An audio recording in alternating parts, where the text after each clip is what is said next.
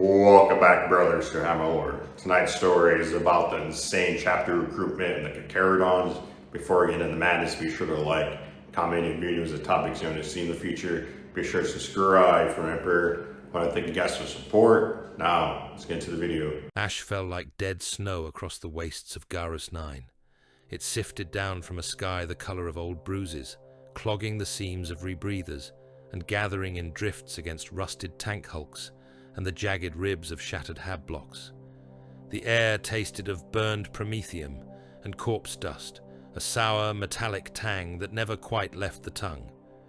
Far off, beyond the horizon haze, artillery muttered like a distant storm. Closer, the world creaked and groaned beneath the weight of its own industry, 1,000 hive minds exhaling smoke and poison into the already choked heavens. Kalen Voss trudged through the ash, with his wrists chained in front of him and his boots full of grit. The manacles were old arbitrator stock, heavy and pitted from years of use, but they bit into the bone all the same. Orange penal cloth hung loose from his wiry frame, stinking of sweat and the sour disinfectants of the processing cages. A black pict brand burned on his chest, its ink still fresh enough to itch under the fabric. Homicide, repeated, the sigil said to those who could read administratum shorthand. Murderer, asset. Around him stretched a column of the same. Men in the same orange rags, faces hidden behind crack-glassed respirators, trudging in a long, broken line across the shell-blasted plain. Arbitrators stalked the flanks in black carapace and riot helms, shock mauls and shotguns ready. Behind them marched ragged contingents of planetary defense auxilia, laser-guns slung, eyes hollow. Their masters had requisitioned an escort for the march, but no one bothered to hide their disgust at escorting scum. A wind gusted across the plain, setting the ash to swirling. It hissed against the armor plates of a rusted chimera, half buried to the turret in the dust, and whistled through the skeletal ribcage of some long-dead macro-construct. Kalen squinted behind his cracked lenses, watching the world shift around him, always the same and always worse. Garrus 9 was a penal industrial world on the ragged hem of the Maelstrom Zone, marked on 1,000,000 administratum ledgers as resource node and stopgap bulwark, nothing more. Its hive spires were not proud bastions of imperial glory, but smokestacks and drill towers chewing down into the planet's bones for ore and promethium and anything else that could be burned or bolted to a gun. Its sky was a graveyard of orbital scrap, a slow-turning halo of dead satellites and gutted defense platforms. Its people were the refuse of other worlds, dumped here to be ground down in labor pits and ash dunes until bone and will alike wore away. Once, the Maelstrom had been hunting ground for the Mantis warriors and their kin, strange green-armored Astartes who knew the warp storm's shifting paths like a chart of scars across a veteran's chest. Kalen had grown up on tales muttered in underhive taps about the Badab War, about the traitor lords who had bled the region white and the loyal chapters who had come to break them. The details blurred over generations, but the shape of the thing remained. After the fighting, after the scouring, the eye of imperial attention had moved on. Garrus 9 had been left behind with its debts and its scars, a forgotten cog in an engine too vast to notice it grinding itself to pieces. Forgotten by most, Kalen thought, not all. "Eyes front, scum!" growled the arbitrator behind him. The voice came distorted through the vox grill of the man's helm. Kalen did not turn. He knew better than to meet those mirrored lenses. He kept his gaze on the back of the man ahead of him, one boot in front of the other. The chain between his wrists rang softly with each step. They were escorting a transport of prisoners to the front, if the muttered curses of the arbitrators and the grimmer silences of the auxilia were to be believed. The great guns of the planetary defense lines needed bodies to serve them. The administratum had decreed that not enough willing flesh remained in the hive levies. Thus the penal battalions marched, shackled and branded, their lives promised away in blocks and columns and neat script. On Garus 9, that was how things always worked. Life tallied in cargo holds and ledger lines. Men measured not in worth, but in weight. The column crested a low rise, and the wastes opened up before them. Far ahead, Kalen could see the jagged teeth of a defensive trench network cutting across the plain, marked by the skeletal silhouettes of sandbagged bastions and the stunted towers of macro gun emplacements. Firefly pinpricks of last discharge flickered there, almost delicate at this distance. Beyond those, a smear of darkness that could have been a rolling ash storm or the smoke of a shelling. Hard to tell. The sky made liars of eyes. He had been born in one of the middle hives, a stacked slum of habstacks, chem tanks and sump channels, where the underhive gangs ruled the night, and the Arbites ruled the day, and the ecclesiarchy ruled what scraps of spirit were left. He had run with the Sorjaks, and then with the Voss clan, when the Sorjaks had been wiped out in a gang war. He had killed men in alleys and in the backs of shrines, in drunken brawls and careful ambushes, for thrones and for pride, and for the sheer animal joy of watching someone who thought they were strong realize they were wrong. They had caught him eventually, of course. No one killed as much as Kalen Voss had, and walked forever. The arbitrators had torn down his hab block, executed his crew, and left him nailed to a shrine wall for half a cycle, as a warning to others before cutting him down and shipping him to the penal pits. He had watched whole work gangs march into the mines and never return. He had hauled bodies out of collapsed shafts and dragged ammunition crates up endless ash slopes. He had seen a man shot through the head for stealing a biscuit ration, and another clubbed to death with a maul for collapsing on shift. On Garus 9, innocence proved nothing. Guilt proved usefulness. Useful men were worked until they were bones. Useless men were buried in shallow pits and forgotten. Kalen had resolved, from the first lash stripe across his shoulders, that he would never be useless. He hated the arbitrators, with their black armor and their unquestioning zeal. He hated the auxilia, with their tired eyes and their hollow obedience. He hated the administratum scribes, who had stamped his name into their cogitator stacks and turned him into a number. He hated the emperor, whose golden corpse watched from a million cracked frescoes and offered nothing in return but sermons and excuses. He hated, but he feared as well. Fear was an old friend. The preachers in the labor pits spoke of judgment, of the soul weighed on some invisible scale, of damnation in fire for those who fell short. Kalen did not believe there was any justice in that, but he believed in pain. He believed in punishment. He believed that something of him might endure past the flesh, only to be put to the lash again. So he walked, shackled, between hatred and fear, and he dreamed of escape in the thin hours of the shift, when exhaustion made hallucinations seem like possibilities. Escape from the mines, escape from the planet, escape from the whole damned Imperium. He knew it was a lie, but lies were warm in a way ash and chains were not. A keening wail cut across the wastes, through wind and the distant thump of artillery. The sirens mounted on the battered Vox towers along the trench lines began to howl, warbling up and down in pitch. Kalen felt the column ripple with unease. Men shifted, chains clinking. Arbitrators barked orders.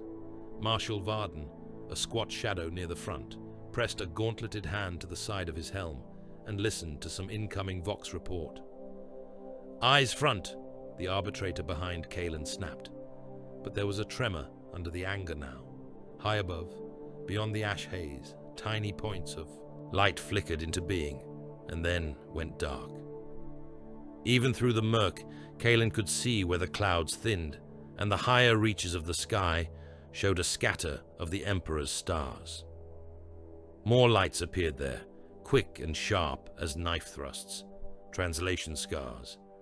He had seen pict feeds of such things once, back in the gang days, when some idiot had stolen a Navy info clip from a transit station, and they had gathered in an underhive den, to watch void ships tear their way into reality above clean, distant worlds. This was not clean.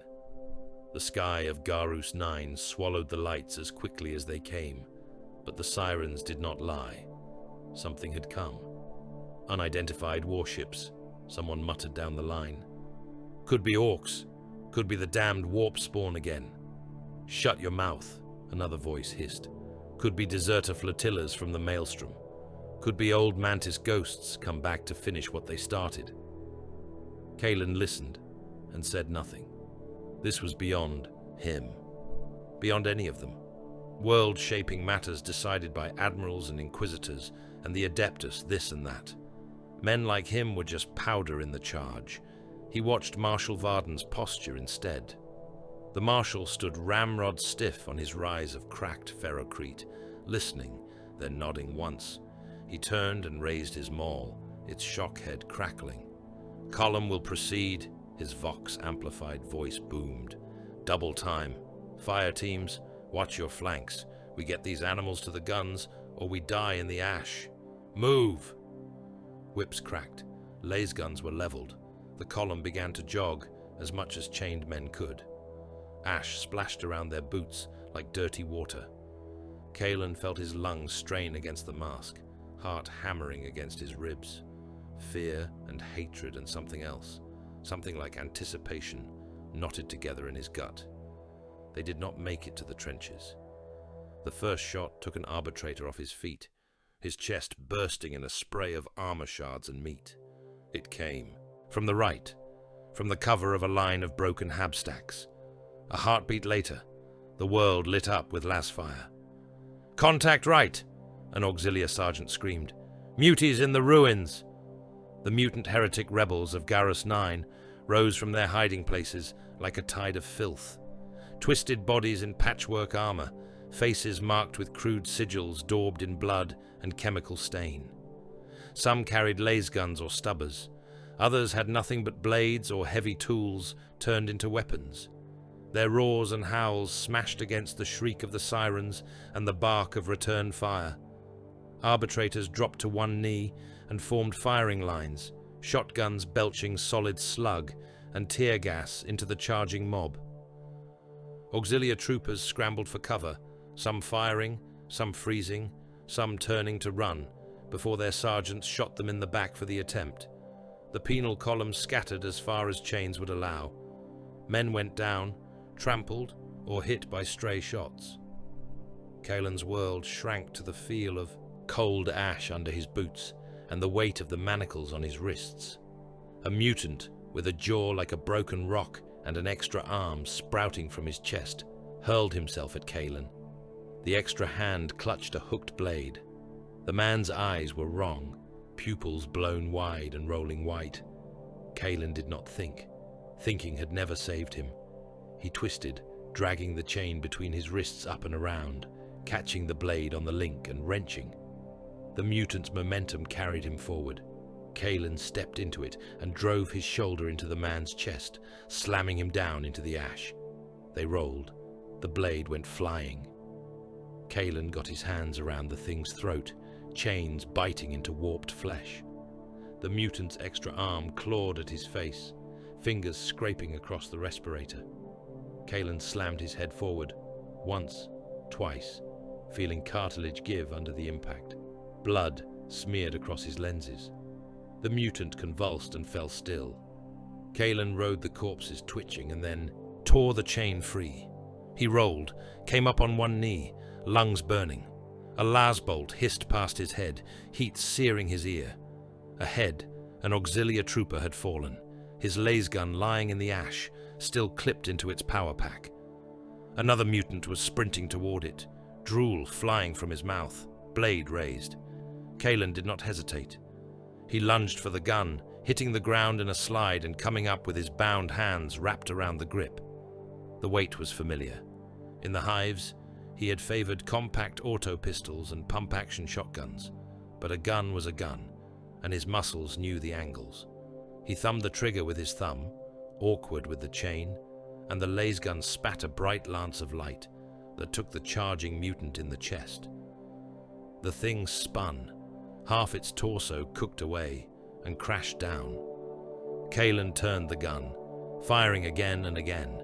A rebel head burst under a shot, eye and brain matter turning to steam. Another had his shoulder blown apart, spinning him into the path of an arbitrator's maul. Kalen's world narrowed to the iron taste in his mouth and the pattern of targets, the simple arithmetic of kill or be killed.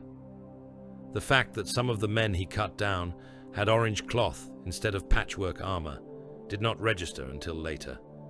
One of the penal scum was making a break for it, bolting toward the ruins, hands still chained. Kalen saw him in the edge of his vision, saw a mutant lining up a shot on the runner's back and put a lass round through the prisoner's spine first. The man pitched forward, dead before he hit the ground. The mutant's shot went wild, taking an auxiliary trooper in the leg instead. When the shooting finally began to ebb, when the screams became only background noise again, the ash around the column was filled with bodies. Steam rose from cratered flesh. The air stank of burned meat and hot metal. Arbitrators moved through the wreckage, kicking aside corpses, putting the wounded out of their misery with point-blank shots. Auxiliary troopers reformed in ragged lines, eyes wide behind their masks. Marshal Varden walked among them like a small, solid storm. His carapace armor was spattered with ash and blood. His shock maul still crackled with residual energy. He moved with the precise assurance of a man who had seen this sort of thing 100 times and would see it 100 more. He stopped when he came to Kalen. Kalen had dropped to one knee when the firing stopped, the laser gun across his thighs. His wrists were still chained. His respirator was smeared with blood, some of it his, most of it not. The brand on his chest itched under the cloth, as if freshly burned again. Varden regarded him through the mirrored slit of his helm. The marshal's gaze slid from the laser gun to the knot of bodies around Kalen. Mutants, penal cloth, auxilia, all mixed together. "Who ordered you to pick up that weapon, scum?" Varden asked. "No one," Kalen said. His voice rasped in his own ears, muffled by the mask. Muties came. Gun was there. "You killed them," Varden said. "Yes." "You killed our own." "Yes." "And why is that, Kalen Voss?" Kalen almost flinched at the sound of his own name. It had been cycles since anyone had used it. "They were running," he said. "Running means fewer bodies at the guns. Fewer bodies means someone else has to work twice. I have done enough of other men's work." There was a beat of silence. Around them, the column watched with the nervous stillness of prey, animals smelling a predator, but unsure yet where the teeth would fall. Varden chuckled, a low, ugly sound. "Pragmatic," he said, "or just selfish. Does not matter. You understand the arithmetic." He gestured with his maul. "On your feet." Kalen rose. The laser gun hung loose in his chained hands. "Strip him of that weapon," Varden told the arbitrator behind Kalen. "Reinstate his bonds. He walks with the column, but mark his ident code in the ledger. Potential asset." The arbitrator wrenched the laser gun away and shoved Kalen back into line. The chain between his wrists clinked again as it resettled. Potential asset. The words lodged somewhere in Kalen's mind like a splinter. The march resumed, stepping over bodies and spent shell casings, leaving the dead to the ash. By the time the sun lamps began to dim along the horizon, signaling the enforced night cycle, they had reached a forward processing point. A collection of razor wire pens and prefab bunkers squatting against the lee of a rise, lit by lumen towers and watched over by Auspex masts. They herded the prisoners into the pens in groups, chains rattling. Arbitrators prowled the walkways above. Shock mauls held ready, shotguns leveled. Auxiliary troopers stood in clusters around roaring burn barrels, passing flasks back and forth with shaking hands. Off to one side, a trench had been dug and hastily filled with bodies, ash already beginning to drift over the shallow grave. Kalen found himself in a cage near the edge of the camp, the wire overhead low enough that he could reach up and touch it. The floor was bare, hard-packed ash.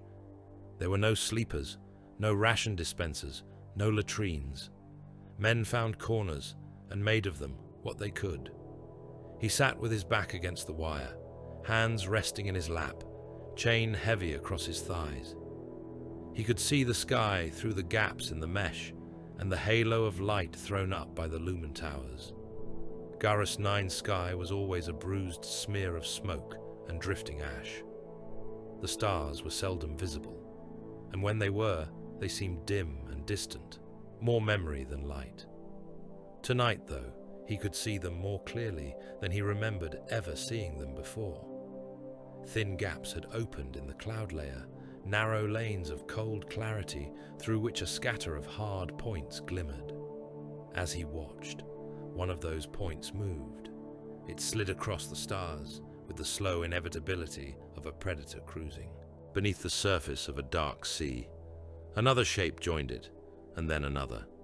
They were not the sharp, flaring scars of translation he had glimpsed earlier, but solid silhouettes, grey against the black, running dark. No beacons blinked on their flanks, no signal lights winked. They glided in utter silence, heading for the world below.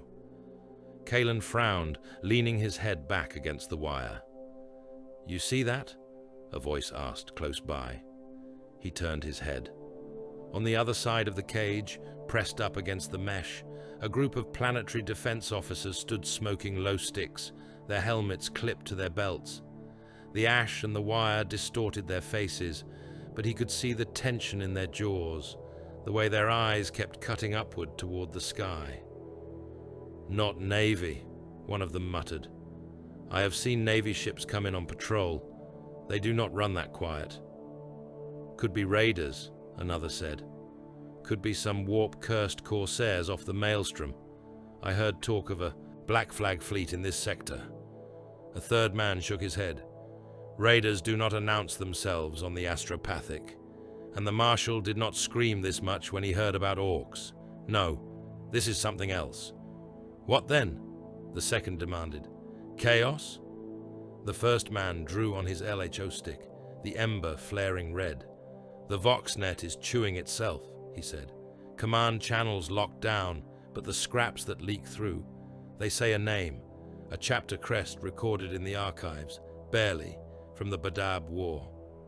Grey. Teeth." He exhaled smoke, watching it curl away in the wind. "They say the sharks are here." "The what?" "The Carcharodons," the officer said softly. "Void-born angels from the wrong side of the edge. They come when the Imperium needs something stripped to bone. They do not come without sanction, and they do not leave without taking more than they were promised." Another shape slid across the stars above, vast and quiet and utterly without mercy. "They say," the officer went on, voice almost too low to hear through the wire, "that when the sharks come, they bring a red tithe with them." Kalen closed his eyes. The ash still fell, thin and dry against his skin, as the silent hunters in the sky drew closer. The astropath screamed until his throat tore. He hung in his cradle of cables and iron restraints, in the deepest vaults of the governor's spire, skin waxen and stretched thin over bones like bleached twigs. 100 scar tattoos crawled across his face and torso, each inked rune a star, each star a memory of dead voices. When the message struck him, he convulsed, blind eyes rolling white, milky tears spilling down his cheeks. Servo skulls circled him, recording every broken syllable in their cogitator cores. Runes flared on brass-rimmed cogitator plates.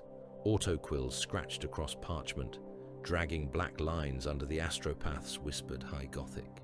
When it was done, the astropath sagged in his harness, as limp as a hanged man. The scent of burned incense and worse fluids hung thick in the vault. An Adeptus Administratum scribe with shaking hands took the still-drying parchment, noting the weight of the wax seals at its base. He ran as best his narrow legs allowed, climbing the spiral lifts toward the council chamber. The planetary governor's war room had been a shrine once, if the half-erased frescoes on the walls could be believed. Angels and saints looked down with worn, judgmental eyes as ranks of cogitators hummed beneath them and hololithic projectors cast shifting maps of Garus 9's surface into the air. The long table in the center had been cut from a single block of local stone, its edges worn smooth by the hands of generations. Governor Halbrecht sat at the table's head, his plasteel breastplate polished, his thinning hair combed back with oily care. He had the soft look of a man who had been born to command without ever having to earn it. Sweat shone on his brow despite the chill in the room. Marshal Varden stood to his right, stocky and solid in black carapace, riot helm held under one arm, shock maul at his hip. His face was a pale slab under harsh lumen strips, his eyes hooded and unreadable. A thin chaplet of brass aquillas hung around his throat, each little eagle stained with the thread of a prisoner's blood. On the governor's left loomed a confessor of the ecclesiarchy, robes of crimson and bone hanging from his thin frame like flayed skin. His shaved scalp was a patchwork of scripture scars, each one carved deep enough to bleed. He clutched a chained book and a shock maul of his own, a Crozius in all but name. Further down the table fussed a Munitorum Logister, half his skull encased in augmetic plating, data slate cables snaking from the implants in his temple to the cogitators at his back. They all looked up as the scribe stumbled into the chamber, almost tripping over the threshold in his haste. "My lords," the scribe gasped, falling to one knee. "Astropathic communique. Priority 8 seal, many seals, from the segmentum command echelon." He held the parchment up like an offering to an altar. Halbrecht's hands twitched. "Bring it here," he said, voice cracking. The scribe shuffled forward on his knees and presented the parchment. The wax seals at its base were thick and heavy, stamped with sigils Halbrecht recognized only from training picts: Imperial Aquila, Inquisitorial Rosette, the stylized shark's maw of an Atagatis chapter, whose name most men on Garus 9 had only ever heard as whispered rumor. "Break it," Varden said quietly. Halbrecht swallowed and pressed his thumb into the wax, feeling the brittle crack under his nail. He unfurled the parchment, eyes flicking over the lines of cramped high Gothic script. As he read, the color drained from his face. "Governor?" the confessor asked, leaning forward. "What do the throne's servants say?" Halbrecht's lips moved soundlessly for a moment, as if he were trying to form a prayer and finding the words rotted in his mouth. "By edicts of exile," he said at last, voice thin, "a nomad predation fleet of the Carcharodon Astra, also recorded as Carcharodons, is authorized to conduct a red tithe upon the population and assets of Garus 9. The words hung in the air like a curse. The Logister's augmetic eye whirred as it focused. "Red tithe," he repeated, data routines spinning up behind his gaze, referencing sealed ordnance orders from after the Badab compliance, resource extraction rights assigned to void-based Astartes to replenish gene stock and servitor pools in theater. "Exile dogs," the confessor muttered, fingers tightening on his chained book. "The sharks, the forgotten sons from the outer dark. We are to hand our people to them like cattle." Halbrecht swallowed again, throat bobbing. "The communique states that the world lies within a designated replenishment corridor for the fleet," he said. "That previous tithes have been insufficient. It cites ancient obligations owed by worlds of the Maelstrom border since the time of the rebellion." Varden's mouth twitched into something that might have been a humorless smile. "The Mantis heresy," he said. "Your predecessors threw in with the wrong lords and then begged for forgiveness when the hammer came down. The bill always comes due." Halbrecht rounded on him, anger flaring through his fear. "This world has bled for the Imperium since before my grandfather's time," he snapped. "We have sent regiments, ore, fuel, penal levies. We have fed the guard and the fleet and the damned administratum cogitators. We have choked on our own ash for the throne. And now these grey ghosts from beyond the edge come to take more? Varden did not flinch. They come with the High Lord's seals, he said. That makes their demands. Law, refuse, and we are heretics. There will be no appeal. The confessor slammed his book down on the table. We cannot simply open our gates and let them tear our world apart, he hissed. The red tithe is a scourging. They strip whole hives, whole continents. They take our sons and turn them into monsters, or worse. They will leave nothing but bones and cinder. The Logister cleared his throat, the sound thin and dry. The communique specifies percentages, he said. A portion of the population designated for potential aspirant assessment, prioritizing penal stock and feral labor. A larger portion for servitor and serf conversion. Industrial assets to be taken at the fleet's discretion. In return, continued protection under the exile edicts. Protection? Halbrecht snarled. They call this protection? Governor, Varden said, voice as flat as the ash wastes. The Carcharodons are Astartes. They do not ask. They do not negotiate beyond what the edicts already grant them. The red tithe is not an offer. It is the form their hunger takes when the Imperium gives its sanction. The confessor's knuckles were white on his book. We could resist, he said. Bar our void docks.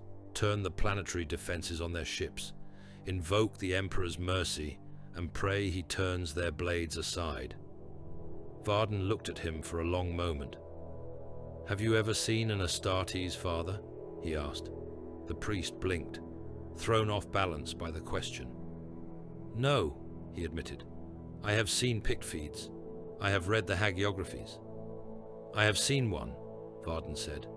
As a junior arbitrator, on a mining moon further outspin, the angels errant passed through, taking recruits for a crusade. They were tall, silent.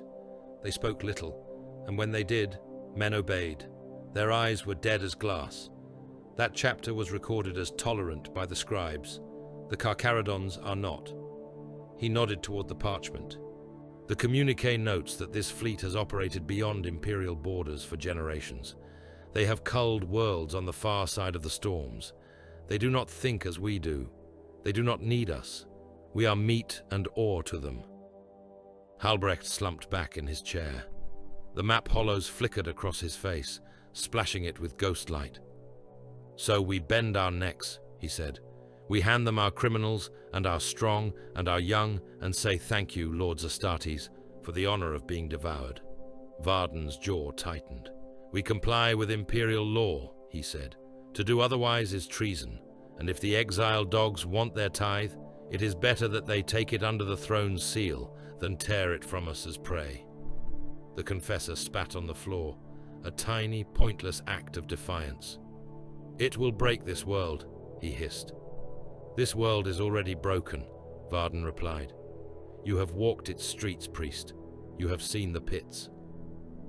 Silence settled over the war room for a moment, heavy as dust. Signal the defense stations, Halbrecht said at last, voice hollow. Advise them of the incoming fleet and their rights under the edicts. They are to stand by for further instruction. No hostile actions unless directly attacked.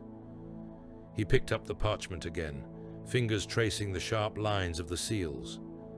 And send reply to the astropathic origin, he added. Acknowledge receipt. State that Garus 9 complies with the edicts of exile and stands ready to render tithe. He said the words like ashes in his mouth. Far above the choking skies of Garus 9, reality tore. The void beyond the maelstrom was a cold, thin thing, scattered with the wrecks of ships that had tried to cross its tides and failed. Warp storms gnawed at the edges of real space, bright and mad. In that knife-blade region, where imperial charts grew hazy and augur ghosts went to die, the nomad predation fleet loomed. Warp light crawled across the hulls of its ships as they forced their way back into reality. Grey armor plating glistened with hoar frost and demonic residue. Scar lines from ancient battles crisscrossed their flanks, some patched over with rough-cut plates, others left as ragged wounds. Names long since scoured from imperial registries were etched into their bones in languages few still read. They came in on silent running, engines at minimal output, Auspex arrays hungry, no beacon codes, no running lights. The only heraldry on their hulls was sparse and savage, a stylized jaw of jagged teeth here, a faded chapter sigil there. Predators gliding through a dark sea, drawn by the scent of blood, yet spilled. On the first orbital defense platform above Garrus 9, the augur officer frowned at his scopes. No translation signatures, he muttered. But something is there. Mass readings, large, multiple contacts. Where are the Navy signals? He opened a Vox channel to system control, static, hissing. Control, this is Station Kappa, he said. We have unidentified drive shadows at extreme range, requesting transponder interrogation routines. The reply was a burst of garbled code, half swallowed by interference. He heard the words edicts and Carcharodons, and then the channel drowned in a shriek of Binharik that set his teeth on edge. Sir, one of the crewmen called, we have impacts? The officer looked up just in time to see the first boarding torpedo punch through the platform's void shield like it was mist. It hit the outer hull with enough force to buckle plates and send a shudder through every deck. Secondary torpedoes followed, each one a blunt-nosed spear of ceramite and adamantium, trailing vapor. Klaxons began to howl. Atmosphere roared out into the void from torn seams. Hull breach on ring deck, someone screamed over the alarms. Multiple breaches. We have inbound signatures inside the station. Armed response. Teams scrambled toward the breach points, boots hammering on deck plates. They arrived in corridors turned to charnel houses. The boarding torpedoes had cut their own doors into the station, petal-shaped hatches blowing outward on explosive bolts. From the black mouths inside, grey armored giants emerged. They moved with the steady assurance of beasts long accustomed to the slaughterhouse. Heavy boots thudded on the deck. Bolt guns snarled, each shot a hard punctuation that erased a life. One giant bore a chain blade as long as a man was tall, its teeth purring softly until it met armor or bone and howled. They wore little in the way of heraldry, no garish chapter colors, no fluttering parchments, just dull grey ceramite marked with crude glyphs and tally scratches. Some plates stained a deeper, rustier hue that might have been old blood. Their helms were the worst of it, some smooth and featureless, others shaped into the snarling visages of predatory fish, others bare, revealing faces bleached pale and tattooed with jagged lines like teeth. They did not speak. They did not issue demands. They flowed along the corridors, cutting down anyone in their path. Las fire splashed against their armor like rain. A single bolt round blew a man in half, filling the air with pink mist and shrapnel. Within a few dozen minutes, the first defense station was dead. Its guns fell silent, its Vox relays cut out, the same pattern repeated on the others. A single Vox burst cut through the chaos, overriding all channels on the world below. The voice was cold and clipped, high Gothic spoken with an archaic cadence. By mandate of the Void Father, by ancient edicts of exile, it said, the red tithe is enacted. Compliance is survival. Resistance is prey. The words echoed through hab-level Vox speakers and trench-line headsets, through Hive Cathedral loudhailers and the battered field sets of auxiliary sergeants. Men looked up from their toil and their dice games, from their prayers and their sins, and knew that something vast and hungry had turned its gaze upon them. Fire streaked down from the heavens. Drop pods punched into the atmosphere like meteors, trailing fire and screaming metal. Thunderhawks, their wings broad and brutish, roared in their wake. They came in toward the major hives and the prison cities, toward labor camps and manufactoria complexes, toward anywhere the administratum records listed concentrations of expendable flesh. Orders crackled across the planetary voxnet. Some channels barked commands to hold fire and to stand by for Astartes' liaison. Others, misinformed or panicked, screamed for all guns to engage incoming hostiles. Vox officers shouted over one another. Command posts tripped over conflicting codes and authentication strings that were old when the current generation was in swaddling cloths. In the forward processing camp near the trenches, sirens began their keening wail again. Arbitrators hauled men out of cages by their chains, hurling them into rough ranks. Auxiliary troopers grabbed what kit they could and formed firing lines behind low mounds of sandbags and scrap plate. Kalen Voss was yanked to his feet by the chain between his wrists and shoved toward the camp's outer positions. "Move, scum!" an arbitrator bellowed, punctuating the order with a crack of his maul across the back of a slower prisoner. "You wanted to die for the Emperor? You get your wish today." Kalen stumbled into the shallow trench that had been scraped out to face the wastes. His boots slid in the ash, now churned into a grey mud by hundreds of feet. A laser gun was thrust into his bound hands. The power pack clicked in with a familiar weight. "Shoot at whatever is not us," the arbitrator snarled, "or I will shoot you myself." Kalen nodded once behind his respirator. At his side, Jarek from the march crouched, eyes wide behind his cracked lenses. "What is happening?" Jarek muttered. "Are they orcs? Traitors?" "Sharks," Kalen said. "That is what the officers called them." He could hear the roar of atmospheric entry now, a rising growl that set his teeth on edge. The sky above the ash wastes was lit by streaks of fire, bright even through the smog. A fine rain of cinders began to fall, hot specks stinging against exposed skin.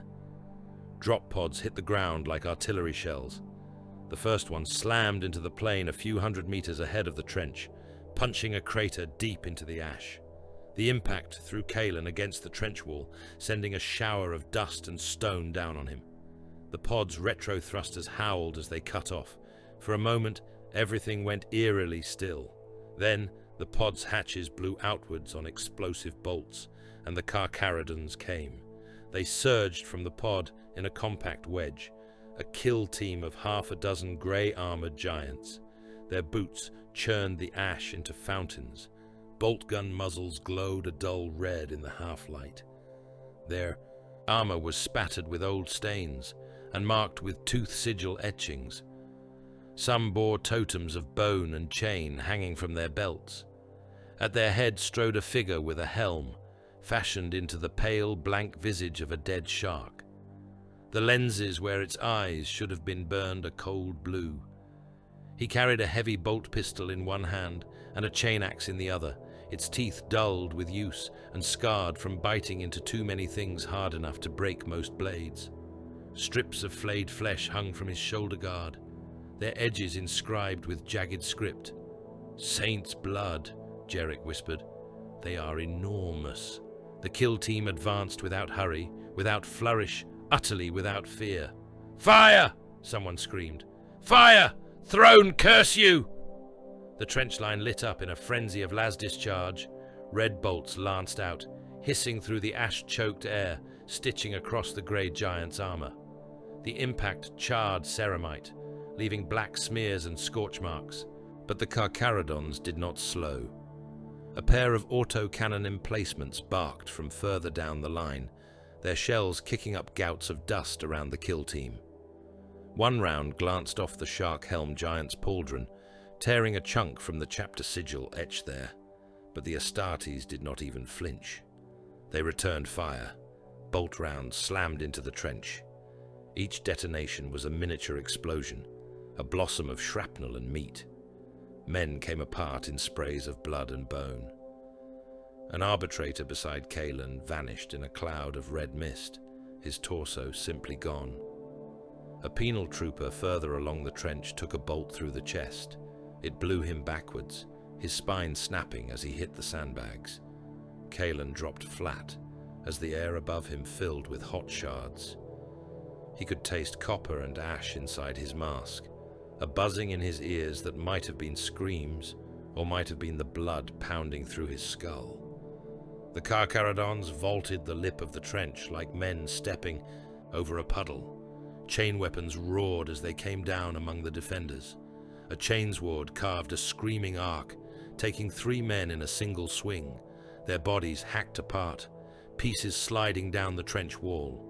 A fist the size of a helm smashed into an auxiliary trooper's face, pulping bone and sending teeth spattering into the mud. The penal troopers broke, or tried to. Chains tangled their legs. Arbitrators screamed at them to stand, firing into the backs of those who fled. The trench became a slaughter pit. Something in Kalen hardened. It was not courage. It was not loyalty. It was the same cold, ruthless calculus that had driven him to shoot fellow prisoners in the rebel ambush. Run, and he would die with his back turned. Stand, and he would die screaming. Fight, and he might die with his hands on something that could hurt these monsters. He saw one of the autocannon crews go down under a spray of shrapnel, their gun still intact, its long barrel jutting over the trench parapet. Without thinking, he scrambled toward it, crawling through the mess of bodies and offal. A boot came down inches from his head, leaving a crater in the mud where his skull had almost been. He rolled, came up under the shadow of the gun. The loader was a ruin of blood and torn cloth. The gunner's head was missing, neck hole steaming.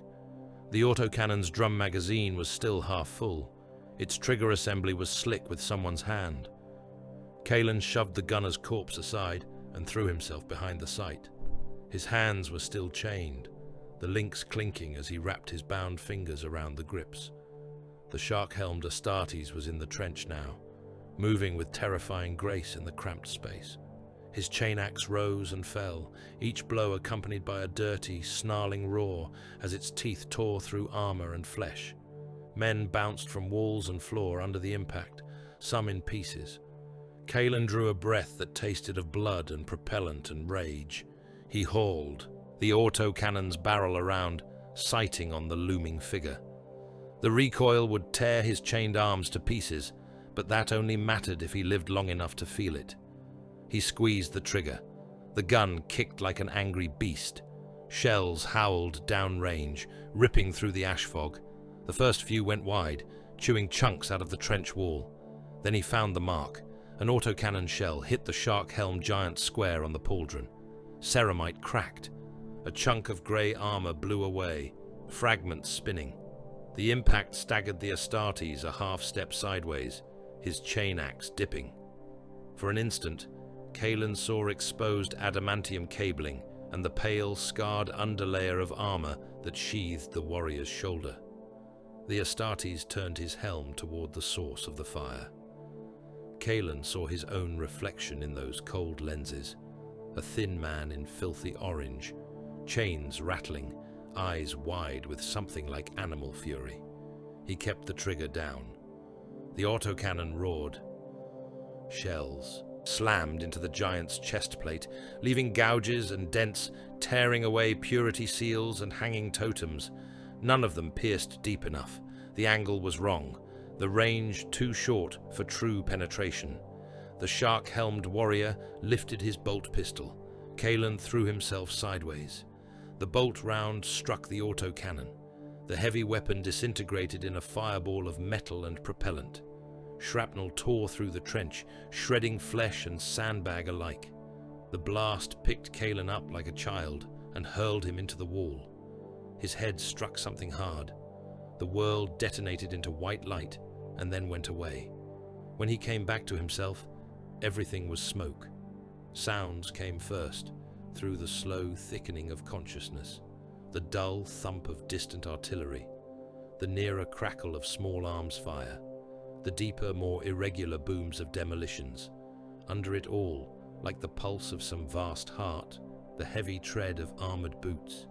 He tried to move and discovered that he was not in the trench anymore. Rough flooring pressed against his back. His wrists hurt. His ankles hurt. When he forced his eyes open, they burned. The air was hot and stank of scorched meat, promethium, and the copper reek of blood. He lay in a long, low space, like the interior of a cargo container. Dim lumen strips flickered overhead. Around him, other shapes shifted and groaned. Men in torn penal cloth, a few in battered auxilia grey, one or two whose clothes were little more than rags, as if they had been dragged from some underhive pen. His arms were spread and chained to metal rings above his head. His legs were similarly shackled. The chains were heavier than before, the locks new. A shadow fell across him. He craned his neck, blinking up. A Carcharodon stood at the container's open end. Without helm, now. The warrior's skin was as pale as bone left in the dark, eyes like pits of old ink. His scalp was shaved, a lattice of scarification carved into his forehead in the shape of jagged teeth. His nose had been broken at least once, and never properly reset, giving his face a blunt, predatory cast. Straps of flayed skin hung from his belt, each strip inscribed with tiny, angular sigils. His grey armor was spattered with fresh gore, big droplets drying to dark crusts. The pauldron on his left shoulder bore a fresh, jagged scar where Kaelin's autocannon shell had struck, the armor plating there patched over with a temporary slab of bolted metal. The warrior's gaze moved slowly over the chained men. It was not the gaze of a man looking at fellow humans. It was the weighing look of a butcher checking his stock. A second Astartes loomed into view beside him, armor etched with more kill tallies, helm still in place, its grill drinking in the stink of the hold. "This one," the bare-headed warrior said, voice like gravel dragged over stone. He pointed at one of the prisoners with a finger that ended in an augmetic talon. The indicated man had tried to shrink away and had nowhere to go. He whimpered. "Cried," the warrior said, curled behind the corpses when the fire came. "Useless."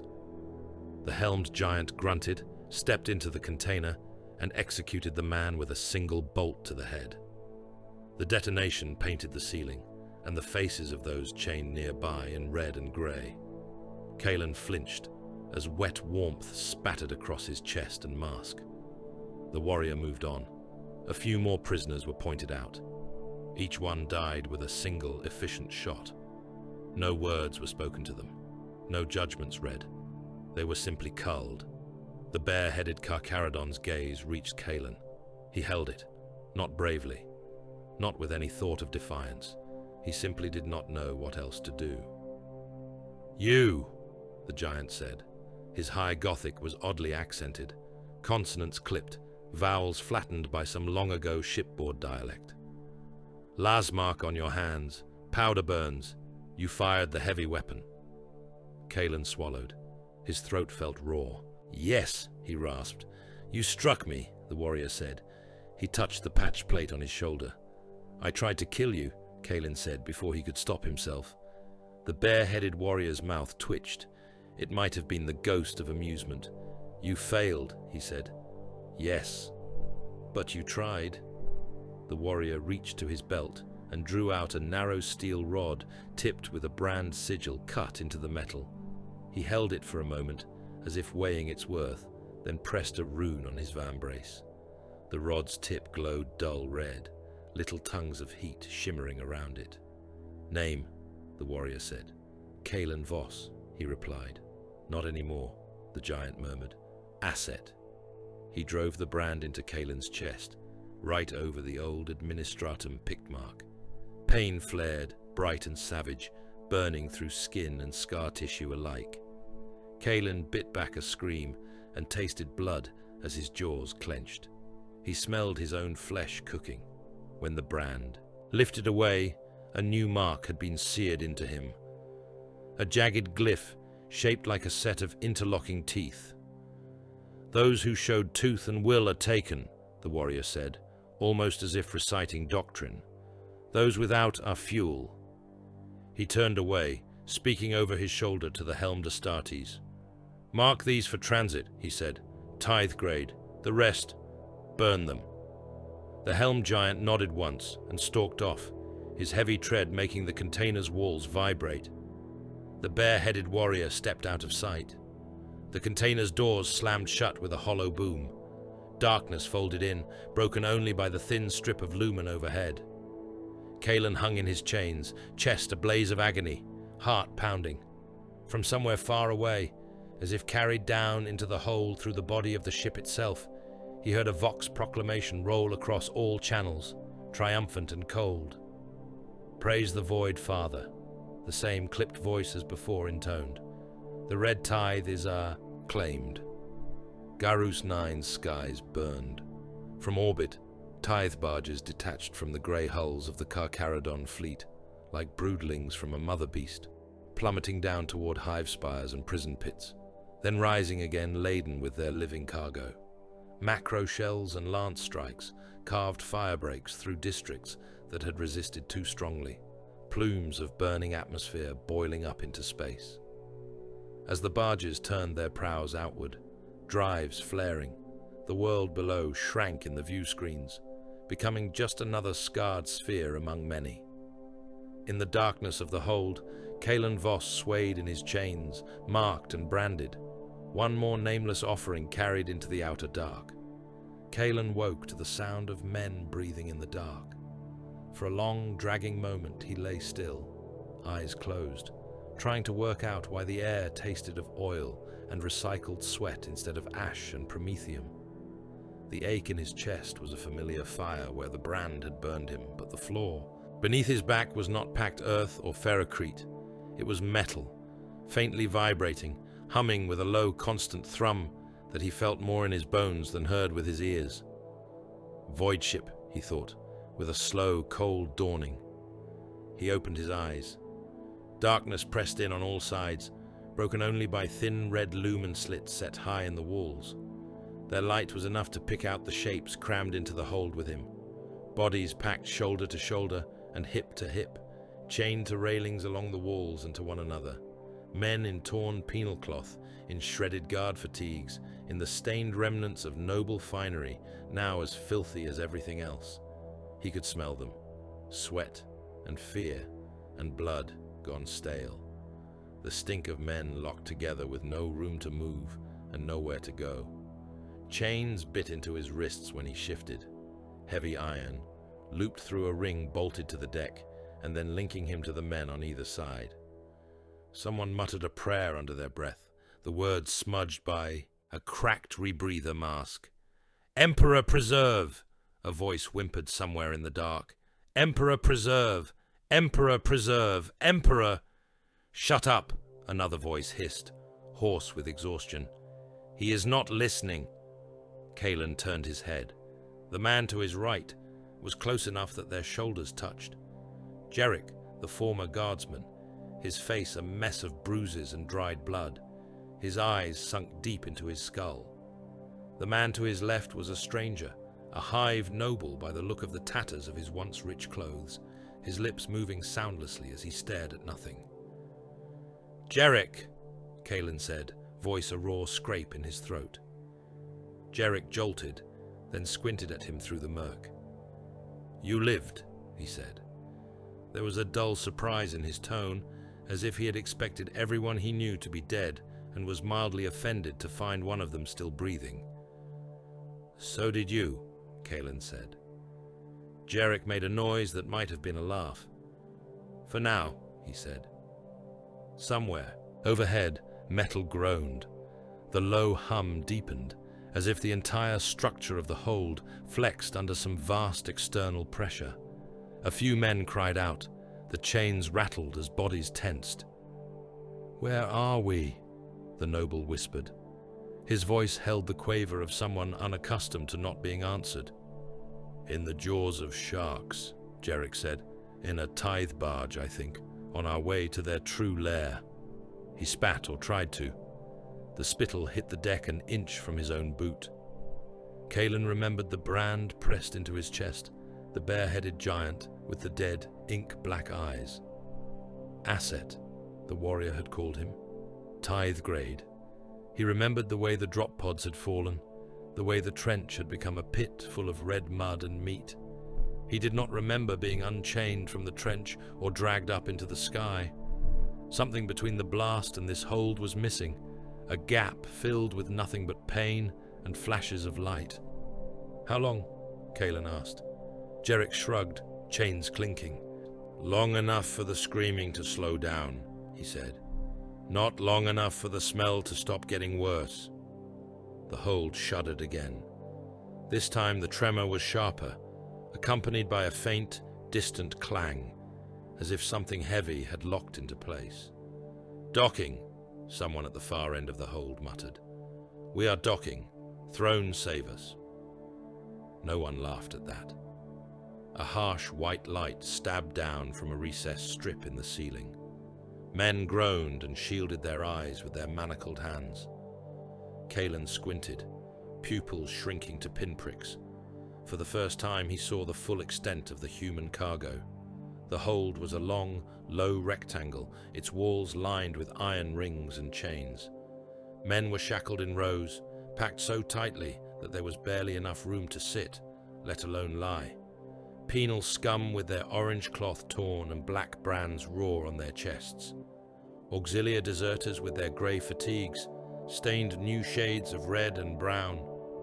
Clerks and scribes with their once immaculate robes ripped and smeared. A few nobles in finery ragged from rough hands, their jewels long since torn away. Whatever they had been on the surface meant nothing here.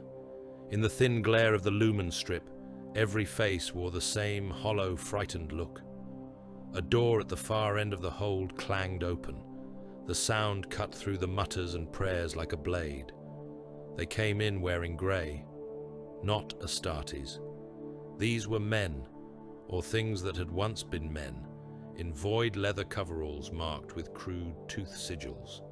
Some of them were bare to the waist, their skin inked with swirling patterns that suggested waves and jaws, scars knitted into the designs. Many bore augmetics, a metal arm here, a cluster of mechadendrites sprouting from a shoulder there, one eye replaced by a dull red lens. Behind them clanked servitors on heavy treads, their limbs replaced by clamps and shock prods, their faces a slack, empty horror under cranial plugs. Kalen had seen servitors before, in the mines and the manufactoria. The planetary tech adepts used them the way a ganger used a knife, as tools and weapons both. These were different, heavier, armored in a crude way. Their flesh was scarred and tattooed beneath the metal, as if the process of being remade had started with the same skin the serfs wore. One of the grey-clad men stepped forward, a heavy shock maul resting across his shoulder. His head was shaved, his scalp tattooed with flowing script that Kalen could not read. His left arm was entirely augmetic, a jointed metal limb ending in a hooked claw. He gave the hold a slow, measuring look. "You will listen," he said. His voice was flat, but carried clearly over the murmur of chains. "You will obey, or you will die. There are no other paths." He lifted his augmetic arm. The servitors moved at the gesture, treads grinding as they hauled chains and hooks.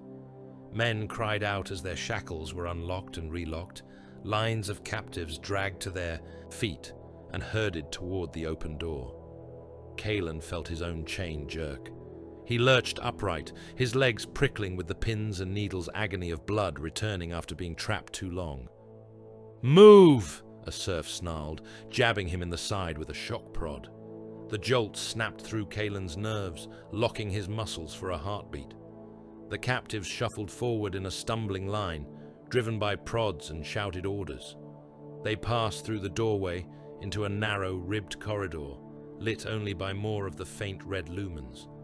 The floor vibrated under their bare feet. The air was thin and cold, with an ozone tang that spoke of atmosphere scrubbers and recycled breath.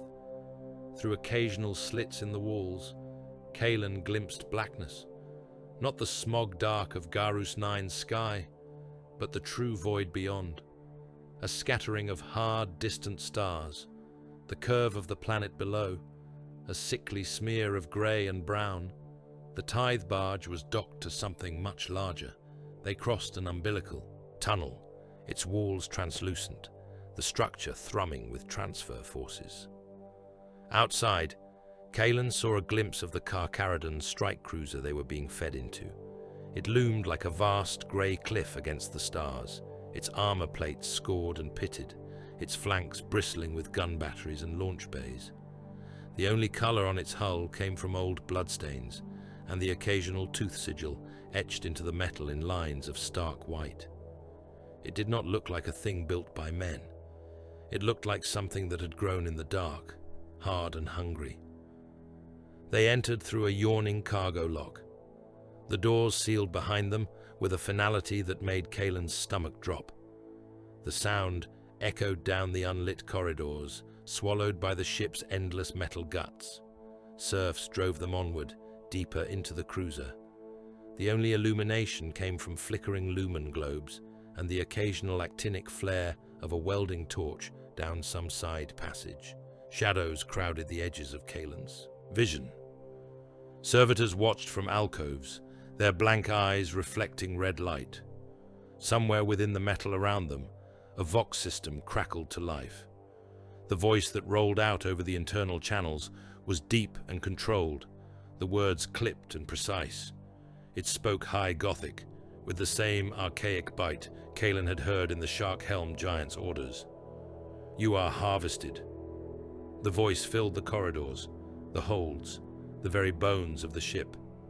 "You are the tithe rendered by Garus IX to the Carcharodon Astra under the edicts of exile. You are assets of the nomad predation fleet. You are flesh, and you are fuel." Kalen walked, chain tugging at his wrists, listening. "Most of you will serve as serfs," the voice went on. "You will haul chains and clean decks. You will scrub armor and bleed in the bilges. You will answer to the serf gangs, or you will die." They were herded into a vast bay, its ceiling lost in darkness. The walls were bare metal, sweating. Faint condensation in the chill air. The only light came from small lumen plates set high above, throwing a dim, sour glow over the floor. A thick pipe ran along one wall, ending in a series of battered spigots. Beneath them, scattered on the deck, lay dented ration tins and battered canteens. The serfs unhooked the chains between the prisoners' wrists and ankles, but not the manacles themselves. They shoved men forward until they spilled into loose clusters across the bay. "A minority," the voice from the Vox said, "will be tested. Those who prove sufficient may be remade as aspirants of the Legion. Mind and body will be broken and reforged. If you endure, you will become weapons. If you fail, you will be meat." The serfs withdrew to the edges of the bay, forming a rough ring between the captives and the exits. Some carried shotguns, others held shock mauls and flensing knives. "Failure in any duty," the voice said, "merits death or servitor reduction. You will find neither quick nor merciful." The Vox clicked off. Silence fell, broken only by the rasp of breathing and the shuffle of boots. For a heartbeat, no one moved. Then one of the prisoners, an older man in mutilated dress uniform, his rank insignia scratched off but still visible as dull lines on his shoulder, lurched toward the pipe. He fumbled at one of the spigots. A thin trickle of water spilled out. The hold erupted. Men surged toward the pipe, snarling, shoving, trampling one another. Thirst and hunger drove them as much as fear. They had been given nothing since the tithe barges had closed above the world, only the leftover moisture in their own mouths and the hope that something more might come. Those nearest the spigots fought like dogs over the canteens and tins, cracking skulls against the metal to steal a few more drops. Someone went down under the press of bodies and did not get up. A boot slipped in what might have been spilled water, but smelled more like blood. Kalen felt the press against his own back, the surge of bodies. He did not move. "Wait," he said. Jerick hissed in his ear. "You do not want water?" "I want to see who wants it more," Kalen said. They stood a few paces back, watching the frenzy. Men clawed at one another's faces. Teeth flashed, knuckles split.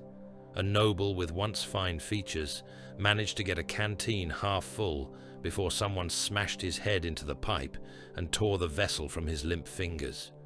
Not everyone moved toward the pipe. Some hung back, the same calculation in their eyes that Kalen felt in his own chest. An underhive killer by his look, with a nose broken flat and a permanent sneer carved into his mouth, stood with his arms folded, weight on the balls of his feet.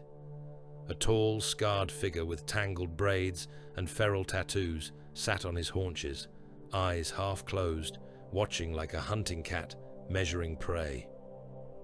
The first man to seize water without fighting drew himself up, panting, cradling the canteen like a relic. He took a single, precious mouthful. A surf shot him through the heart. The blast from the shotgun echoed through the bay. The man jerked, then toppled, the canteen clattering from his fingers. Water spilled across the deck, vanishing under rushing feet. The surf with the shock maul stepped forward, expressionless. "Those who take without proving worth will be culled," he said, voice flat. "You will fight. The weak will be removed. The strong will be marked. Drink only when you have earned it." He gestured to the pipe. "Begin." The hold transformed into a pit. Men who had been too afraid to move before now lunged at those nearest the spigots, driven by the knowledge that doing nothing was as good as dying. Fists and elbows and boots met flesh. Someone wielded the chain that had bound his wrists as a flail. Teeth tore ears and cheeks. A noble screamed as 3 men pulled him in different directions at once, the sound cutting off in a wet gurgle. Kalen moved then, not toward the pipe, toward the edges of the scrum. He caught the underhive killer's eye. The man's sneer deepened. "You waiting for an invite?" the killer asked. "Kalen," Kalen said. "Ras," the other replied. "Underhive lower sump. You?" "Ash waste labor pits," Kalen said. "And trenches. And cages. You see?" He jerked his chin toward the pipe. Ras snorted. "I see idiots," he said. "They will die first." The feral man with the braids and tattoos said nothing. His eyes flicked between Kalen and Ras, his face unreadable. "You?" Kalen asked him. The man shrugged, a slight economical gesture. "Tallow," he said. His accent was thick, each syllable heavy. "Forest world, before this." "Good," Kalen said. "You know how to hunt." Tallow's lips twitched, almost a smile. "I know how not to be hunted."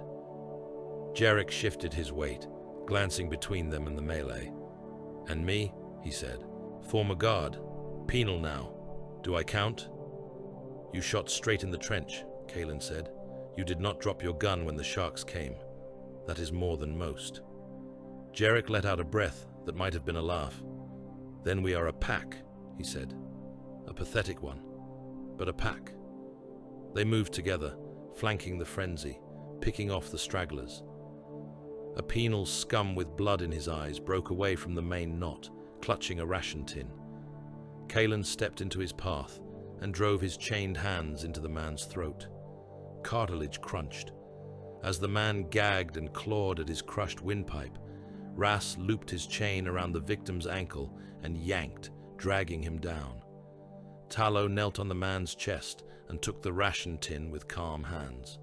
"Mine now," Tallow said. There was no malice in it, just statement. Jarek kept watch, eyes scanning for serfs and servitors. They worked like that, moving like predators around a herd gone mad. They did not fight for every scrap. They fought only when they could win.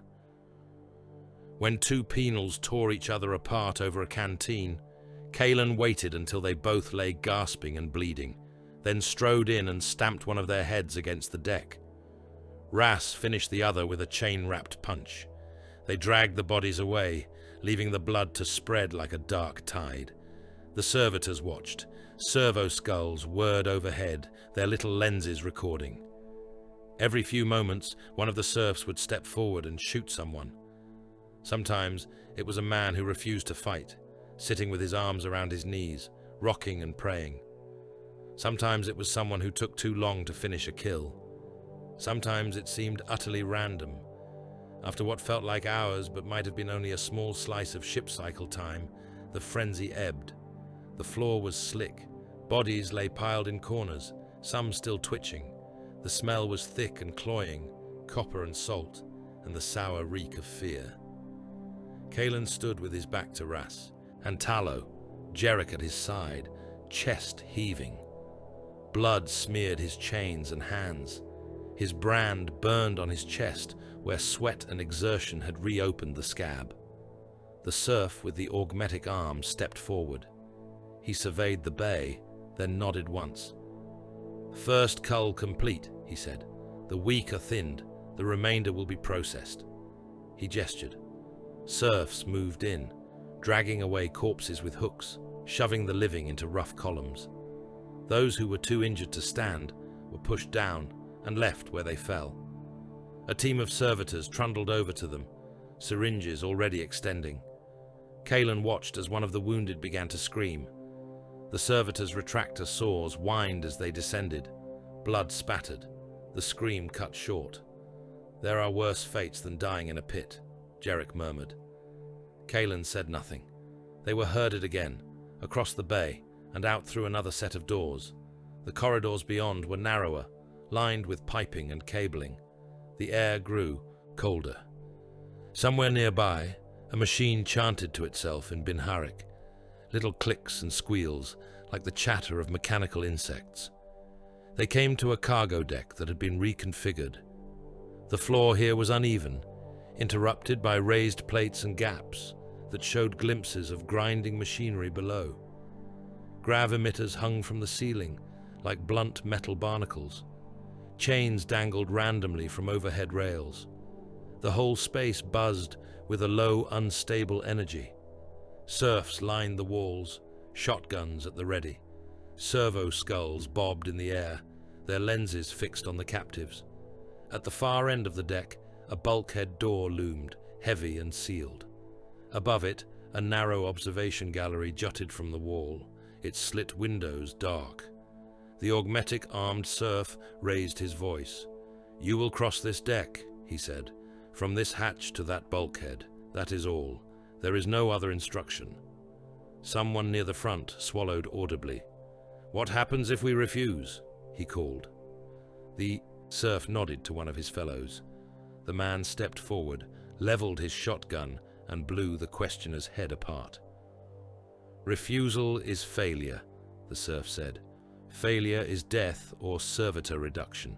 Those who reach the bulkhead will be marked for further evaluation. Those who do not will be harvested in other ways." He gestured sharply. The grav emitters hummed louder. The air felt heavy, then light, then heavy again, in a nauseating cycle. "Begin," he said. The captives hesitated for half a heartbeat, and then the ones at the back shoved forward, driven by fear.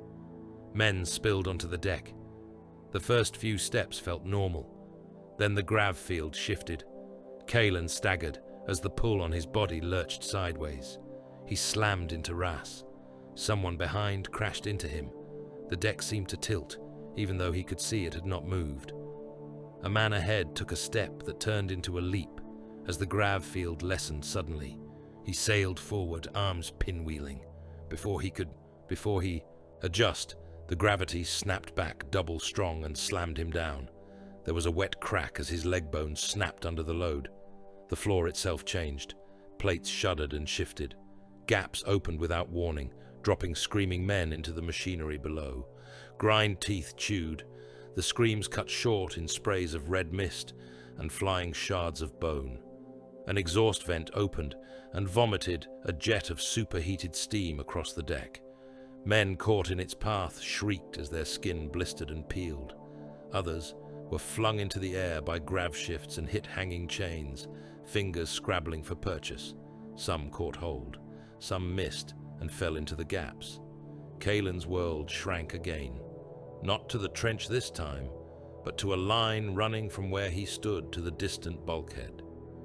Everything else was noise. "Keep low," he shouted. though he did not know if anyone could hear him over the screams and clatter. "Keep moving." He moved, half-crouched, feeling the pull of the grav fields through his muscles. When the weight doubled, he leaned into it, letting it drag him down rather than stopping. When it lessened, he pushed off, turning the lightness into a lunge instead of a stumble. A man flailed beside him, thrown sideways by a sudden grav twitch. Kalen grabbed him by the collar, using the man's momentum to brace his own shift. For a moment, he almost pulled the stranger back to balance. Then, the deck plate beneath the stranger gave way. For an instant, Kalen was holding dead weight over a churning gulch of metal teeth. He could let go and keep moving, or he could be pulled in too. He let go. The man's eyes went wide as he dropped. The grinding drowned out whatever sound he made. Jarek cursed behind Kalen. Ras laughed, short and sharp. "Smart," Ras shouted. "Sentimental gets you mulched." Tallow moved like he was born to it. The feral worlder treated the changing grav as if it were a treacherous slope in a forest storm, reading the shifts in the air, letting them roll around him rather than fight them head-on. Once, a grav surge caught him mid-step and almost flung him off his feet. He grabbed a dangling chain with both hands, swung across a newly opened gap, and landed rolling. Kalen used men as shields when he had to. When a gout of steam erupted ahead, he shoved a thicker prisoner into its path and ducked behind him as the man's skin sloughed away. When a plate bucked, he rode its motion, letting others spill into the spaces it revealed. He did not think about it. Thinking was a luxury for people with time. This was not time. This was survival. Above them, in the shadows of the observation gallery, figures watched. They were giants, silhouettes hewn from darkness, grey armor, pale faces, robed shapes beside them, skull helms reflecting the dim light. Cold lenses tracked movement. One of the giants bent his helm close to a bank of dials and rune plates, pressing vox runes with heavy fingers. Grav emitters crackled and shifted in response. Apothecaries, Kalen would learn later. Chaplains, the butchers and priests of the Legion. Now, they were only eyes. Men fell. Men burned. Men were crushed under shifting plates or flung into grinding teeth. Kalen lost track of how many times he heard the sharp, brittle crack of bones giving way under grav surges. He kept moving. His lungs burned. His legs screamed. Sweat blinded him. Once he slipped, hands scrabbling for purchase on a slick deck. Jarek's grip closed on the back of his collar, hauling him upright again with a grunt. "Keep going," Jarek panted. "If you die, I have to find another bastard who knows when to duck." The world narrowed to the next step, and the next, and the next. When they reached the bulkhead, it did not feel like triumph. Fewer than a handful of men clustered there, chests heaving, bodies streaked with blood that was not all their own. Kalen, Jarek, Ras, Talo, a few others, faces he dimly recognized from the pits and the march. Dozens had left the starting hatch with them. Now, in the thin space before the bulkhead, they could have counted the survivors on their fingers without running out of digits. The grav field stabilized with a shudder, settling into something that felt almost normal. "On your knees!" a voice barked over the bay speakers. Kalen's legs folded without him having to think about it. The others dropped beside him, some simply collapsing, others trying for something like a controlled descent. Above, the observation gallery's slits brightened. The giants there stepped forward into the thin light. One of them leaned toward a vox unit. When he spoke, his words boomed down into the bay. "You reached the gate," he said. "You did not fall. You did not break. You did not stop." He paused, letting the silence stretch. "You are potential flesh for the Legion." The phrase was delivered like a judgment. Not praise, not reward. Assessment. The heavy bulkhead ground aside a fraction. Serfs poured in along the walls, moving with practiced efficiency. Some carried shotguns, others hefted promethium hoses. They did not look at the kneeling survivors. Their attention was on the rest of the deck. Those who had not made it to the bulkhead, but had not yet died, tried to crawl away. They screamed and pleaded. Some begged in the Emperor's name. Others cursed the Astartes above. It made no difference. The grey-clad serfs took firing positions. The first rank raised their shotguns. "Carl!" the same giant in the gallery said. The shotguns roared in volley. Men jerked and twisted as the rounds tore into them. Bodies danced under the impact, then slumped. Blood spread in fresh sheets over the already stained deck. Those who somehow survived the initial blasts were finished off with measured shots. There was no haste, but no mercy either.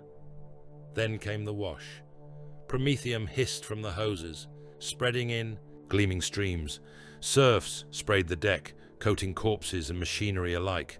The smell of fuel layered over the blood and scorched flesh. A single spark turned it all into an inferno. Flames roared up, bright and hungry, licking along pipes and plates. Heat crashed over the kneeling survivors like a wave. Kalen flinched, feeling his eyebrows singe, his skin tighten. The air shimmered. The screams were brief. Fire did its work quickly when there was nothing to fight it. He watched the men who had been beside him moments before turn black and then crumble. Part of him noted, distantly, how thorough it was. No bodies left, no mess to rot, only ash and warped metal. The Legion did not waste time cleaning. When the flames died down, leaving only a warped, blackened scar where the trial had been, the bulkhead door beside the survivors ground fully open. Serfs stepped forward, not the shotgun ranks this time, but those with manacles and shock prods. "On your feet," one of them barked. Kalen pushed himself upright. His legs trembled. The brand on his chest throbbed with his heartbeat. He thought of Garrus 9's ash dunes and labor pits. He thought of the trench, of Varden's cold eyes, of the noble in the cage whispering about sharks. He thought of the Tithe barge, of men trampling each other for water, and the gunshot that had ended the first fool who had tried to drink. Everything he had been up until now had been enough to keep him alive in that place. It would not be enough here. Here the rules were written in blood and void-cold logic. Here the only value was in what could kill or be turned into something that fed what killed. As they were marched out of the scorched bay and into a corridor that smelled of antiseptic and hot metal, he saw robed figures waiting ahead. Their shoulder guards bore the same shark-jaw sigils as the warriors in the observation gallery, but their armor was white, stained with old coagulated reds and browns, bones, and tools hung from their belts. Servo arms bristled from their backs, tipped with saws and needles. Apothecaries, he realized. Knife priests. Beyond them, deeper still into the ship, lay the apothecarian and whatever surgeries and hypno-chambers the Carcharodons used to unmake men and remake them into something else. Kalen Voss walked toward it with the others, chains biting into his wrists, smoke from the burning bay curling in his hair. He knew, with a cold certainty that settled deep in his gut, that if he stepped through those doors, if he lay on their iron tables and let their blades open him, there would be no coming back. Whatever he had been on Garrus 9 would end there. What rose from that place would not be a man. The light above him was white and merciless. Kalen lay naked on a steel slab, chains pinning his wrists and ankles, his arms spread wide. The air of the apothecarian was cold enough to make his teeth chatter, but his skin burned where they had scrubbed it, with harsh, stinging chemicals. Metal arms arced above him, jointed and precise, tipped with saws and syringes, and long, thin blades that gleamed under the luminars. The apothecaries moved among the machines like robed shadows. They wore grey and white plate, marked with the tooth sigil, their helmets blank and smooth. Servo arms unfolded from their backs, whispering and clacking as they selected tools from racks. The only color on them was old, brownish red staining their gauntlets and the edges of their armor where flesh and blood had splashed 1,000 times, and been only half cleaned away. Subject Kalen Voss, one intoned, voice stripped of all warmth by Vox Grill distortion. Tithe-grade aspirant. Vital signs within acceptable thresholds. Gloved fingers traced the burned glyph on his chest, pressing hard enough to hurt. The brand of the Carcharodons. The mark of the shark jaws. "Commence implantation," another said. They did not speak prayers in any words. Kalen recognized from the labor pits or the shrines of Garrus 9. Their litanies were clinical, each line delivered with the same flat cadence, but there was worship in it all the same. "Honor to the Void Father," murmured one as he picked up a blade as thin as a whisper. "Honor to the Forgotten One. Honor to the exile, who hunts the dark between stars," another answered. Kalen sucked in a breath as the first cut bit into his chest. The scalpel parted skin and muscle with obscene ease. Heat flared along the line of the incision. A machine chirped a warning about elevated pulse. An apothecary adjusted a drip feed into Kalen's arm, and cold fire rushed up his veins, dulling the edges of the pain without erasing it entirely. He could feel them inside him. Hands, deft and inhumanly steady, pushed organs aside, slid strange, wet things into the hollows they prepared. A second heart, they called it, in the half-heard mutters above him, though it felt like a fist of ice shoved into his ribs. There was a click, a tug, a sensation of something anchoring itself to his flesh and drinking deep. "Secondary cardiac organ in place," a voice said. "Feed line stable. Seal and proceed." Bones cracked next, but not from any blow. The osmodular went in deep, a worm of tissue that would coil along his spine and whisper to his skeleton, telling it to grow and thicken and reshape. The Biscopea, a knot of altered flesh sewn into his gut, would flood his muscles with new strength and new hungers. Kalen saw none of it. He felt enough. He clenched his jaw as cold metal fingers prized his ribs apart, as something heavy settled into the cavity of his chest. He smelled blood and cauterized flesh, harsh antiseptic and machine oil.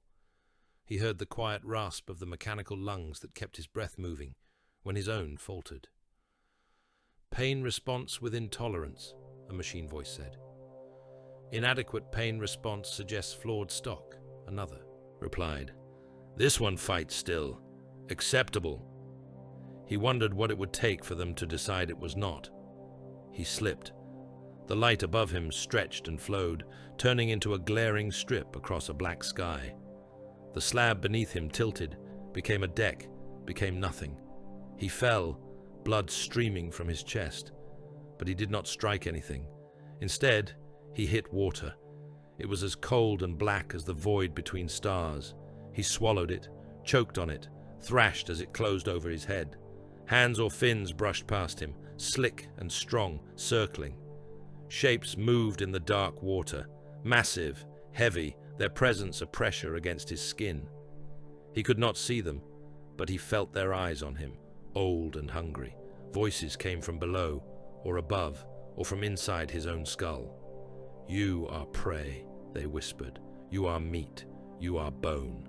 He flailed, reaching for anything solid. There was nothing, only the slow, steady pull downward. "You are taken by the exile," the voices murmured. "You will be stripped to the core. You will be remade." Teeth flashed in the dark. Not at him, not yet. They cut through other shapes, other screaming shadows in the water. Blood diffused around him in cold clouds. "If you fight," the voices said, "you may join the hunters." A hand closed on his shoulder. He turned, expecting jagged bone, a maw as wide as the sky. He looked into a helmet shaped like a shark's skull, black lenses dead and deep. The face behind them was not human, not anymore. "Obey," that face said, though its lips did not move. "Or drown." Kalen convulsed on the slab. The light snapped back into focus. His chest burned, tight and heavy, banded with crude staples. His mouth tasted of copper. Sweat or tears ran into his ears. subject experiencing hypno-response, an apothecary remarked in a bored tone.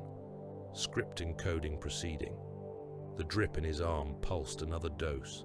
The world smeared again. Time lost its edges.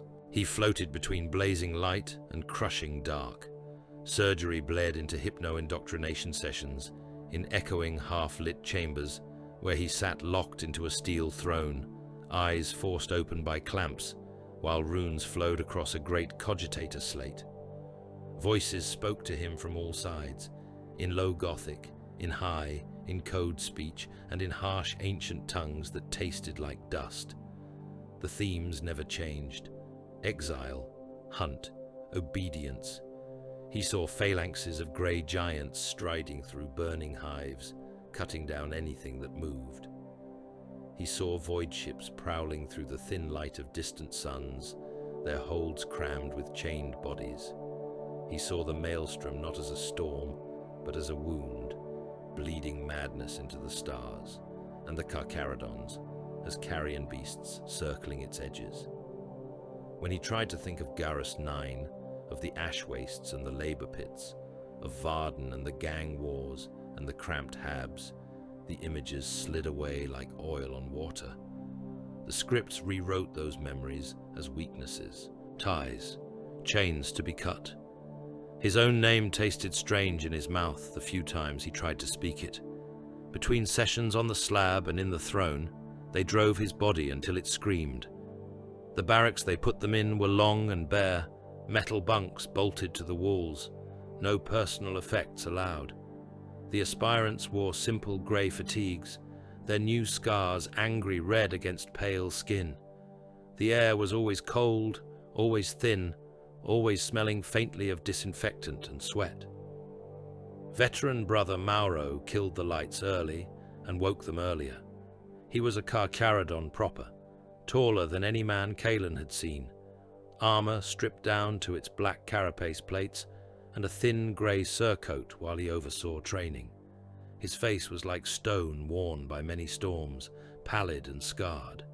His eyes were black, with no visible whites, pools of obsidian set deep under a heavy brow. He spoke high Gothic most of the time, words clipped, consonants bitten down like he was chewing someone else's language, and found it wanting. "You are not men," he told them on the first waking drill in the barracks as they stood in shivering rows. "Men rot, men break, men cling to soft things. You will be blades, or you will be discarded." He stalked down the line, bare feet soundless on the deck. He wore a simple combat harness, a training blade at one hip. "We are the children of the exile," he went on. "We are not beloved of terror. We do not march in parades before the soft-eyed masses. We are not sung about in their shrines. We hunt the dark beyond their borders, where maps are lies and the void eats careless ships." He stopped in front of Kaelan, staring down at him. "What are you?" Mauro asked. Kaelan's throat felt raw. "Asset," he said. Mauro's hand moved. The back fist slammed into Kaelan's jaw like a hammer. Light exploded behind his eyes. He hit the deck, blood filling his mouth. "You are aspirant," Mauro said coldly. "Asset is meat. You may become more than meat. Or not. Up!" Kaelan pushed himself to his feet. Jaws ached. He spat blood onto the deck plate and tasted a chipped tooth. "Again," Mauro said, stepping away. "What are you?" "Aspirant," Kaelan said, the word thick. Mauro nodded once. It was not approval. It was simply an acknowledgement that this particular lesson had entered the skull. They learned Void Raid battle cant from him, the sharp, stripped-down codes the Carcharodons used when boarding moving hulls in the dark. Short phrases, many of them borrowed from older tongues, fitted to hand signals and helm runes. Every syllable had to carry maximum meaning in minimum noise. "Clean, strike, feed," Mauro snapped as he paced. "Clear and hold, cull and harvest. Remember, you will not have time for long prayers when the air is fleeing the hull." Psychological culls continued without pause. Those who clung to old lives were singled out. a man who kept muttering the names of his children in his sleep, woke to find Mauro standing over his bunk. "Family is an anchor," the veteran growled. "Anchors drag in the void. Cut it loose." When the man refused, tears running down his face, Mauro beat him in front of the others, every punch precise and unhurried. He broke bones but did not kill. The next day, the man was gone. His bunk was stripped and bare. No one answered when Kalen asked where he had been taken. "Servitor pool," Ras muttered later, as they stripped down after another drill, bruises blossoming on their ribs. "If he was lucky." "Lucky," Jarek echoed hollow. "They hollow you out. They leave you walking but not there." "The sharks need more than teeth," Talo said quietly. "They need machines and flesh to run them." A chaplain came to speak to them after a cycle of this. He entered the barracks with heavy steps, robes hanging over his grey plate, helmet under one arm. His head was shaved. His face was a scarred mask of pale flesh. His teeth were sharp and pointed, each one filed to a predatory spike. Dark lines tattooed his skin in the shape of jaws fanning out from his mouth. He stood at the front of the assembled aspirants, black eyes sweeping over them, and smiled with those teeth. "You think yourselves chosen," he said. "You think the Void Father has reached down through the storms and plucked you from your pits and trenches because you are special." He shook his head, smile widening. "You are here because your world owed us flesh," he said. "Nothing more. Do not dress it in glory." He lifted a crozius fashioned like a long, hafted maul, its head shaped into a blunt, stylized shark skull. "We are exiles," he went on. "Our origins are ash on the warp winds. We serve not in marble halls, but in the dead zones where even other chapters do not go. We do what must be done where no one can see. We are the unremembered hunters of the outer dark." He stepped closer, the air seeming to grow, colder around him. "Mercy is weakness," he said. "If you stay your hand, the prey may rise again.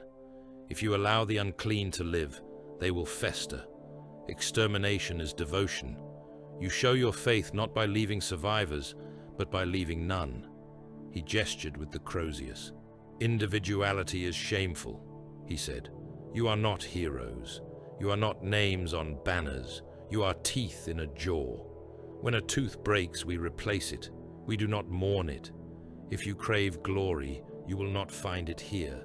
You will find the void and the harvest. That is all."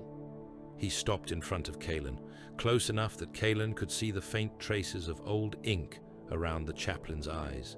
Scripts, long since overlaid and carved through by newer markings. "Do you understand?" the chaplain asked. Kalen held that black gaze. "I understand," he said.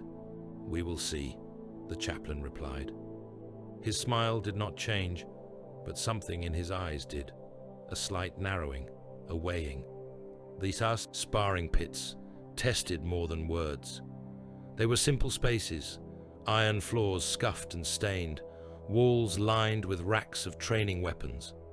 Combat servitors waited in alcoves, slumped in their harnesses until jolted awake by a flick of a switch.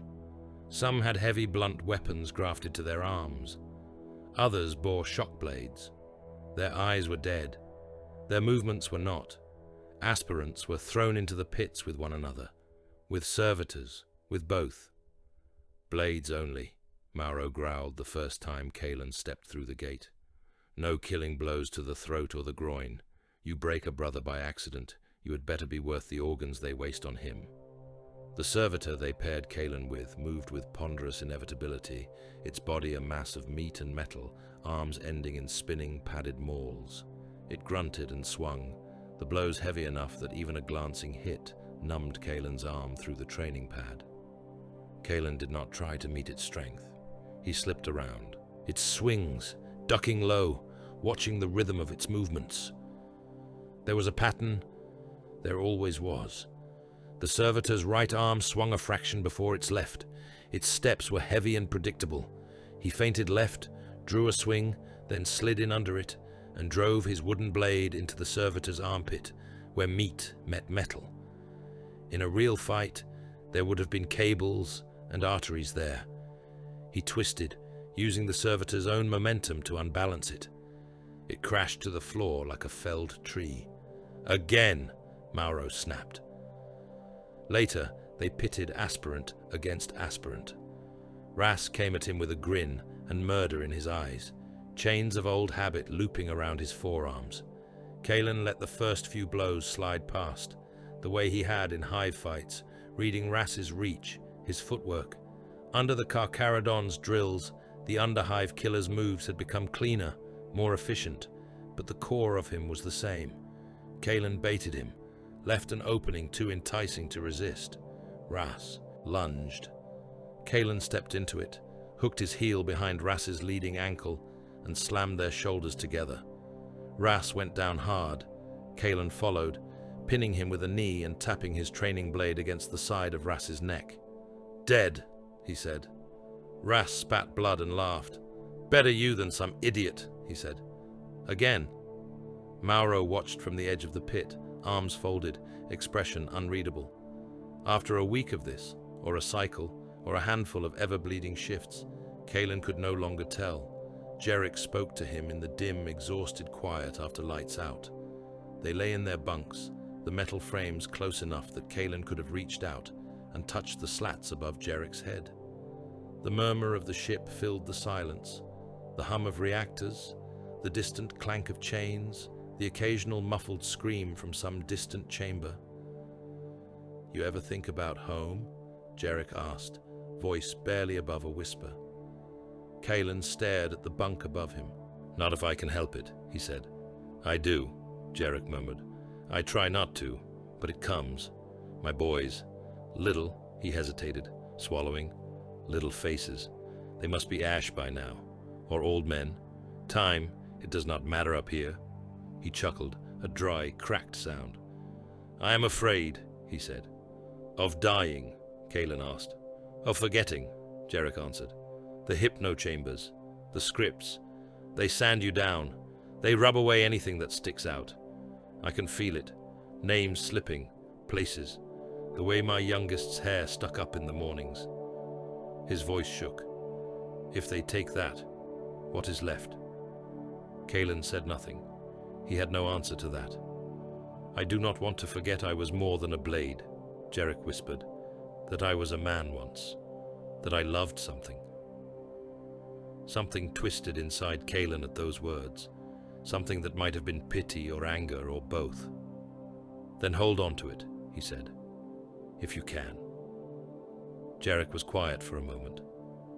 "That is what scares me," he said. "They will not let me. They will tear it out, and if I fight them, they will tear me apart." The next hypno session, Jarek did not return. His bunk stayed empty through the next drill, and the one after.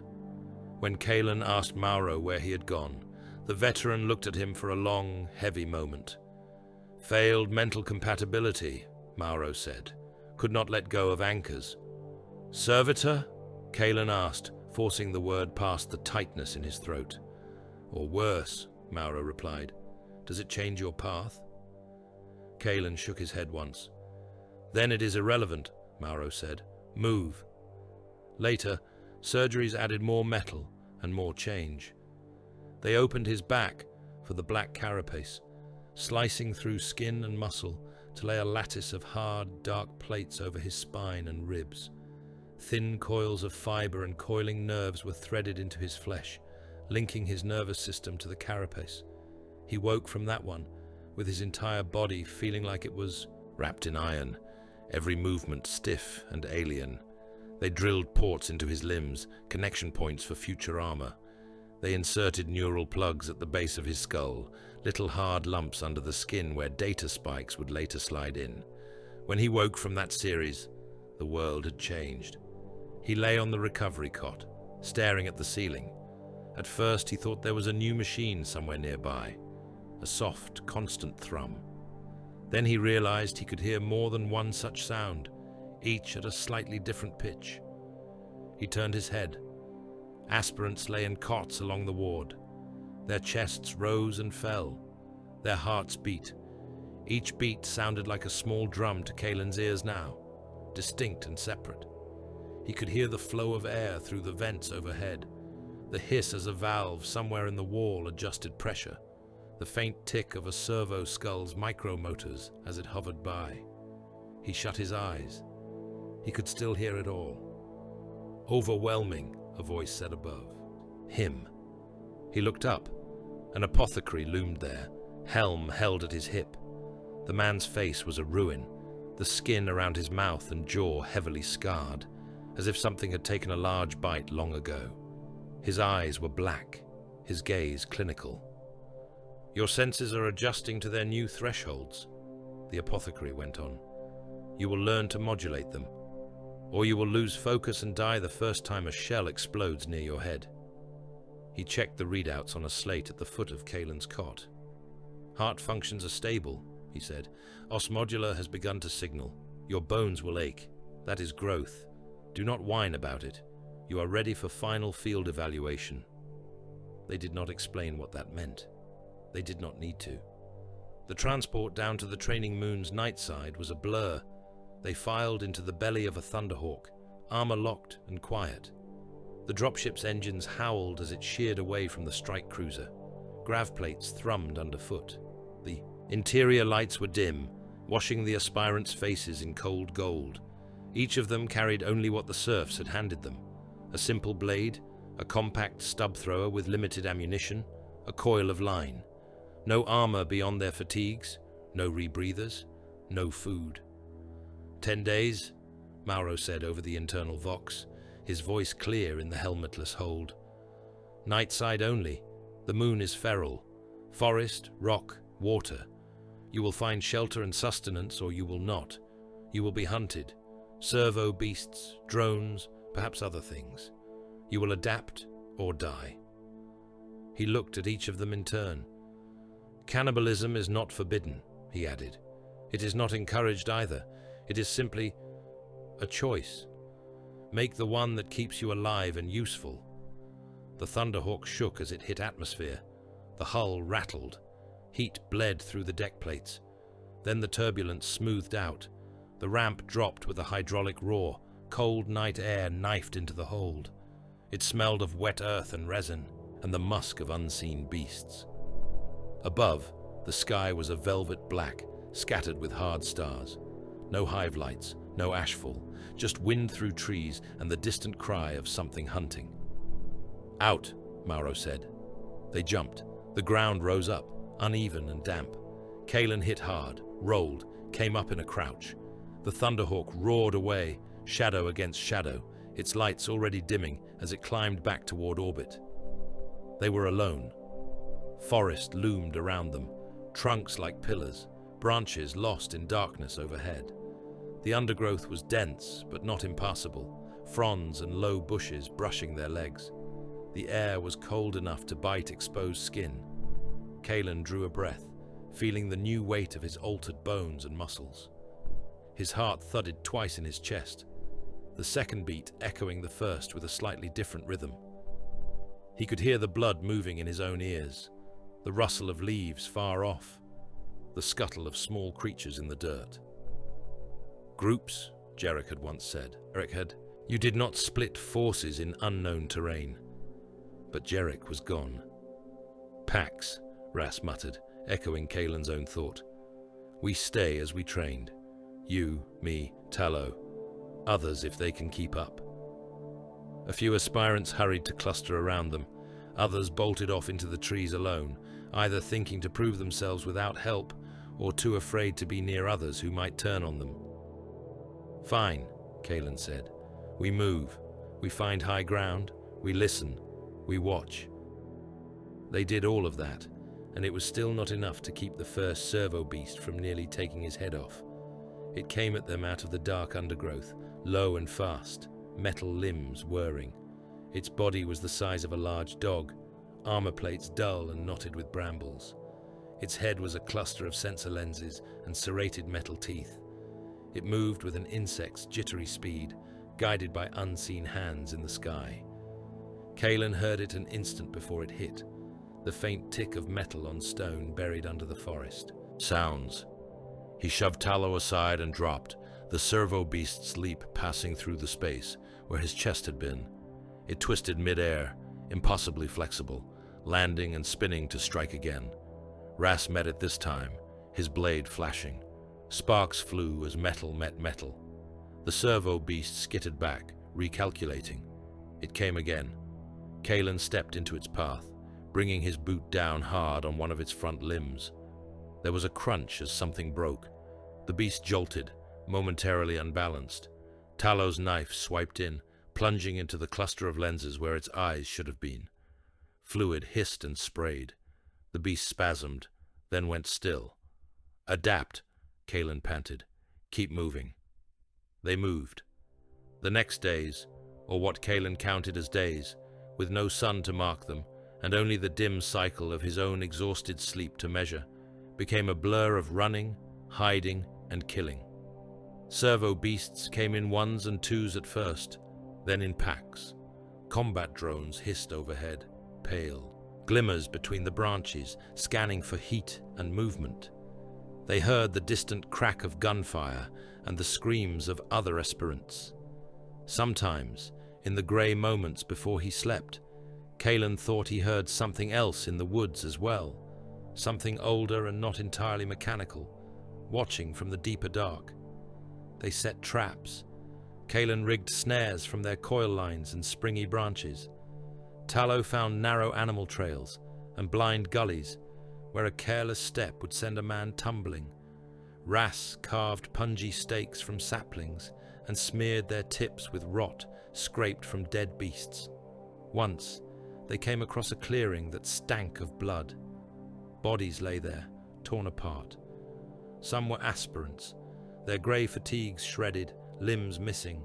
Some were servo beasts, smashed or hacked to scrap. Flies buzzed around the mess in droning clouds. Kalen crouched at the edge, eyes scanning. "Trap," Ras muttered. "Too obvious." "Use it," Kalen said. They did. They dragged a few of the bodies into a heap at one side of the clearing, arranging them like a careless camp. They left the rest where they lay. Then they circled around, moving back into the trees, finding positions in the undergrowth with clear sight lines. They did not have to wait long. A small group of aspirants stumbled into the clearing, drawn by the smell of blood and the chance of scavenged weapons, or perhaps simply driven by exhaustion to risk it. They moved like men who had not slept properly in far too long, shoulders hunched, eyes darting. Before they could reach the bodies, servo beasts slunk from the shadows. 3 this time, moving with coordinated purpose. They circled the new arrivals, cutting off retreat. Metal teeth clicked. The aspirants fought, but they were tired and desperate, and the machines were not. One man went down under a flurry of slashing limbs, his throat opened. Another screamed as a beast clamped down on his calf and dragged him to the ground. Callan watched, heart steady in his chest. When one of the remaining aspirants broke and ran toward the piled corpses, Kalen squeezed the stub thrower in his hand and fired. The shot cracked across the clearing. The man fell, a neat hole drilled through his skull. He collapsed onto the heap of dead, flopping like a puppet with cut strings. "Harsh," Ras murmured. "Necessary," Kalen replied. The servo beasts scattered at the sound of the gunshot, skittering back into the dark. They relied on stealth, not open engagement. The clearing fell quiet again, except for the buzzing of flies and the drip of blood into the soil. Later, when it was truly silent, Kalen and his pack crept in and stripped the dead of anything useful. Knives, spare ammunition, bootlaces. They left the flesh, not always. On what Kalen counted as the 8th day, they were cornered. The servo beasts and drones had been growing more aggressive, their search patterns tighter. Perhaps the unseen masters in orbit had grown tired of waiting. Perhaps this was simply the next phase of the test. A storm rolled over the forest that night. Rain lashed the trees, turning the ground to mud. Lightning forked overhead, momentarily turning the world white. Thunder rolled like heavy guns. They holed up in a hollow under a fallen tree, the roots forming a tangled, half-sheltered cave. Tallow had found it on an earlier sweep. Kalen checked the snares they had set around the perimeter, hands numb with cold. He came back to the hollow with empty hands and rain streaming from his hair. "Nothing," he said. "Nothing," Ras echoed. His stomach growled, audible even over the storm. "We have eaten roots and bark and one very foolish rodent in the last days. My insides are chewing themselves." Tallow said nothing. His eyes gleamed in the dark, reflecting lightning. Kalen sat, back against the tangled roots. His muscles ached. The double beat of his heart felt slow, heavy. One of the ones who came. "Through the clearing," Ras said suddenly. "The big one. I saw you look at him." "Yes," Kalen said. "You thought about it then," Ras went on. "Meat enough for a night? Maybe two." Kalen did not answer. "We are tools," Ras said. "If the blade breaks because the wielder starves, that is useless. They will not care what we did to stay sharp.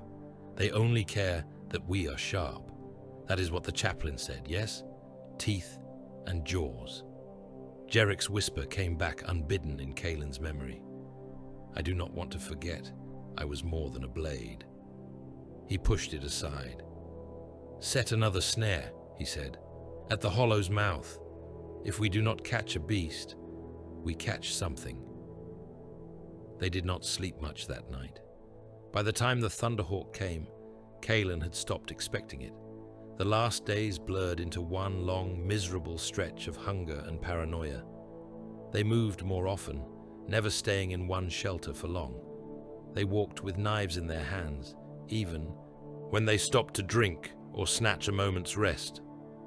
When the roar of engines split the night and the trees shook with downwash, Kalen almost mistook it for thunder. The dropship settled in a clearing that had not been there when they started.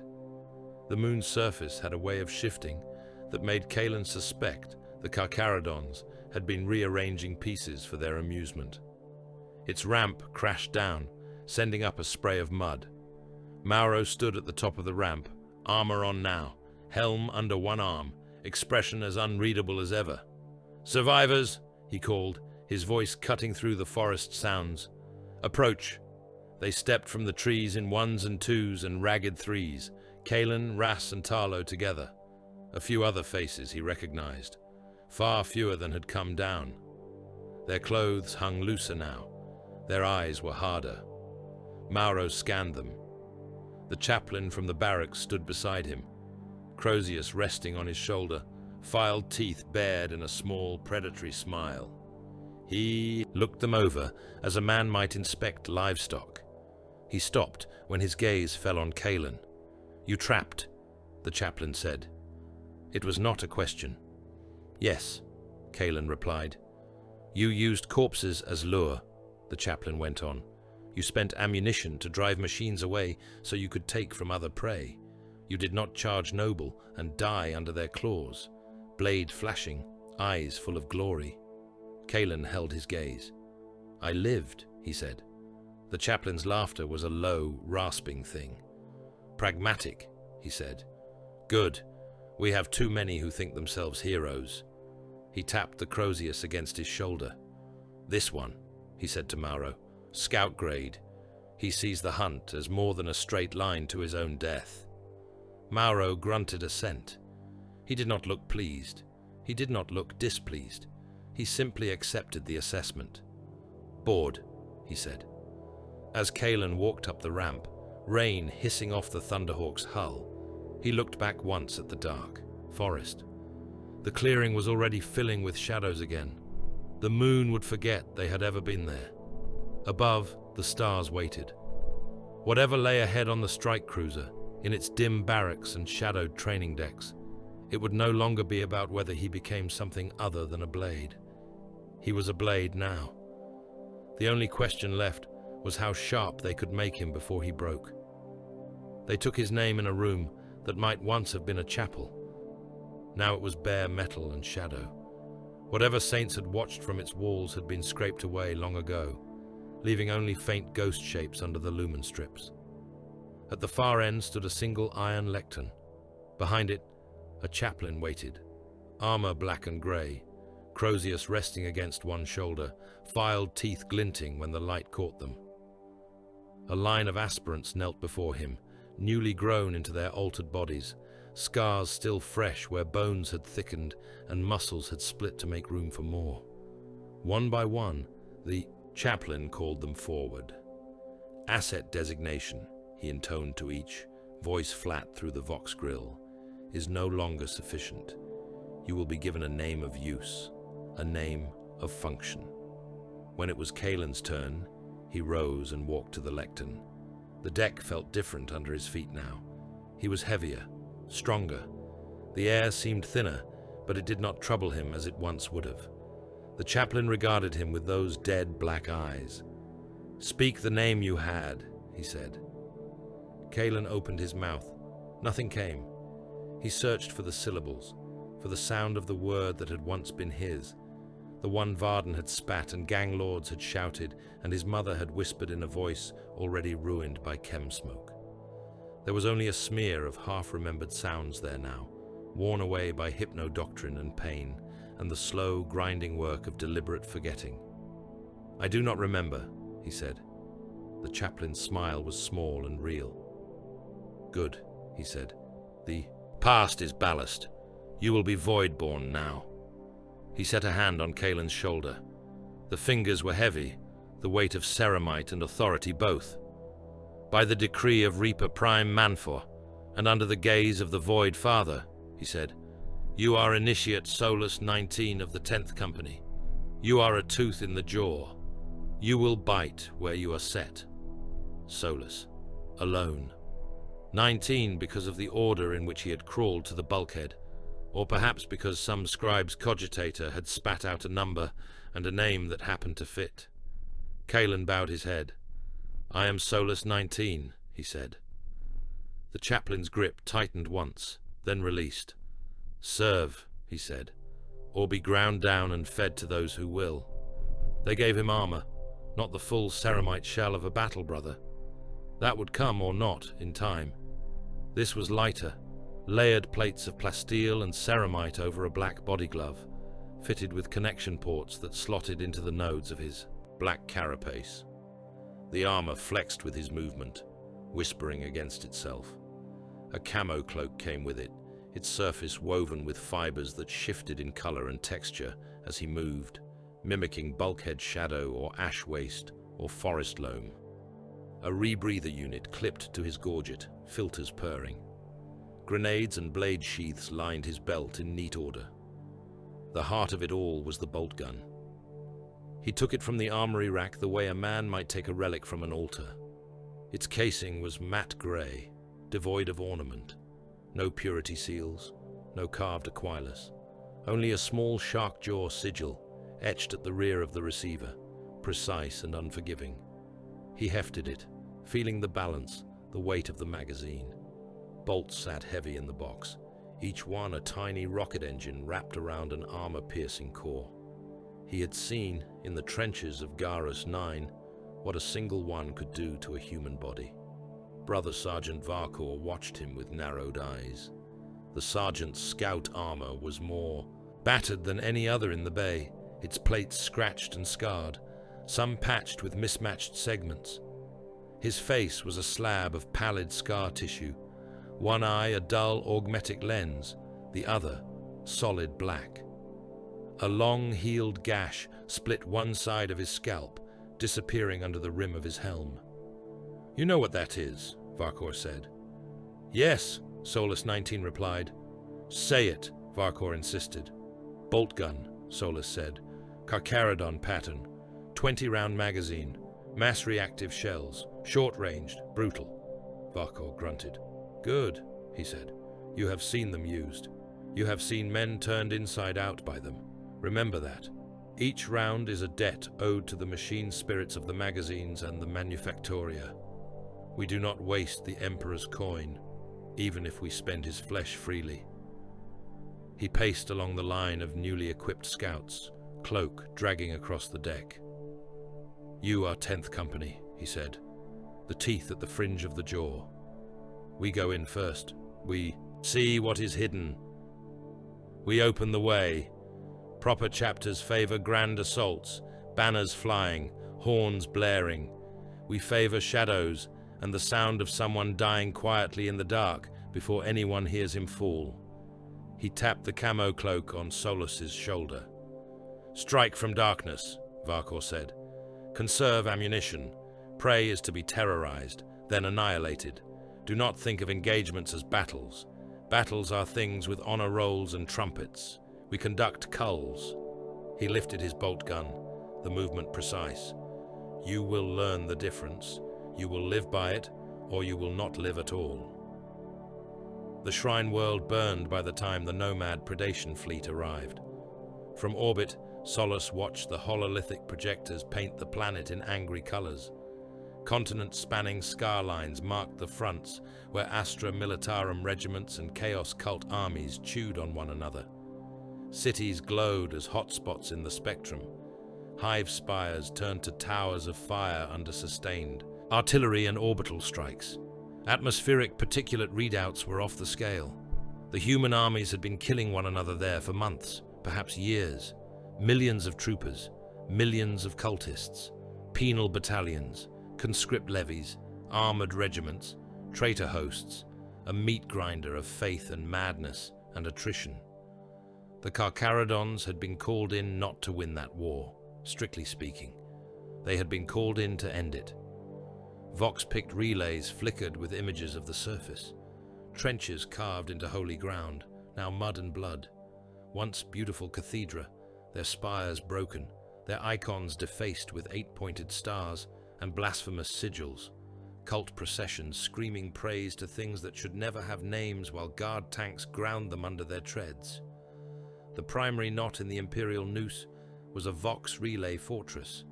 Built into a mountain that had once been a pilgrim's destination, it now bristled with Vox masts and comms dishes. Its black stone flanks were armored in plasteel. Macro towers ringed its base, cannons and missile silos snarling at the sky. From within its walls, the heretics coordinated their long-range artillery, feeding targeting orders to corrupt basilisks and retooled macro mortars scattered across the world. Cut that throat, and the Chaos armies would be blind. The guard commanders would be able to advance without having their armored columns scythed down by coordinated barrage patterns. At least, in theory. In practice, Varkor had said, the best reason to hit the fortress was simpler. "It is where the leaders are," he had told his squad in the briefing chamber, standing before a hololith map of the mountain. "And it is full of things that explode. You solve both problems at once, the war ends sooner. Fewer rounds spent, fewer maintenance cycles on the guns. Efficient. Squad Solus, he had called them, because the numbers offended his taste. Solus, Hex, Corvin, Ras, Talo, and 2 other scouts whose names were still unfamiliar to Solus's ears. They sat on the benches, armor on, helms at their feet. "Your task," Varkor continued, "is to enter via the northern face. Exfiltration route is the same, if you have not made the place structurally unsound by then." "Preferred outcome is structurally unsound," one of the others muttered under his breath. Varkor did not reprimand him. "Orders from Reaper Prime Manfor are simple," the sergeant said.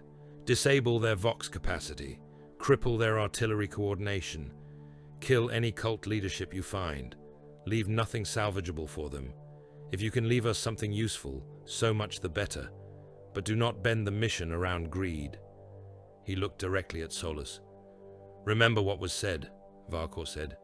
"You are not here to collect personal tallies. You are here to close a throat." They went down in pods that were not the brutal torpedoes of full Battle Brother assaults. These were smaller, sleeker, designed to cut through atmosphere with minimal signature. Grav chute assemblies folded along their hulls, primed to flare at the last instant. Inside, the restraints were snug, and the noise of entry a distant roar. Solus sat strapped into his harness, bolt gun clipped to his chest, camo cloak wrapped tight.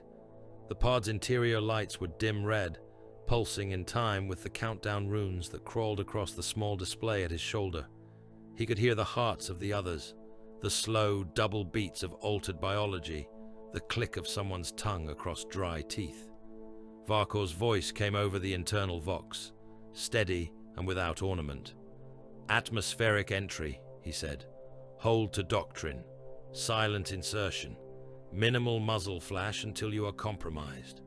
Camo cloaks engaged once you are clear of the pods. Remember, we are not here to win a duel. We are here to change the shape of a war." The pod shook as it hit the upper atmosphere. Heat bled through the hull, making the metal under Solus's fingers warm. The roar grew louder, then cut off in a floating moment of silence as the pod hit the upper edge of its descent arc. "Grav shoots live," Varkor said. There was a thump. The pod shuddered as panels blue and thin, stubborn fields bloomed under its skin, fighting the pull of the world. Their descent slowed from terrifying to merely lethal. The impact came like a fist. The pod punched into a trench on the mountain's northern slope, its hull plowing through mud and bone. Solus's harness caught him, every strap biting. Warning runes flashed brief amber, then winked green again. "Hatches!" Varkor snapped. Explosive bolts fired. Sections of the pod's hull blew outward, embedding themselves in the trench walls. Cold air rolled in, thick with the smell of cordite, churned earth and rot. Solus unclipped and moved. The trench they had hit was packed with corpses and men who would soon join them. Chaos cultists in tattered robes and stolen guard kit, some with horns curling from their brows, some with eyes weeping warp-burned tears. A few still lived, blinking and gasping, ears ringing from the impact. Cloaks flared as the scouts dropped into the chaos. For most of the heretics, the last thing they saw was a ripple in the air, a flicker of movement, then a hand on their mouth and a blade at their throat. Solus landed in a crouch, boots splashing in mud that was more blood than water. The bolt gun felt right against his shoulder. He did not fire it. A cultist stared at him, mouth opening to scream. Solus moved in, one hand clamping over the man's lips, the other driving his combat knife up under the jaw, through the soft flesh and into the brain. The cultist shuddered. Solus pulled him close, lowering him to the trench floor, cloak spreading over them both. The man twitched, then went still. "Clear," Varkor's voice breathed in his ear. "Move east. Stay low. Auspex reads no armor within immediate range. Artillery is busy elsewhere." The world around them was a concert of violence. Artillery shells screamed overhead, exploding in the distance in blossoms of orange. Lass fire flickered along other trenches, lances of red stabbing through smoke. Somewhere to the south, a Titan howled, its voice a metallic bellow that shook the ground. None of it was their concern. The scouts moved like ghosts, clinging to the shadows of fire-pitted trench walls. Camo cloaks shifted with each step, matching the filthy grey of the mud, the black of blasted rock. They passed squads of cultists, huddled around heavy stubbers and makeshift artillery spotting slates, too focused outward to notice the death sliding by a few hands' breadth away. Solus counted breaths, not steps. 20 to the next bend. 10 to the rusted ladder up to a firing step. 5 after that to the culvert, where tallow had said the Prometheum lines ran. The fuel pipes were thick, ribbed things running along the trench wall marked with crude hazard glyphs daubed in red paint and old blood. They fed Prometheum to the fortress's outer guns, lines of fire waiting to happen. Ras and Hex slid along the base of the pipes, fixing charges. Corvin kept watch, eye pressed to his scope, cloak blending with the shadows of a sand-bagged emplacement. Solus knelt, one hand resting on the mud, feeling the shudder of nearby impacts through his reinforced bones. "All set," Ras hissed over the squad channel. "Leave them," Varkor replied. We will light that spine on the way out." They climbed. The route up into the fortress proper was a narrow shaft cut through the mountain's bedrock, accessed via a half-hidden hatch behind a tangle of comms cabling. A sentry dozed there, back against the rock, laser gun resting across his legs. His armor was a mismatch of imperial issue and cult iconography, an aquila gouged into an 8-pointed star. Solus listened to the man's breathing for a moment. Slow, even. He slipped up behind him and drew the blade across his throat in a clean, quick cut. The breath hitched, bubbled, left. He eased the body down, arranging it as if the man still slept, head tilted forward. Upward, the shaft was lit only by dim lumen strips. The air grew warmer as they climbed, smelling of overheated circuitry and stale incense. At the top, another hatch. Corvin slid a probe through the seam, Auspec's rune glowing softly in his hand. "Two in the corridor," he whispered. Far side of the hatch, both facing away, one talking, one listening. Varkor nodded once. "Solus," he said. Solus took position by the hatch, muscles coiled. Varkor counted down on his fingers. 3, 2, 1. He palmed the hatch release. The panel slid aside with a hiss. Solus flowed through the gap, cloaked and low. The corridor beyond was a metal throat lined with vox conduits and data cables. 2 cultists stood there, just as Corvin had said. They wore headsets and cheap augmetic implants plugged into the fortress's internal comms network. One was still speaking, mouth forming words. The other was nodding. Solus's knife took the speaker under the ear. Varkor's blade caught the listener at the base of the skull. They died before their knees hit the deck. "Move," Varkor murmured. "Remember our task. Do not get lost in side kills." They did not. The Vox relay chambers were the fortress's heart. Vast spaces filled with Vox casters, cogitator stacks, and the men who manned them. The scouts did not assault those directly. That would have been a bloodbath, even for them. Instead, they cut veins. They slipped through service corridors and narrow ducts, guided by Auspec sweeps and schematics stolen from the fortress's own net. They found the power relays that fed the main Vox towers and rigged them with charges. They located the control nodes for the long-range artillery targeting arrays and rewired them so that when the order came to saturate a sector, the shells would fall somewhere very different from where they were meant to. They killed quietly when they could, throats slit, necks broken, bodies dragged into maintenance alcoves and hidden behind grates. When quiet was no longer an option, they used grenades, rolling them under bunks in barracks where cultists slept in close-packed rows, or tossing them into clusters of robed technicians huddled around cogitators.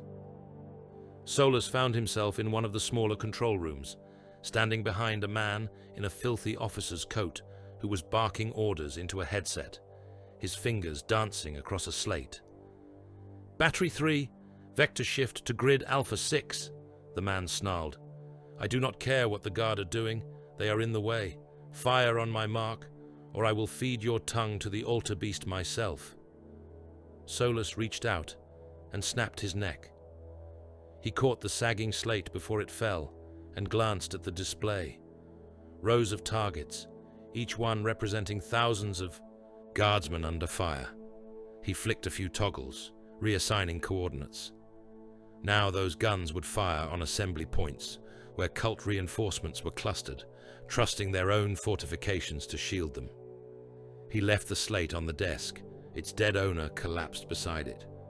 In another chamber, Talo and Ras found a platoon of cultists in the middle of a shift change, armor half on, weapons stacked. They lobbed a pair of grenades in through the door and turned away before the explosions.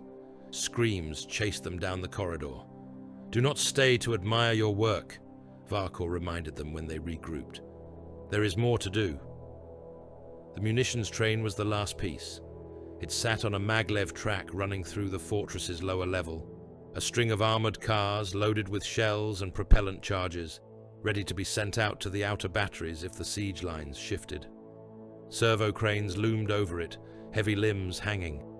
An overseer and his crew bustled around it, checking seals, logging codes. They were close to departure.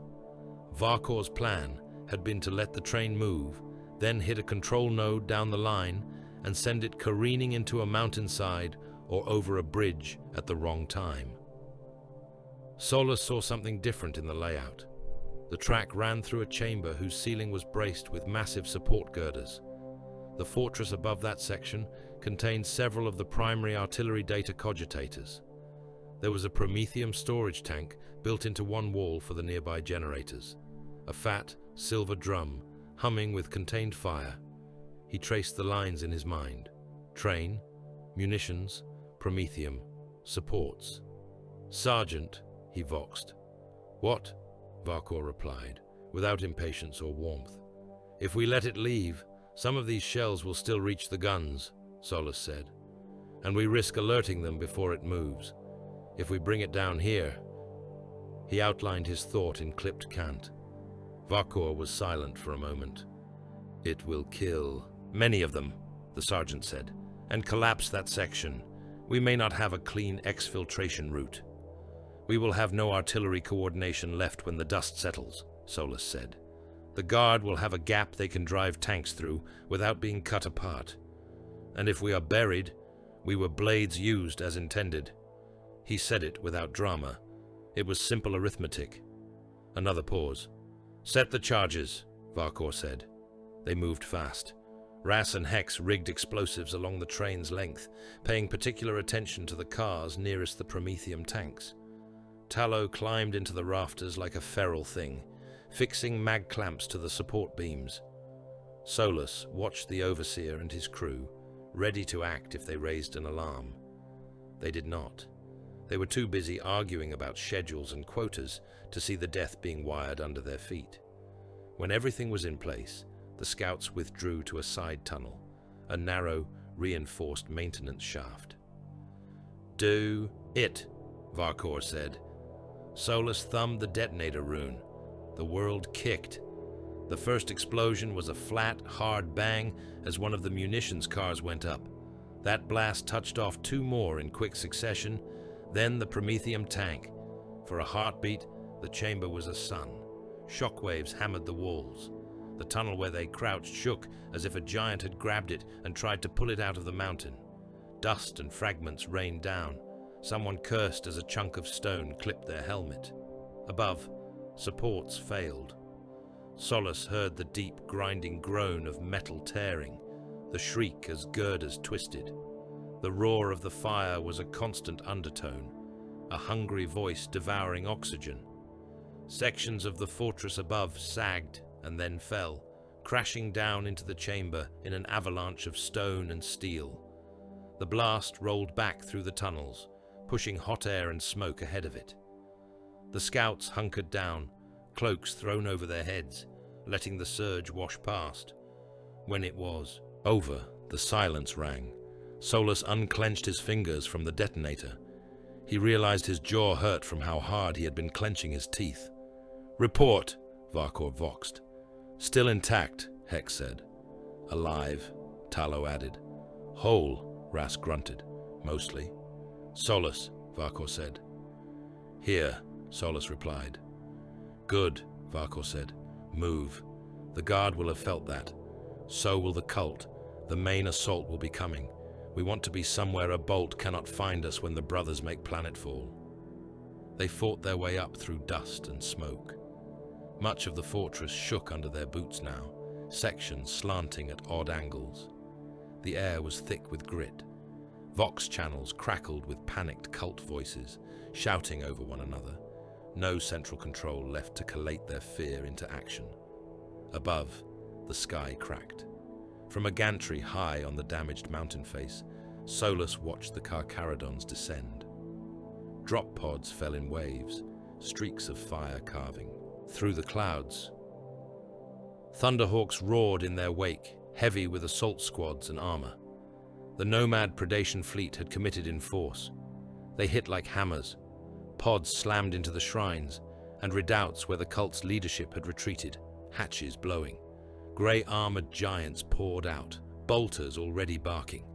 Where pockets of resistance tried to rally, Thunderhawks swooped low, heavy bolters chewing trenches, missiles sending wrecked tanks cartwheeling. From his vantage point, Solus saw whole sections of the enemy lines buckle. Artillery fire became erratic, and then ceased entirely as batteries lost their orders, their crews staring up in hopeless terror at the angels of death falling from the sky. It was not a battle. It was an execution. Cult divisions that had held against guard assaults for weeks broke in minutes under the onslaught. Some tried to flee, only to be cut down by overlapping fields of fire. Others flung themselves at the Carcharodons in futile, desperate charges, chanting the names of the things that had promised them salvation. The sharks of the outer dark did not listen. They culled and moved on. When the last significant resistance near the fortress had been erased, Varkor gave the order to exfiltrate. They slipped away down the mountain's broken backbone, their passage swallowed by the greater storm. Back aboard the strike cruiser, after debriefs and equipment checks, Varkor called Solus to a small compartment off the scout armory. It was a bare space, just a bench and a single lumen. The sergeant stood with his back to the wall, arms folded, one boot resting on a crate. His helmet sat beside him, worn and battered. "You made a choice in the munitions chamber," Varkor said without preamble. "Yes," Solus replied. "You risked your squad for a larger kill," Varkor went on. "You did not ask my leave in the instant. You presented your logic and then acted when I gave the word. That is the correct sequence." He let that hang for a moment. "The detonation crippled their network," Varkor said. "Our brothers reported no coordinated artillery fire on their landing zones. Guard command vox logs show their advance rolls over what was left like a tide. Efficient." He pushed himself off the wall. "Your initiative served the fleet," he said. "Understand this. In the Carcharodons, we do not hunt for personal glory. We do not tally kills for boasting. We tally to know whether the jaws are still able to bite." He stepped closer, his black eye locking on Solus's, the augmetic lens whirring softly. "If you begin to think of cleverness as a way to set your name above your brothers," Varkor said, voice low, "you will be corrected, harshly. If you think of it as a way to spill more of the enemy's blood with fewer of our own rounds, you will be valued." He reached out and tapped the shark jaw brand seared into Solus's chest under the armor. "You are Solus." 19, he said. "You are a scout of the 10th.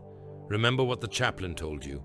You are a tooth. Teeth do not boast. They chew." Solus bowed his head. "I understand," he said. Varkor studied him for a moment longer, then nodded once. "Good," he said. "We have another hunt soon. Rest while you can. The void does not stay quiet for long."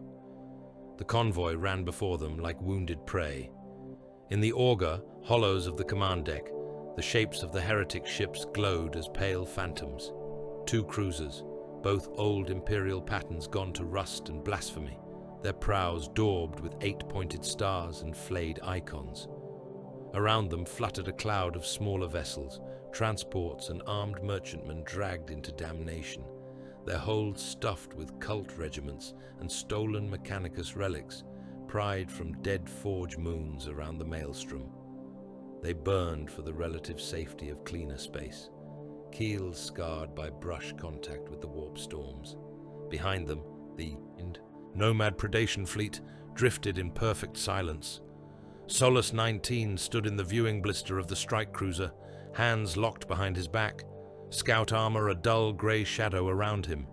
The void hung beyond the armored transteel, a cold, thin darkness pricked by far stars. The fleeing convoy's drives were faint, ghostly flares in the distance. "They think they are away," Brother Corvin murmured beside him. The older scout's voice was flat. "They do not understand that predators live in the storms." Solus watched as kill markers updated beside the convoy silhouettes.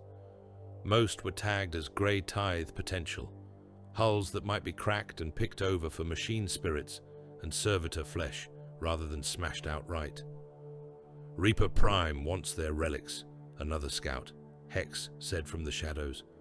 Magos skulls to trade with our own tech priests, serfs, fuel, and we were passing anyway. Passing anyway. The outer dark reduced wars and convoys to flotsam on, currents too vast for mortals to chart. For the Carcharodons, this was simply an opportunity along the endless patrol line. Enough sight-gazing. Brother Sergeant Varkor's voice cut across the bay like a blade. The sergeant loomed in the open hatch, scout armor slung with extra ammunition and grenades. Behind him, the heavy bulk of full-power armor moved like grey boulders. A veteran kill team, their ceramite plates scarred and etched with bitter history. Armory call, Varkor said. Scouts Solus, Corvin, Hex, Ras, Tallow. You are attached to Reaper Sergeant Nakir's borders. Target is the lead cruiser. We are going hunting in the dead. Preparation smelled of oil and old blood. In the strike cruiser's arming bays, battle brothers stood along long benches, helms at their sides, aquila-shaped armor stands looming like vultures behind them. Servitors moved between them, tightening seals, feeding ammunition belts into heavy weapons. The air thrummed with the distant growl of void engines and the cold, thin piping of data cant from the ship's machine spirits. Reaper Sergeant Nakir leaned over a weapons rack, his pale scalp gleaming under the lumen strips. Close up, Solus could see the etched lines of old scars in the veteran's skin, crisscrossing his skull in a pattern like overlapping jaws. His armor had been repaired too many times to count. Plates mismatched and overplated, each surface carved with tally scratches and hook runes. He held a pot of thick grey pigment in one gauntleted hand. The Carcharodons repainted their exile markings before every major action.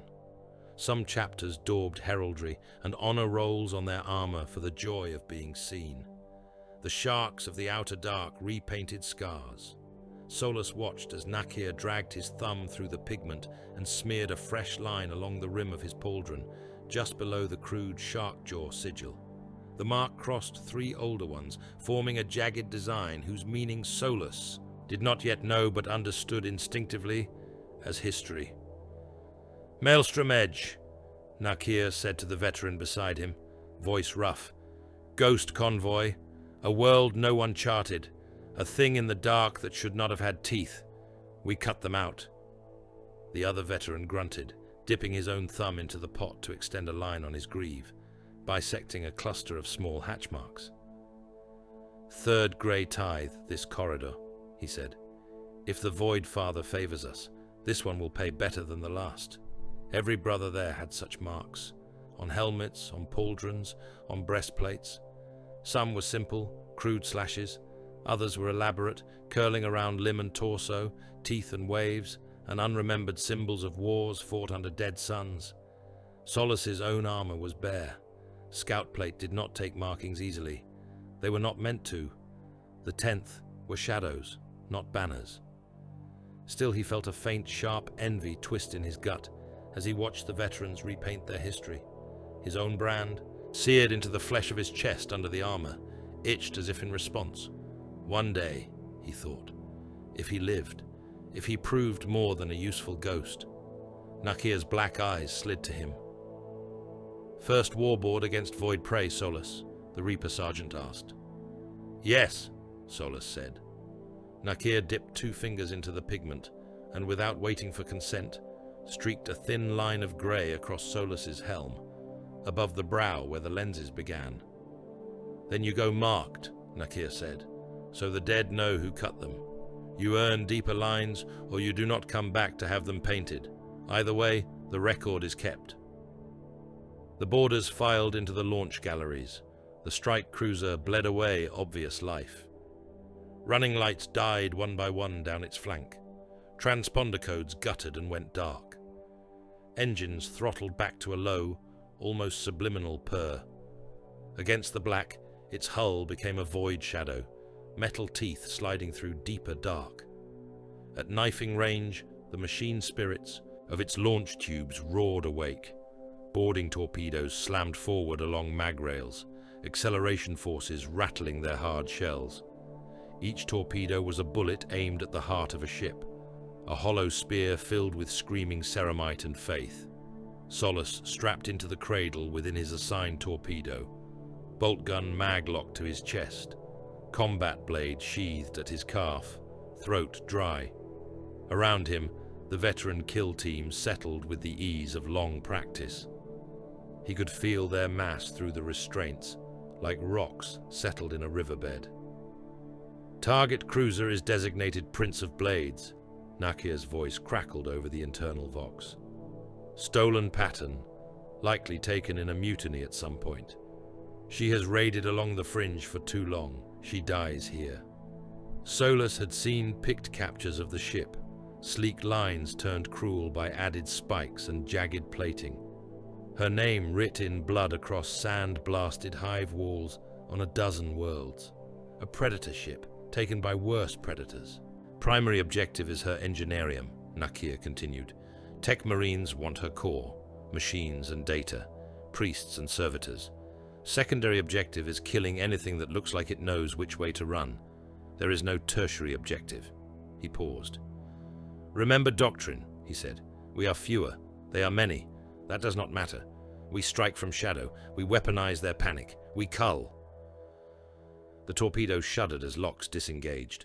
For an instant, Solus felt weightless. Then the launch rails hurled them forward. The impact rattled teeth. Their torpedoes smashed through the Prince of Blades' weakened void shields and slammed into her hull. Melter charges at its nose, burning a hole through plasteel and armor, and the thin skin of reality that separated void from air. For a heartbeat, everything was deafening roar and savage judder. Then the charges detonated. Solus's harness groaned. Warning sigils flared and died. The world lurched. "Breach!" Nakir barked. "Cut through!" Explosive bolts fired along the length of the torpedo.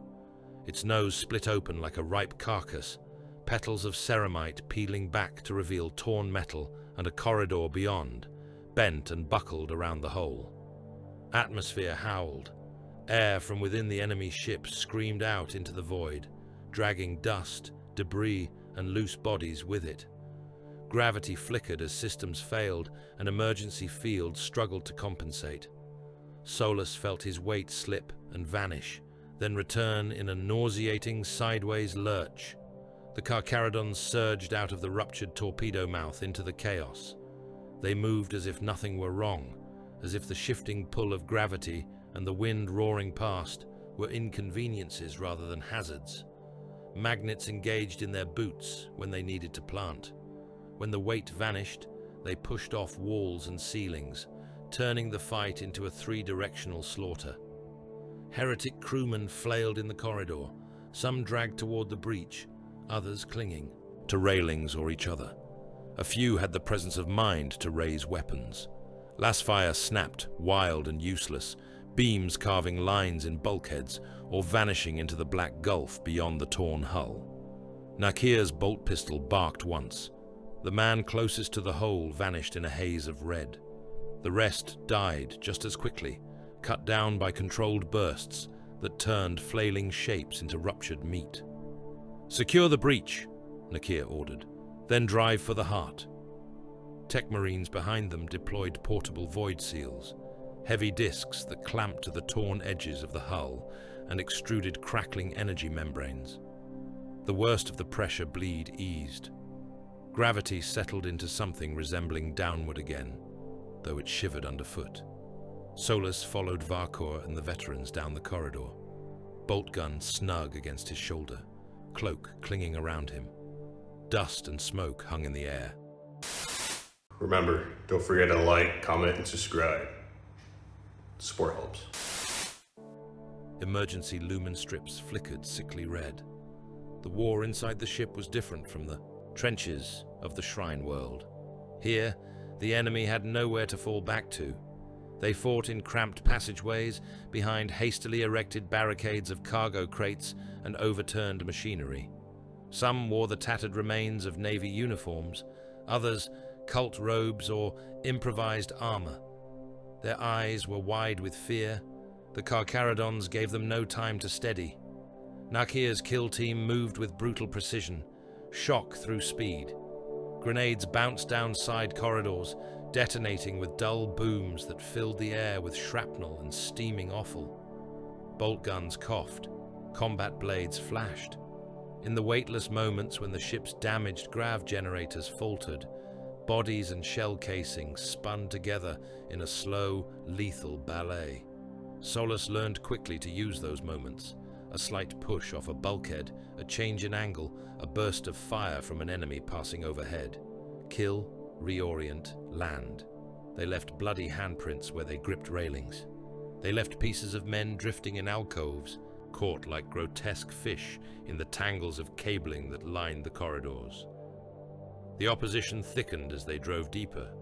The Prince of Blades' enginarium was heavily defended. Traitor Navy armsmen in disciplined lines. Heavy stubbers set up at choke points. Rearward officers screaming into their vox sets for support that would never come. And there, among them, the robed, metal-limbed shapes of corrupted tech priests. They were obscene parodies of the Mechanicus Solus, remembered from his first glimpses of Forge adepts on Garrus 9. Their red robes were stained with oils and old blood. Servo arms twitched, blades and pincers snapping. Masks fashioned like skulls or leering faces hid whatever humanity might still have lingered beneath. Sigils carved into their augmetics glowed with a faint, unpleasant light. Heavy servitors lumbered at their sides, flesh encased in crude plating, heavy weapons grafted to their arms. Some had power fists the size of a human torso. Others bore multi-barrels that spun with a high, hungry whine. Fire filled the corridor. Las beams and heavy caliber rounds hammered at the Carcharodon's forwardmost brothers, sending up showers of sparks and chipped ceramite. 2 veterans went down to concentrated fire, their armor punctured, limbs snapping under the hammer blows of massed shots. Nakir strode forward through the hail. His chain axe carved the air, every tooth a shrieking line of light as it bit through the first servitor's arm at the elbow. The heavy limb spun away, firing wild, rounds chewing a tech priest into red mist. Nakir did not stop. He slammed the axe into the servitor's torso, dragging it upward in a curving gouge that split armor and ribcage alike. "Advance!" Varkor voxed to the scouts, voice calm. "We are not here to trade volleys. We are here to cut the brain out of this animal." Solus slid along the corridor wall, cloak blending into shadow between lumen strips. He darted forward between bursts of fire, feeling the heat of lash shots graze his armor. He dropped to one knee as a stubber's fire swept over his head, the bullets making the air itself seem to scream. He sighted and fired. The bolt from his gun took the stubber crewman in the chest. The man's torso burst, shrapnel of bone and plate scything into his colleague beside him. Both went down in a tangle. The weapon's barrel sagged. Across the corridor, Talo and Ras used the opening to rush a tech priest, blades thunking into robed bodies. Sparks flew as knives scraped augmetic parts, then sank into soft tissue. The enginarium doors loomed ahead, massive blast shutters reinforced with hazard stripes turned dull by age. Auspex runes flickered along their edges, reporting pressure differentials and energy flows. Then, all at once, the world changed. The ship groaned, a deep, soul-sick sound that vibrated through Solus's bones. The lumen strips flickered, flared, then went a lurid, wrong shade of color. The air took on a taste like burned copper and spoiled incense. Geller field collapse, someone voxed from the Tech Marine channel, distortion crawling through the words. Warp bleed in the lower decks, containment failure.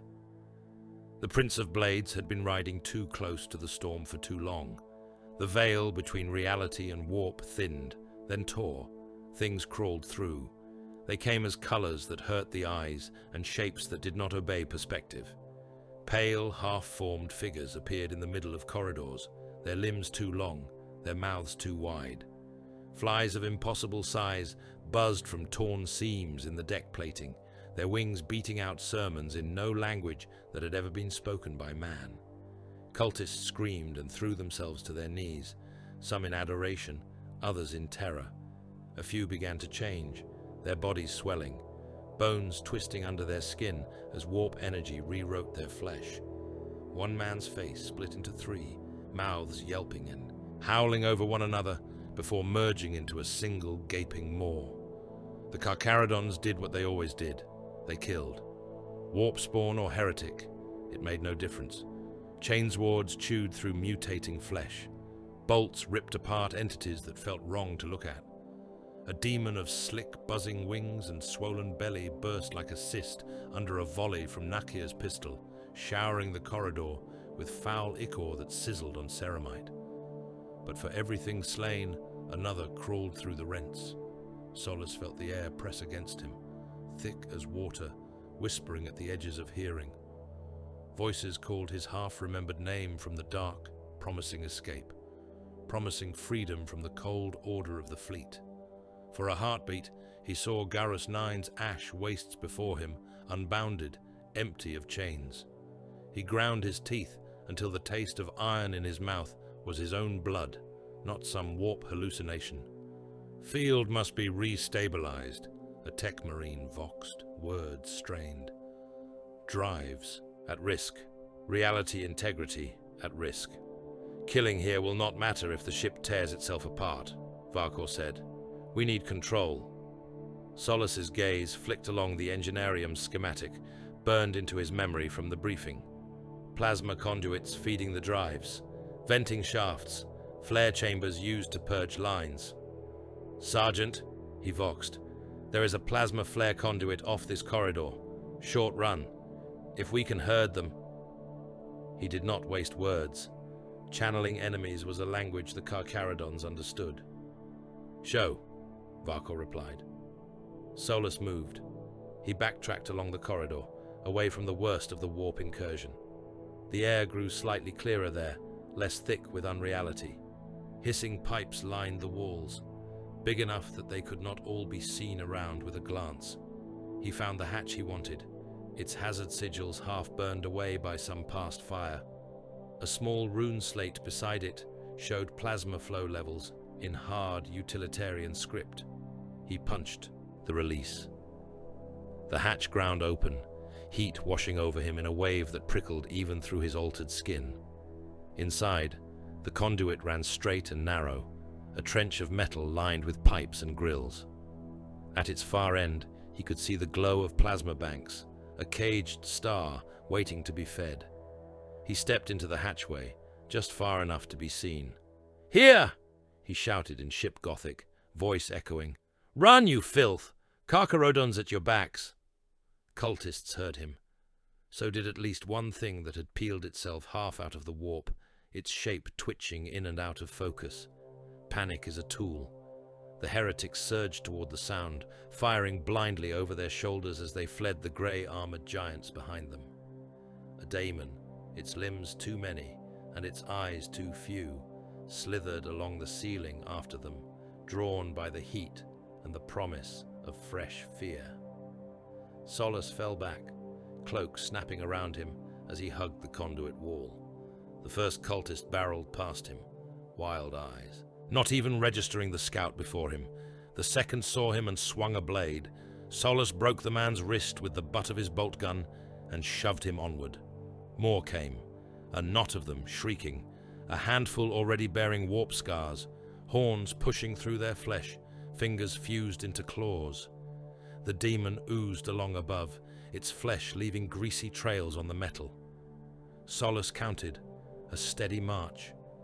When the conduit was clogged with bodies, when the demon's bulk had fouled its far end, he hit the rune on the control slate he had pried from its mounting.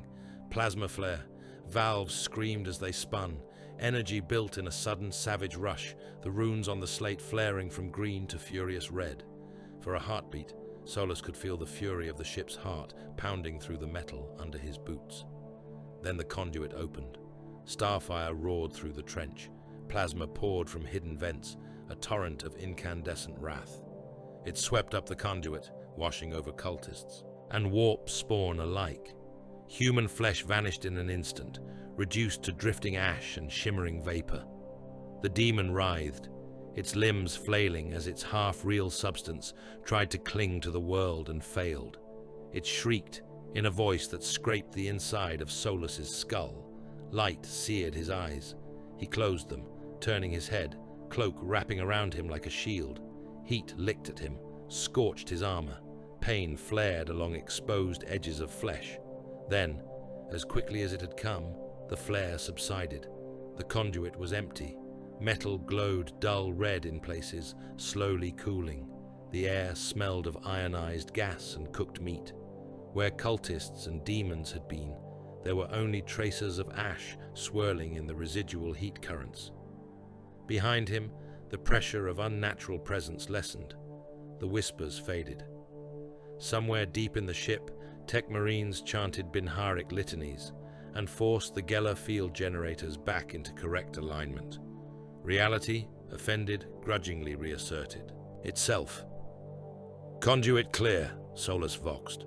His voice sounded rough, even to his own enhanced ears. "Drives are ours," came a Tech Marine's reply. "Good kill. Proceed to extraction points. Secondary teams report salvage in progress." In the aftermath, the killing felt almost simple. With the engineerium and drive control seized, the Prince of Blades was dead in the water, even before the Carcharodon scuttled her. Servitor trains dragged key components away under Tech Marine supervision. Engine cores, cogitator stacks, arcane mechanicus reliquary pried from the heretic's altars. The rest of the convoy was not so lucky. The second cruiser's attempt to run ended under a barrage from the fleet's lance batteries, its hull sliced open along its length, atmosphere and bodies venting in a glittering trail. Transports that tried to scatter found themselves herded by grey-hulled escorts into kill zones, where torpedoes ripped them apart.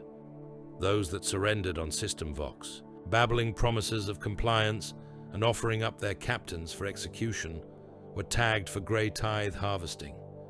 The worst was simply reduced to expanding clouds of wreckage.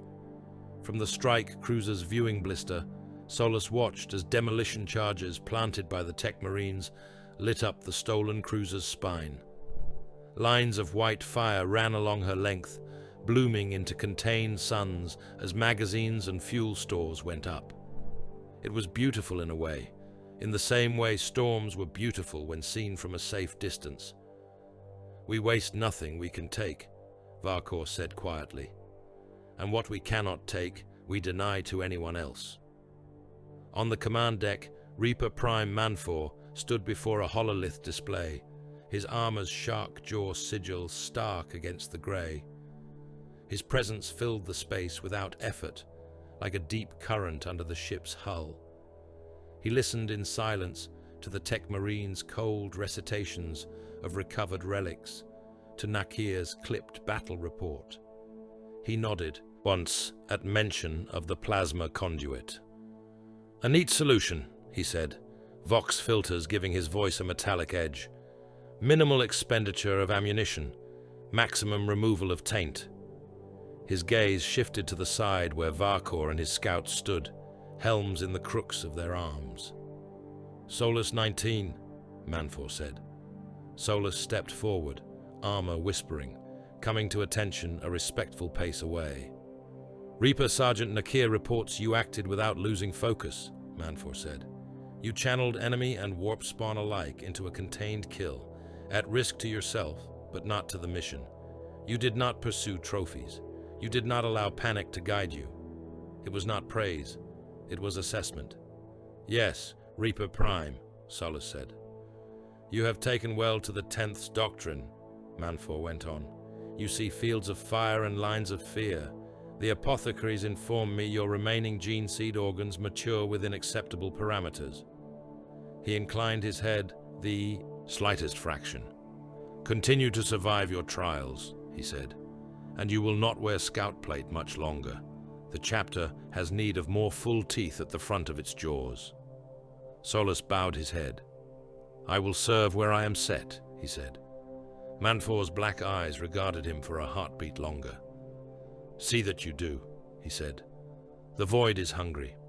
We feed it in the Emperor's name, and in the memory of the one who walks forgotten. There is always more prey." The Reaper Prime turned away, issuing new orders, the convoy's wrecks already being translated into figures on resupply charts and gene stock projections. Solus 19 left the command deck, feeling the faint ache of his still-growing bones and the phantom heat of plasma along his skin. The line Nakir had painted over his helm itched, as if wanting to deepen, to curl into a scar of its own. Not yet, he thought. Soon. The armor fit him like a second skin that remembered other bodies. It was old, older than any man on the ship, save perhaps the grey-faced tech marines and the Shade Lord himself. Heresy pattern, Mark V plate, built in an age when the legions were still whole, and the galaxy was being carved up with burning blades. Its ceramite plates were heavier than scout mail, ridged with reinforced studs over vital points. Cables ran along its undersides like tensioned muscle, black against dull grey. Brother Maurovar felt every weight in it, and none of them slowed him. His own flesh had finished its slow metamorphosis cycles ago. The Osmodula's work was long complete. His bones were thick as forged steel, joints wrapped in cords of muscle that had never been human. The Biscopea whispered strength through him. The twin hearts in his chest beat a steady double rhythm. The Susan membrane nestled quiet in his brain, ready to drown him in timeless dark at need.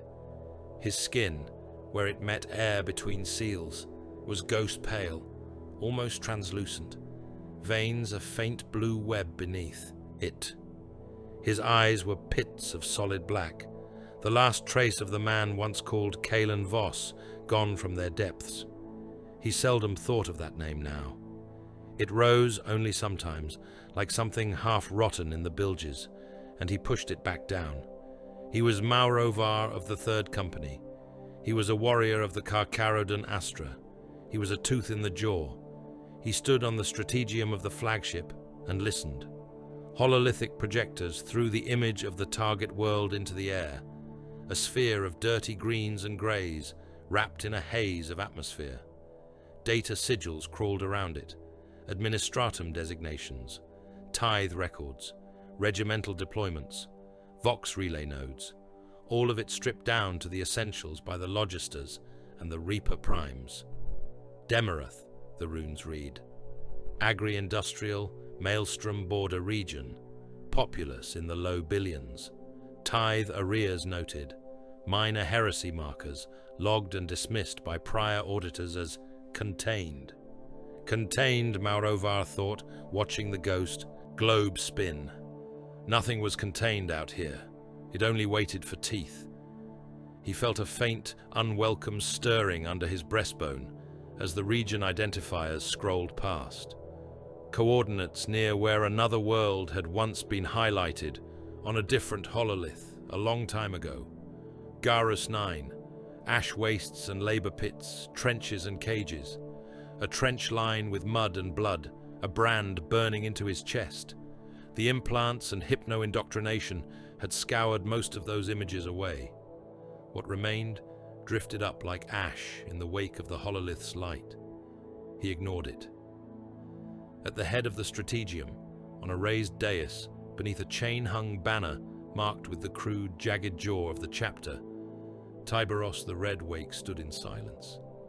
The Shade Lord's armor was a darker grey than most, plates thickened and plated over from countless repairs. His helm, when he wore it, was carved into a monstrous, leering shark visage. Now it hung at his belt, teeth catching the lumen glow. His bare head was a pale, scar-crossed skull, eyes deep and black, empty of anything but calculation. He did not rant. He did not pray loudly. He listened. Reaper Prime Manfor, his armor marked with triple jaws on one pauldron to denote his rank within the third, spoke in a low, unhurried tone. "Outer dark campaigns have thinned our numbers," Manfor said, gesturing to a set of casualty runes. "Engagements on nameless stations, losses against Xenos fleets on the far rim, warp storms rising in regions we once used for transit. We are paid in blood and bone. That account grows high." He turned his helm slightly toward the Demarath display. "Our Tithe corridors restock us," he went on. "Worlds once sworn, then left to drift, their obligations forgotten by all but us. Demarath has fallen behind." A pit capture bloomed above the spinning globe. A man in planetary governor's dress, robes and gorget and signet rings, eyes shadowed and tired. Administratum captions identified him as Lord Governor Arthis Demarath, hereditary ruler under Imperial Charter. His eyes shifted back and forth in the still frame, as if to someone just off-picked. "Records show under-delivery of manpower and material over 3 standard censuses," Manfor said. "Requests for leniency based on local unrest. Censured, forgiven, then ignored. There are whispers of cult activity in the lower hives, symbols in the wrong places, sermons with the wrong emphasis. No confirmed chaos infestation yet, only the expectation of it." A chaplain stepped forward, teeth filed to points, Crozius resting against his shoulder. "Expectation is enough," he said. "A world that cannot meet its dues breeds weakness. Weakness invites the gaze of the warp. We are the knife that cuts before the infection spreads. The edicts of exile give us right of harvest." Murmurs of assent moved through the assembled officers. In the void, law was a matter of ink and teeth. The Carcharodons had both. Tiberos did not speak. He reached out instead, gauntlet extending, and placed 2 fingers on the demarcation line around Demarath's coordinates. The hololith flickered, the world's image swelling. A rune burned bright above it, red Tithe. That single gesture was enough. "Target confirmed," Manfor said. "Demarath is designated for harvest. Primary objectives: replenish aspirant stock, restock serf cadres, seize any Mechanicus assets worth the haul. Secondary objective: scour nascent heresy. Tertiary: leave the Administratum a reminder that the exile edicts are not words on dusty parchment only." Tiberos lowered his hand. "Go," he said, his voice flat as deck steel. "Feed the fleet." They fell on Demarath, as they had fallen on Garrus 9, and 100 nameless worlds between. Translation scars tore open in the system's outer dark, ghost light flaring as the predation fleet forced its way into real space. Grey hulls loomed, their armor pitted and scarred. No heraldic colors lit their flanks. No parade beacons shone. Only the occasional pale glyph of a shark jaw, the faint glow of lance batteries priming. The planetary augurs did not see them until they were already inside the outer picket line. Orbital defense platforms spat hurried fire, macro cannon belching in ragged volleys. The sharks slid between the shells, closing, engines cold and quiet until the last instant. Boarding torpedoes punched through station hulls. Demolition charges cracked metal spines. One by one, the stations died, their guns falling silent, their crews fed to either void or boarding blades. The fleet broadcast the edicts afterward, on all channels. The voice that rolled down into Demarath's hives and cathedral spires was impersonal and archaic. By mandate of the High Lords of Terror and under the edicts of exile, it proclaimed, the Carcharodon Astra, nomad predation fleet, claim Demarath for red tithe replenishment. Flesh and labor are owed. Resistance is prescribed. Compliance is survival. Defiance is prey. In the governor's palace, in a high-ceilinged chamber decorated with tapestries showing purer, older victories, Lord Governor Arthis raged. "We cannot simply hand over our sons to those animals," he snarled, slamming a fist into the arm of his throne. We have already given regiments to the guard. Our fields lie undertended. Our manufactoria run on skeleton crews. We are bled as it is. His generals, heavy-shouldered men in parade armor still streaked with dust from hastily recalled inspections, avoided his eyes. A single ministorum confessor clutched his book and muttered prayers under his breath, knuckles white. An adeptus official from the administratum, his parchment-stained fingers shaking, held the copy of the edicts. "Lord," he began, "these seals, they bear the marks of—" "I see the seals," Arthis snapped. "I know the sigils. But we are not some forgotten rock on the Maelstrom's lip. We are Demerith. We feed 100 worlds with our grain. We arm 6 regiments. They cannot simply take what they wish." "They can," the confessor said softly. "They are Astartes. If they claim sanction under the edicts, then the Emperor himself has turned his face to this. To deny them is to deny him." Arthis stared at the vox pict of the incoming fleet, teeth bared. "Then let him watch," he hissed. "We will not go like cattle." The first salvo from Demerith's orbital guns caught only empty space. The sharks had already moved. On the flagship, assault squads stood ready in their drop pods, armor sealed, chainswords quiet for now. Brother Mauro Var felt the familiar tightening in his chest, the anticipation that came with the moments before the descent. The ramp under his boots hummed with the ship's energy.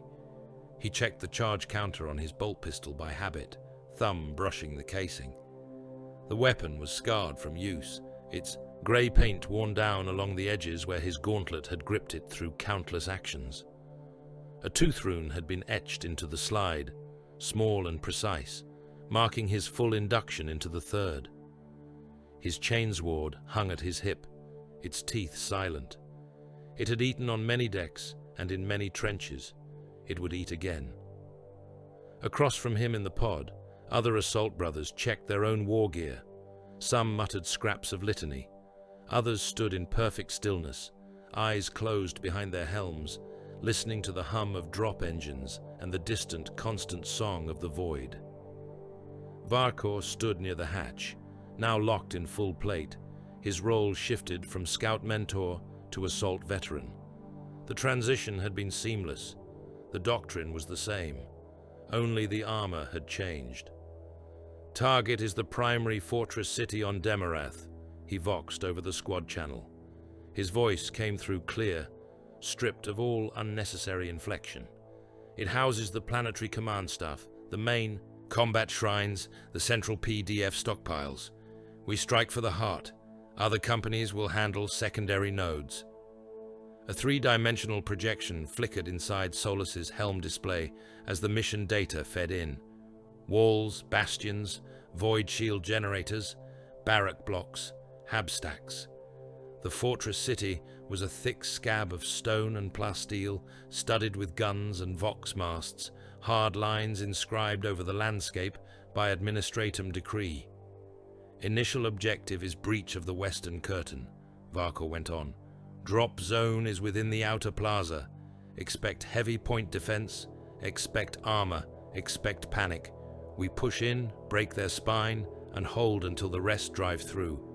Once command is cut, the red tithe follows." He paused. "Remember," he said, "Cull, we are not here to fight a fair war. We are here to end one." The pod's launch clamps disengaged with a clanging tremor. Warning runes flared, then settled to steady amber. "Descent," the pilots disembodied. Voice reported over the internal channel. "Embrace impact." The pods fell.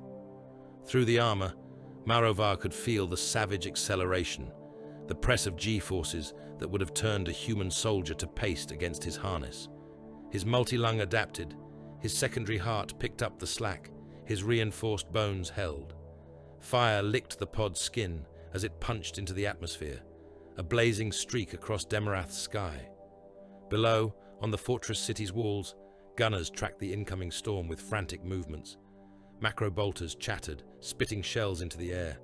Flak bursts blossomed, clouds of shrapnel and concussive force. Some pods died, torn apart in mid-fall, their contents turned into burning wreckage. Enough got through. Maurovar's pod hit like a hammer blow. The impact cratered the fortress plaza, paving stones exploding outward in a ring of broken rock and shattered bodies. The pod's frontal petals blew out on explosive bolts, smoke and dust. Rushing in, assault marines surged from the pod into the maelstrom. For a heartbeat, all Maurovar saw was movement. Men in the grey and blue of Demarath's planetary defense forces knocked from their feet, scrabbling for dropped laser guns or running for cover. The nearest were already dead, broken by the pod's landing. Those further out stared in slack-jawed horror at the giants striding from the smoking crater. Bolters barked.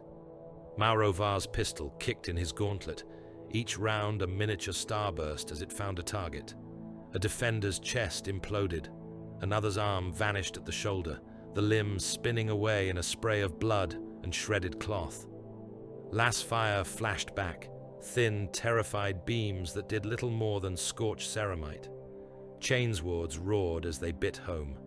An assault brother to Maurovar's right brought his blade down in a savage overhand cut, the teeth chewing through a man's skull and halfway down into his chest. Another swung low, hacking legs, out from under a cluster of defenders, before stamping on exposed throats. Maurovar moved forward with the rest, each step deliberate, each squeeze of the trigger measured. He did not waste rounds on already dying men. He did not pause to admire the arcs of blood or the way bodies flew when explosives detonated. He was a tool in motion. The fortress city's defenders threw men into the plaza in wave after wave. Regimented lines at first, officers bellowing, banners held high. Those died quickest. The banners burned, the officers fell. Then came the mobbed assaults, gangers pressed into service, HAB workers with makeshift weapons, PDF stragglers dragged from side streets. They hurled themselves at the ceramite wall that had descended on them and broke like surf on rock. Walls that had stood unbreached since the city's founding went down in hours. Demolition charges planted by vanguard squads ripped void shield generators from their housings. Gatehouses fell under melter blasts and concentrated fire. Once breaches were made, armored columns of guard regiments that had been holding outside the city for weeks rolled in under the cover of Carcharodon guns, crushing the remnants of bunkers and barricades under their tracks. On 1,000 picked screens and cracked HAB monitors across Demarath, billions watched the flickering images of grey giants kicking in shrine doors and cutting down defenders beneath stained glass windows. The fortress city that had been the hub of their world became a charnel ground, its plazas and boulevards choked with bodies. Maurovar and his squad fought through it all. They cleared bunkers, grenades first, bolt pistols and chain blades after. In one HAB stack, they found a group of officers and nobles holed up with their personal guards, uniforms wine-stained, faces slack with disbelief. For a fleeting instant, as they stared at him, Maurovar felt a memory twitch. A noble in a tithe cage on Garrus 9, still trying to bargain as the sharks came. He shot them where they sat. In the lower levels, the fighting changed. Down there, away from the broad plazas and formal drill squares, the defenders were different. Not parade ground units, not conscripted laborers. Young men in scavenged armor, gang tattoos on their necks, welders' masks and butchers' aprons repurposed as war gear. Some wore PDF fatigues 2 sizes too big, sleeves rolled, belts cinched tight. Their weapons were battered, but their grips on them were steady. They fought in knots, ambushing from side corridors, bursting from service ducts. They knew the back ways, the blind corners. They threw grenades and fell back before the Carcharodons could bring their mass fully to bear. They died, but not quietly. In one cramped access tunnel, barely wide enough for 2 of the giants abreast, Maurovar stepped through a curtain of hanging cables into a storm of las fire. The first volley splashed across his breastplate, scorching the paint. The second caught him square on the helm, lens flaring as his autosensors adjusted. He advanced regardless, The youths at the end of the tunnel did not break.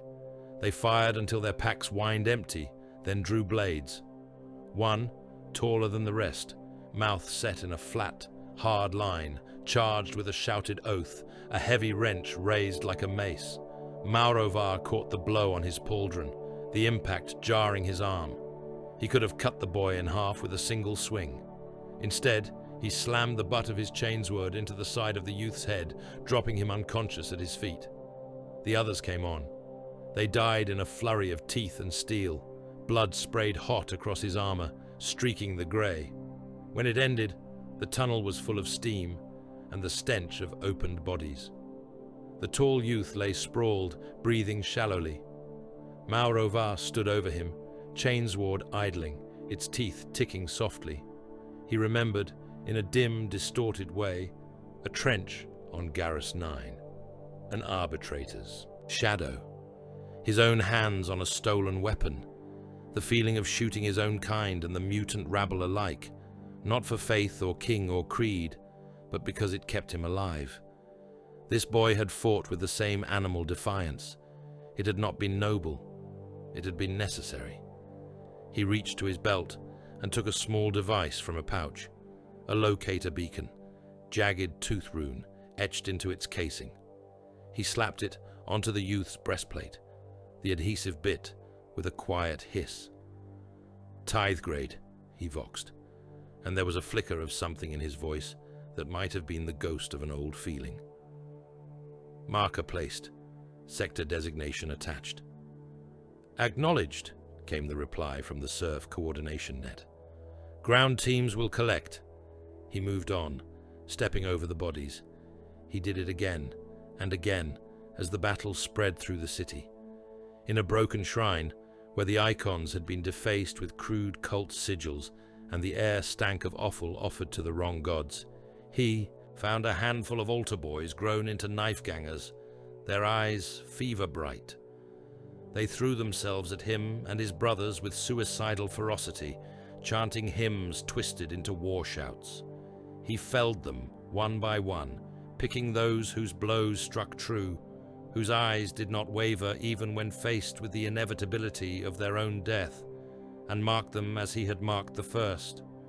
Beacon glyphs on breastplates, brief notes to the serfs, flesh fit to be reforged. By the time the fortress city's central bastion fell and the planetary command staff lay in pieces across its marble floors, the primary resistance was broken. What followed was not battle. It was butchery. Carcharodon serf cadres moved through the ruins in ordered sweeps. They were not soldiers. They were a different kind of predator. Grey-clad, tattooed, some more metal than flesh, they carried shock mauls and chain collars, heavy manacles and brand irons. Behind them trundled servitors mounted on tracked units, carrying stacks of shackles and injector rigs. They went street by street, block by block, hive tier by hive tier. Those who had tried to run were dragged from crawl spaces and drainage tunnels. Those who had hidden were hauled from behind shrines and under beds. Those who had fought and lived found themselves catalogued. Beaconed youths were separated from the general herd, pushed toward holding pens with a little more care. They would go up to the ships as tithe grade, to be broken and rebuilt, bled and remade into something like what Maurovar had become. The rest was sorted by crude metrics. Strong backs and hard eyes went into chains for the surf crews, to haul chains, scrub armor, die in the bilges when some void beast woke. Those whose bodies failed some quick, impersonal inspection were tagged for servitor pools, their futures a blur of augmetic grafts and lobotomy drills. The ones whose names had appeared in administratum briefs as agitators, ringleaders of uprisings, scribes who had falsified tithe ledgers, preachers who had shifted doctrine a degree too far away from terror, were taken aside and shot. No sermons were read, no last confessions taken, a single bolt to the back of the head, a single lash of a shock maul. Efficiency, not cruelty, guided the blows. Cruelty was incidental. In the outer hab bands, execution squads did their work. These were not Astartes. They were serfs, sometimes supported by a chaplain and a handful of brothers if resistance had been particularly stiff. They moved through settlements that had dared raise the banners of defiance when the edicts had first been broadcast, leaving behind rows of bodies propped against walls, faces turned toward a sky that no longer cared. Maurovar walked through it all like a ghost. He saw men kneeling in the dirt, hands bound behind them, eyes empty. He saw others still struggling, spitting at executioners, shouting weak curses. He saw children watching from doorways, pupils blown wide, some with beginning tattoos on their hands that marked them for gangs or shrines or regimental cadet lots. He did not intervene. He had done his part. He had broken the spine. Now the harvesters fed. When the fleet finally broke orbit, Demarath was not dead. It still turned under its star. Its seas still moved. Its fields still lay in green and gold, though many of them were now crusted with ash. But its hives were half empty, their lower levels hollowed out. Its labor pits were thinned, its drill squares bare. From the viewing blister, Maurovar watched the planet recede. Grey Tithe barges rose from the atmosphere in a steady stream, their holds swollen with chained bodies. Some clung to their restraints, eyes staring up at the ships they had been told were angels when they were children. Others hung limp, their faces slack with shock or bruised by the muzzles of shock mauls. The void around the fleet was littered with the wreckage of Demarath's defenses, twisted, metal turning slowly, reflecting distant light. Here and there, faint fire still crawled across the surface, where bombardment had been particularly heavy. Maurovar's reflection stared back at him in the blister's armored glass. Pale face, black eyes, shark jaw brand visible at the edge of his gorget, a jagged welt that had never quite smoothed, fine traceries of exile markings etched into his armor in thin, stark lines, each one a record of a hunt.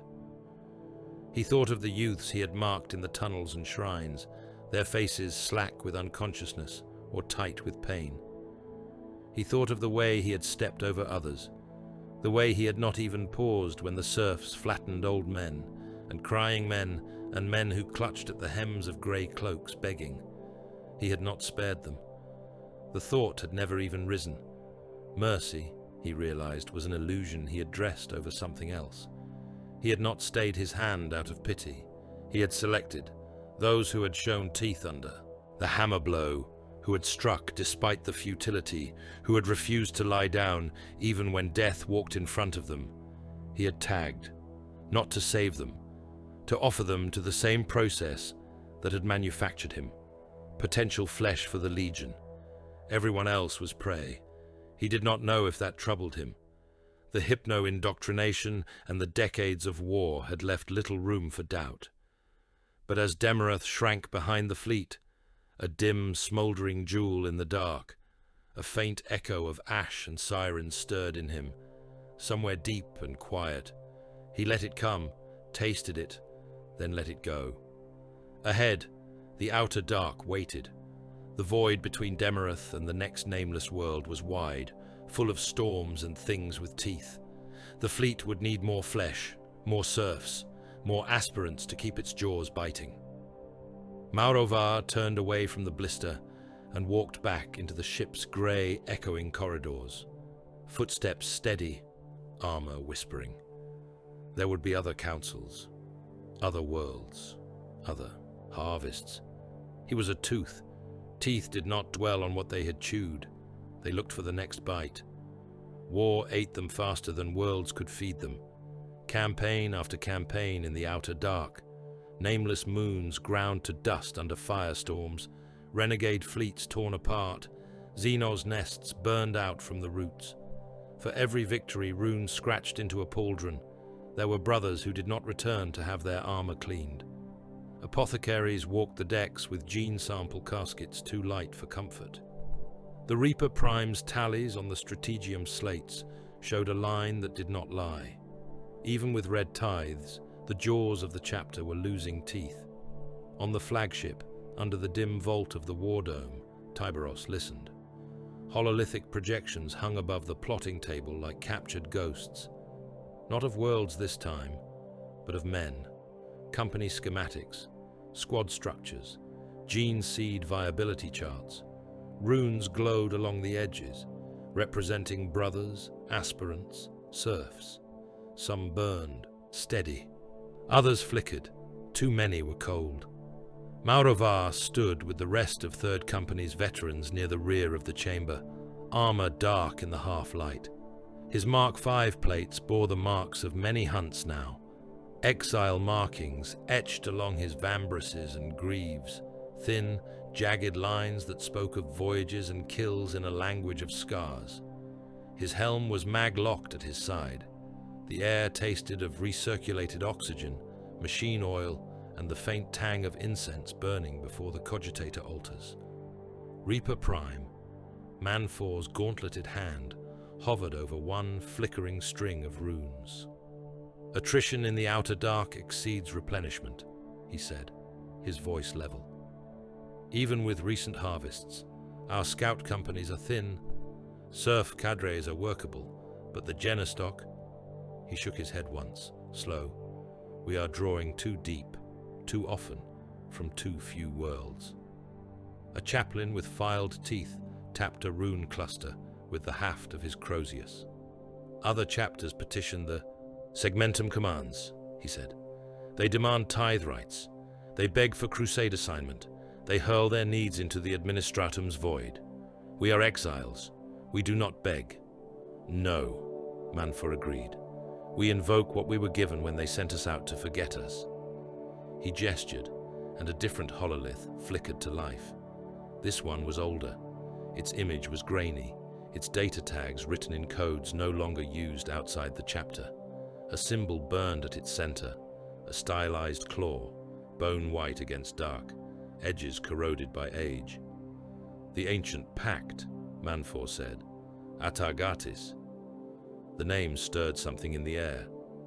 Brothers shifted, armor whispering as they glanced at one another. Maurovar heard low binharic clicks from tech marines at the edge of the chamber, the machine priests cross-referencing old sealed files. Tiberos's black eyes narrowed a fraction. They still live, he said.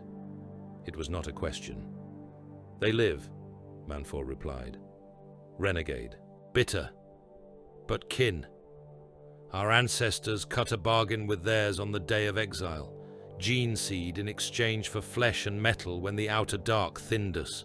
It was used in the days when the wounds of the Badab rebellion were still raw. Then both sides turned inward to their own wars. Maurovar had heard whispers of the day of exile, fragments caught between hypno-doctrines and barracks myths. A legion cast out, its name scratched from marble and data slate both. Orders sealed in vaults, fleet elements told to go into the dark and not come back until summoned, and the summons never sent. Brothers who had sailed beyond the rim when the Imperium was young, now more rumor than record. The Carcharodons called it a commandment. The Ashen Claws, he had heard, called it a betrayal. Tiberos watched the claw symbol, the jagged lines that marked the Ashen Claws' heraldry. They spat on the throne, he said softly. They turned from the edicts. They called the Emperor corpse and master no longer. They did, the chaplain agreed. His teeth flashed. But they did not sell themselves to the warp. They did not take the 8-pointed star. They roam as we do, feeding on the edges. They bleed the same way we do. Their gene sire is the same as ours, though they call him by other names. Maurovar knew better than to ask the question that flickered at the edge of his mind. The Forgotten One had many epithets, none of them spoken as anything but titles in the chapter's liturgies. The name itself was gone, ground into dust with the Legion's records.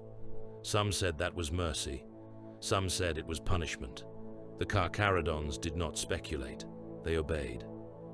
The pact remains, Manfor said. The seals have not been broken.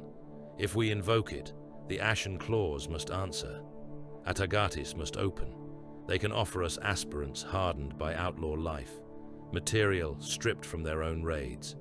In return, we grant them gene seed, and what relic tech we can spare. Silence stretched. The hololith crackled faintly, lines of old script shimmering around the claw sigil. Tiberos looked up at it, head tilted very slightly. The scars on his scalp caught the light. "We walk a knife edge between obedience and oblivion," he said. "We do not have the luxury of pride. Activate the pact. Plot a course for Atagatis." His gaze swept the chamber, cold and unwavering. "The void will not become softer because we have bled on its teeth," he said. "We sharpen ours, or we die." The voyage to Atagatis took them into blank space at the edges of maps. Maurovar felt the difference in the warp around them. On the plotted routes between the maelstrom and more settled sectors, the Empyrean stirred like a sullen sea, full of hidden rocks, but charted by long habit. Here, it boiled. In the long watch cycles, he listened to the whispers of Legion lore that surfaced when brothers were too tired to hold the words back. In the armor bay, while servitors oiled chain blades and tech marines muttered to machine spirits, old siege brother Variel spoke of a fleet that had once been part of something vaster. "We were not always ghosts," Variel said, his voice a dry rasp through damaged vox. "There were days when our banners hung beside others in the halls of the palace. There were days when we marched in lockstep with kin in colors we do not speak now." Maurovar cleaned his bolt pistol, letting the rhythm of the work anchor him while he listened. "What changed?" he asked.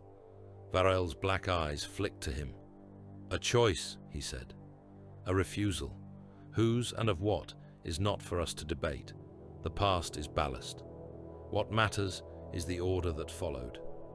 We were told to go out, to hunt in the dark, to take nothing from Terra and give nothing but corpses and compliance reports in return. The others, some could not bear that.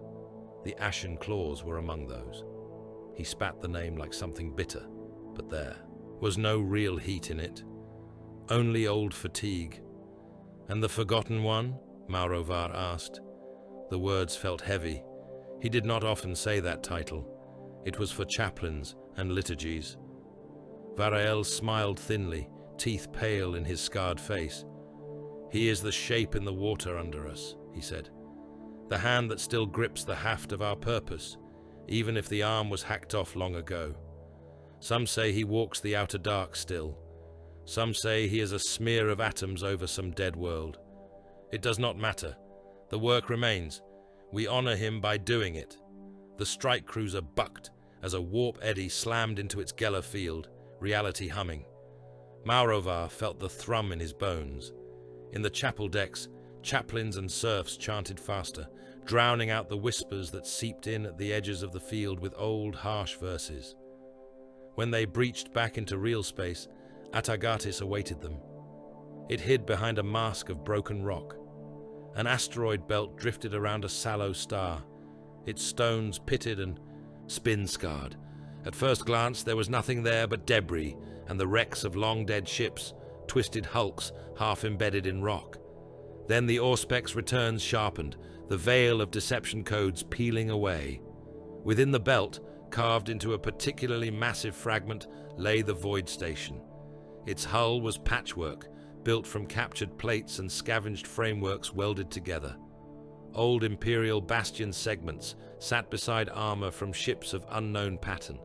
Gun batteries jutted from angles that made no sense, their fields of fire overlapping in paranoid layers. Scars crisscrossed its surface where lance strikes had grazed it in battles long past. No banners hung from its flanks, no sigils flashed in beacon code. The only mark visible, etched into the rock above its main dock, was a white claw dripping stylized ash. Atagatis, den of the Ashen Claws. The Carcharodons translated in at distance, hulls grey shadows in the void. They advanced without lights, as ever, their presence announced only by the ripple they caused in the local auger space. An encrypted hail spat from the station, its code keys old and coarse, half remembered from forgotten campaigns. "Our claws are out," came the translated message. "Come with teeth bare, cousins, or not at all." Tiberius answered with a simple burst, the sealed cipher that their ancestors had agreed on in blood and shared exile. Atagatis' guns did not lower, but they did not fire either. The neutral dock they entered had seen war. Maurovar stood behind Manfor as part of the honor guard when they marched down the embarkation ramp. His boots rang on worn deck steel. The air tasted stale, tinged with promethium fumes and the cloying incense of burned oils. Ashen claws waited for them. They were kin, and they were not. Their armor bore echoes of his own, old marks, heresy-era plate, studs along the greaves and shoulders. Their base color was a dark storm gray, but they had daubed it with streaks of bone white and a sour, dried blood orange in jagged patterns. Claw motifs marked their pauldrons, some stylized, others carved to look like skeletal hands.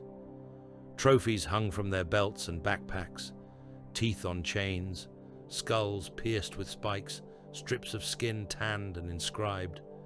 They stood at ease, weapons in hand, helms off. Their faces were pale like the Carcharodon's, eyes dark. Their expressions were looser, their posture less tight. One, taller and broader than the rest, stepped forward. His armor was more battered, his exile markings more elaborate. They coiled over his breastplate and up his neck, loops of black ink and carved scar that told stories Maurovar could not yet read. His hair was cropped close to his skull, a dark bristle. An old axe hung at his hip, its haft wrapped in what looked suspiciously like human leather. "Tiberius," he said, showing filed teeth in something that might have been taken for a smile in bad light. "The Red Wake walks, in person. The stories underplay your size." Tiberius stepped down from the ramp, each movement measured. He wore his helm, its shark visage blank and implacable. When he spoke, his voice came filtered and cold. "Lord of the Ashen Claws," he said. He did not use a name. That was itself a statement. "The pact has been invoked. We are owed." The Ashen Claws master laughed. "Owed," he echoed. "You speak like a factor of the administratum, Shadelord. Do you have ledgers hidden in those teeth of yours, tallying tithe and debt while you gnaw the rim of the galaxy?" Manfor's jaw tightened. Maurovar saw several of his brother's hands drift closer to their weapons. The air between the two groups thickened. "We speak as the pact was written," Manfor said, each word clipped. "When the day of exile came, when the masters of terror cast us out and slammed the gates, we bled together. We carved this agreement in blood and ash. You may spit on the throne now, but you have not torn this clause from your own vaults." The Ashen Claws leader spread his hands. "I spit on the corpse on that throne," he said. "You still call him Father and Lord, even as you gnaw at the bones of worlds in his name. You hunt for masters who forgot you. We hunt for ourselves." His gaze flicked over the Carcharodon's ranks. "Still, kin is kin," he went on, "and the outer dark does not care whose icon you scratch on your armor, only whether you can keep your drives lit and your bellies full." He jabbed a thumb toward the station's inner docks. "Atagatis has flesh to spare," he said. "Boys who grew up on rust and ruin, who learned to kill with stones and stolen blades. We have holds full of weapons and scrap we took from those too slow to guard it. You have gene seed you can afford to lose, or you would not be here. The bargain stands." He took a step closer to Tiberius, craning his head to look up at the taller warriors. "Helm. Does it gall you, Redwake," he asked softly, "to beg scraps from those who turned their backs on your precious throne?" Maurovar felt the tension notch tighter. His fists clenched at his sides, servos whirring under the armor.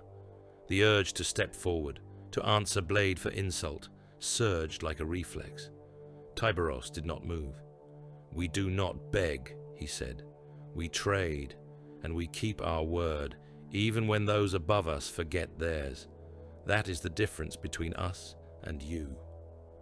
The Ashen Claws master's smile sharpened. "Perhaps we should settle which path is stronger, Shadelord," he said. Blade to blade, your loyalty against my freedom. We bleed until the pact is written anew in one of our corpses. Chaplain growls rose in the Carcharodon ranks, a low rumble. Manfa's helm tilted, lenses dark. Tiberos's helm turned a fraction, focus narrowing on the other lord. For a heartbeat, Maurovar thought he might accept. The idea of watching the red wake and this swaggering traitor carve at one another was almost intoxicating. Then the alarms cut through the station. Klaxons wailed, a raw mechanical howl. Auspex servitors jolted in their suspensor cradles, optic lenses dilating. Tech adepts began shrieking Binharic strings, their robes whipping around them as they spun to their consoles. A junior Ashen Claws officer ran up, helm under his arm, face set in a grim line. "Lord," he snapped, "new contacts at the edge of the belt. Organic signatures, multiple. They match the patterns from Orphic's fall." The Ashen Claws master's face lost its humor. "Show me," he snarled. Hollow emitters around the dock flickered, projecting a raw feed of Auspex returns into the air. The clean lines of ships were absent. Instead, a cluster of massive, swollen silhouettes loomed, their forms irregular, like diseased organs with spines. Bioships, the Hive Fleet's lesser children. Tyranids. Maurovar felt a cold, familiar anger settle in his gut. He had seen what lesser swarms of such things did to void hulks and asteroid habitats. They did not raid and leave, they devoured. Splinter Fleet, a Carcharodon Techmarine voxed, voice metallic. Size within range of annihilation by combined fire if engagement is made before they anchor. "And if we do not engage," the Ashen Claws Lord muttered, "they will strip Atagatis to bone, and then they will look for the grey hulls that brought fresh meat into their reach." He spat a curse in a tongue Maurovar did not know. He looked back at Tiberos. "Well, cousin," he said, "it seems the Void chooses our argument for us. We can bleed on each other, or we can bleed on these things. Your choice." Tiberos's reply was simple. "We kill the beasts," he said. "Then we finish our business." The Void burned. Carcharodon and Ashenclaw ships slid from the asteroid belt like daggerfish from a reef, weapons cycling hot. The Tyranid. Splinter swarms surged toward them, a living storm of chitin and void-hardened bone. Drones and spores swam ahead of the main bodies, cancerous buds of meat and acid trailing threads. Gun decks roared. Lance strikes punched into the lead bioships, carving deep gouges through their outer shells. Flesh boiled where the beams touched. Great hunks of organic armor sloughed away, drifting as sizzling chunks. Macro cannon hurled shells that burrowed into soft tissue and exploded, sending geysers of ichor into the void. The swarm answered. Organic projectors spat gouts of superheated plasma. Spore mines launched from swollen sacs, drifting in clusters before bursting, clouds of corrosive and explosive mutagenic shrapnel scattering across the advancing warship's shields. Living torpedoes with serrated maws streaked in, slamming into hulls and chewing their way through metal. An Ashen Claws escort took a salvo broadside. Chitin torpedoes punched through its void shields and tore open its flank. For a moment, it held formation, bleeding atmosphere and flame. Then its spine snapped, the ship breaking in half. The pieces drifted, fires guttering. On the flagship's assault decks, boarding teams waited for their vectors. Maurovar stood shoulder to shoulder, with Carcharodons and Ashen Claws alike in the launch bay. The difference between them blurred under the red battle lumens. Armor shades shifted toward one another, all grey and black and scarred. Weapons were similar. The expressions behind the helms when they were off were not. He felt eyes on him and turned. The Ashen Claws captain, who had stood at his lord's side, the one who had smirked at Tiberos's loyalty, was watching him. His armor bore a clawed hand motif on one pauldron, its fingers closing around a stylized sun. A long scar ran from his left temple to the corner of his mouth, pulling his lips into a permanent half-sneer. "So," the captain said, "you sharks know how to fight something that bites back." Maurovar regarded him. "We know how to kill," he said. "The prey's shape is irrelevant."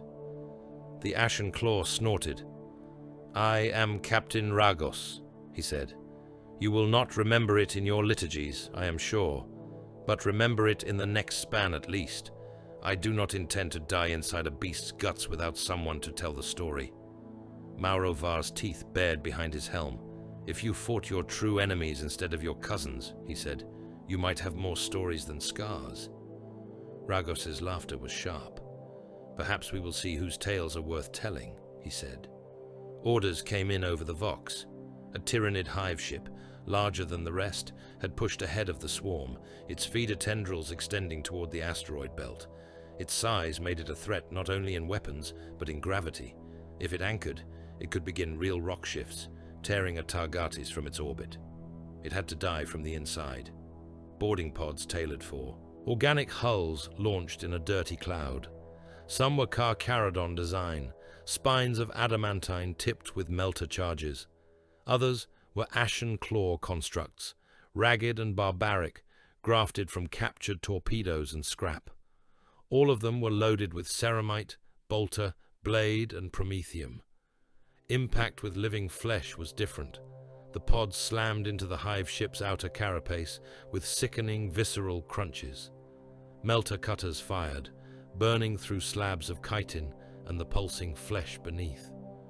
When the outer layers gave way, air rushed in, bringing with it clouds of spores and an odor like rotting meat steeped in acid.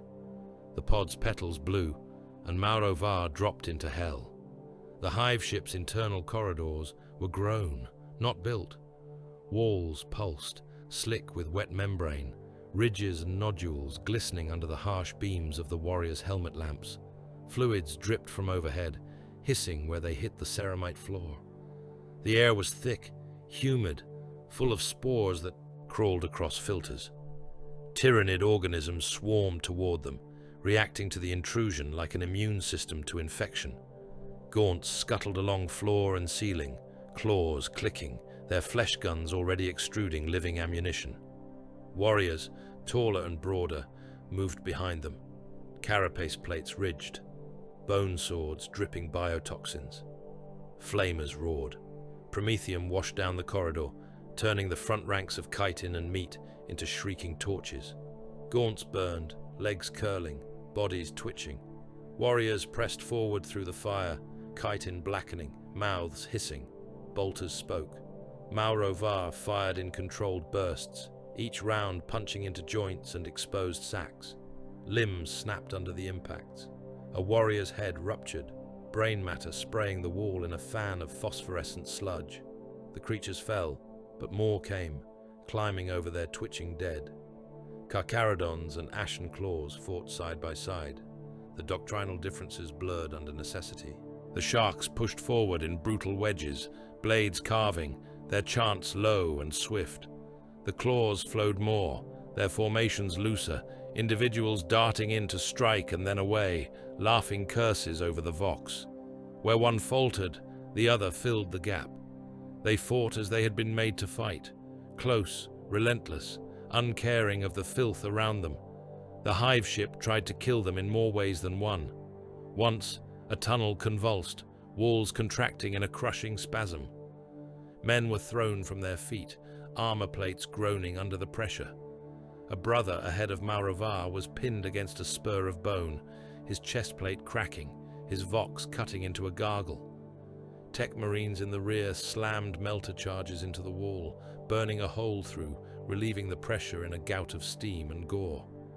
Another time, a floor section dissolved into a pool of bubbling acid, chitin membranes thinned to nothing, and dropping them into the corrosive pool. A Carcharodon stumbled, leg sinking, to the knee. His armor hissed, warning runes flaring.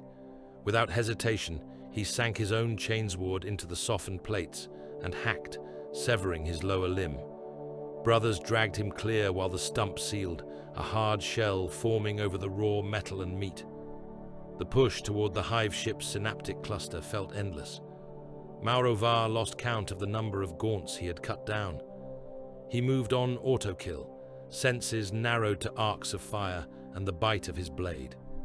His armor was slick with viscera, his chainsword's teeth fouled and screaming until he cleared them with quick bursts of reverse spin. At a junction where several tunnels met, the hive fought back with something bigger. The Carnifex burst through a membrane wall in a shower of slime and bone fragments, its bulk filling the intersection. Its carapace was a thick dome of ridged chitin, spines jutting. 4 scything limbs, ending in hooked claws big enough to shear an armored man in half, carved the air. Its maw gaped, layers of teeth grinding. It bellowed, a sound that was more vibration than noise, shaking clots of flesh from the ceiling. The first Astartes in its path vanished under its charge, flung aside like broken dolls. One ashen claw slammed his power fist into the monster's flank. The blow dented plates, but the limb swept back and ripped his arm off at the shoulder, sending him spinning, blood spraying in an arc. The line wavered. "Hold!" Manfa's voice growled over the vox from somewhere behind. "Anchor! Kill!" Maurovar stepped forward into the gap, bolt pistol barking. Rounds smacked into the Carnifex's head, blowing away chunks of carapace and flesh. The beast barreled on, undeterred, claws scything. He felt a presence at his side and glanced. Rhaegos, helm off now, face smeared with alien ichor, eyes bright with a savage glee.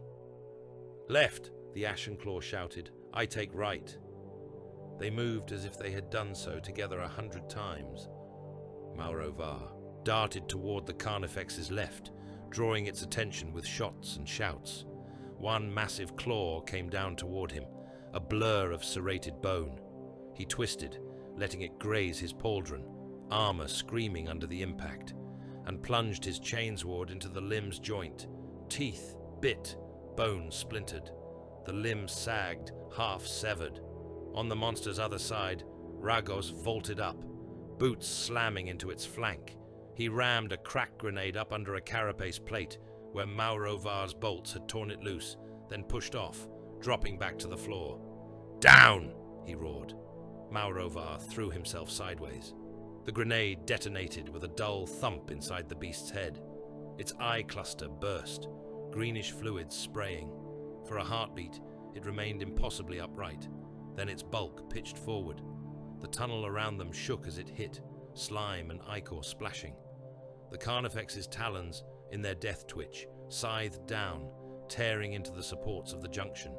The living. Walls shuddered. Cracks ran through organic bone structures. Something deep in the hive ship groaned. The ceilings started to come down. Chitin plates and slabs of calcified tissue dropped in chunks. A support column snapped. Maurovar saw Rhaegos stumble, one leg caught by a falling mass. The Ashen Claw went to one knee, armor pinned, free hand braced on the floor, eyes blazing as more debris started to fall. He could have left him. The thought came, simple and clean. This was a renegade, a mouth that had spoken contempt for the throne and the Void Father both. One less Ashen Claw in the galaxy was no loss to the Imperium, but it would be a loss to the fight against the beast they were inside, and that arithmetic, drilled into Maurovar's bones since his first brand, did not allow for pettiness. He lunged forward, grabbed Rhaegos by the harness with both hands, and heaved. Servos howled in his armor.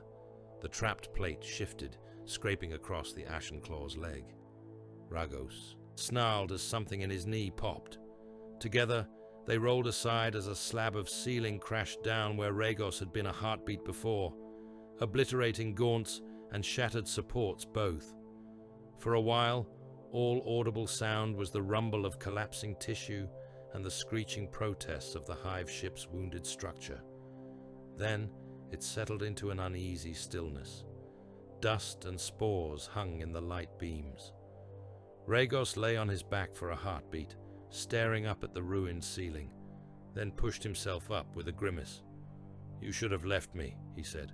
"Would have been a fine end, crushed under a monster we had just killed." Maurovar snorted. "It would have been waste," he said. "You are not prey, Captain.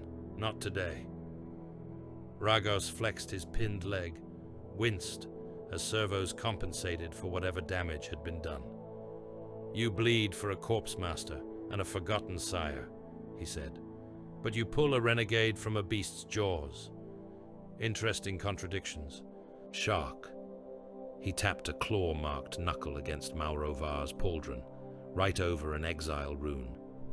"Remember this," he said, "when our lords snarl at one another again." They moved on. Between lance strikes and internal sabotage, the hive ship died. Its screams were felt more than heard, shuddering through bulkheads and into bone. Fire blossomed along its flanks as plasma batteries found vital nodes.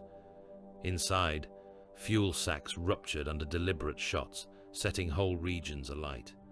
Eventually, the great mass began to pull apart, sections shearing off, trailing viscera and clouds of dead chitin. Boarders fought their way back to extraction points as the organic corridors twisted and sagged, the beast's death throes trying to take them with it. Maurovar dragged more wounded with him, Carcharodon and Ashenclaw alike, bodies mag-clamping to extraction pods as they slammed back into the void and burned for friendly hulls. In the aftermath, Atagatis still turned.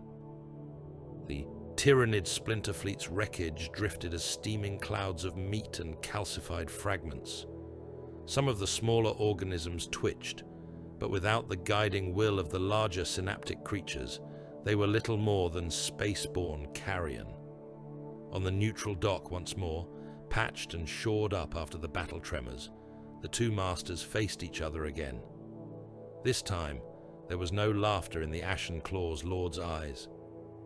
"You fight like stars going out," he said to Tiberos.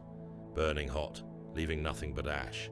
I can respect that, even if I cannot respect the throne you bow to."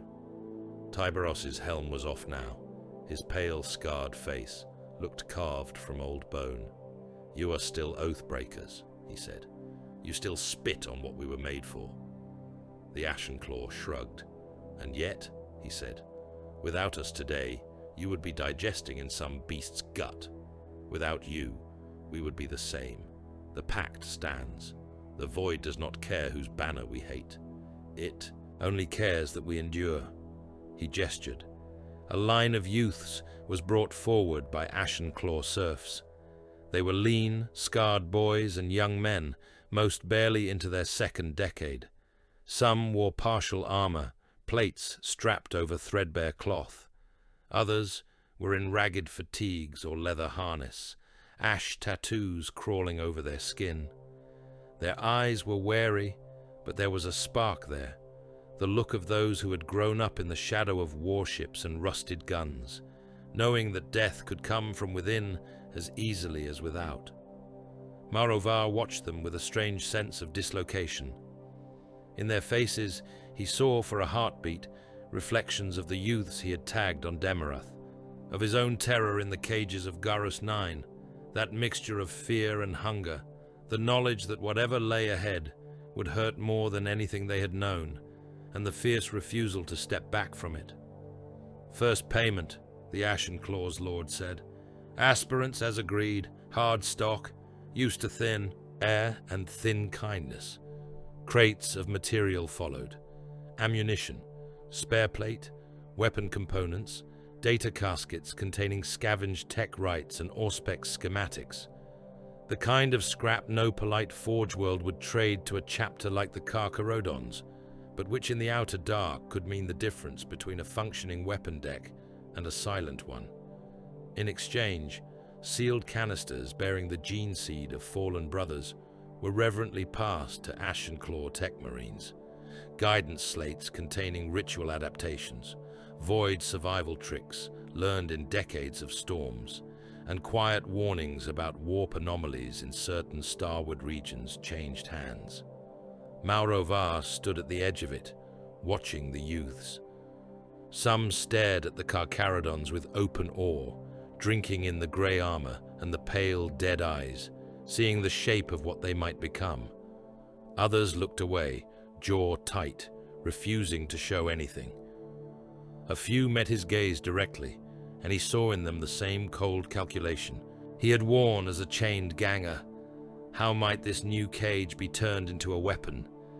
He thought of Demarath, of the half-empty hives and the rows of bodies. He thought of the hive ship's dying convulsions, of Ragos's hand on his pauldron. He thought of the gene seed canisters, precious and fragile, that now represented brothers he had fought beside. The chapter's existence, he realized, was not a given. It was a knife blade, maintained through constant, bloody effort. Red tithes, ancient pacts, corpse-littered trenches, burning hive ships. Every new aspirant was bought with someone else's death. Every new set of exile markings cost a world a piece of its population. There was no safety in it, no permanence, only the work, stretching on until the stars went cold, or someone finally remembered the order that had cast them out and decided to finish it. One of the Atagatis youths tripped as a serf shoved him forward, catching himself with a hand splayed on the deck. He pushed up, eyes flicking around, landing on Maurovar. For an instant, their gazes locked. Maurovar inclined his head, a gesture so slight it might have been a trick of the light. The youth straightened his shoulders. Teeth in the jaw, Maurovar thought. Old, new, loyal, renegade, all of them grinding against the dark. He turned away as the aspirants were herded toward the Tithe barges, armor whispering, senses already shifting toward the next hunt. The engraving stylus was a small thing to change a life. It lay on a tray of blackened steel in the armory chapel, its tip honed to a vicious point, its haft wrapped in wire for grip. Beside it sat a shallow bowl of pigment, grey as old bone, and a strip of flayed skin inscribed with curling glyphs. Incense burned in iron censers high above, the smoke curling around the vaulted ceiling like slow surf. Brother Maurovar knelt bareheaded in his Mark V armor beneath the hanging tooth banner of the Third. His helm rested on the deck before him. Lenses dark, a thin streak of old ashen claw pigment still visible above the brow where Nakir had first marked him in the boarding days. The shark jaw brand on his chest itched under the plate, a phantom sensation that never quite left him.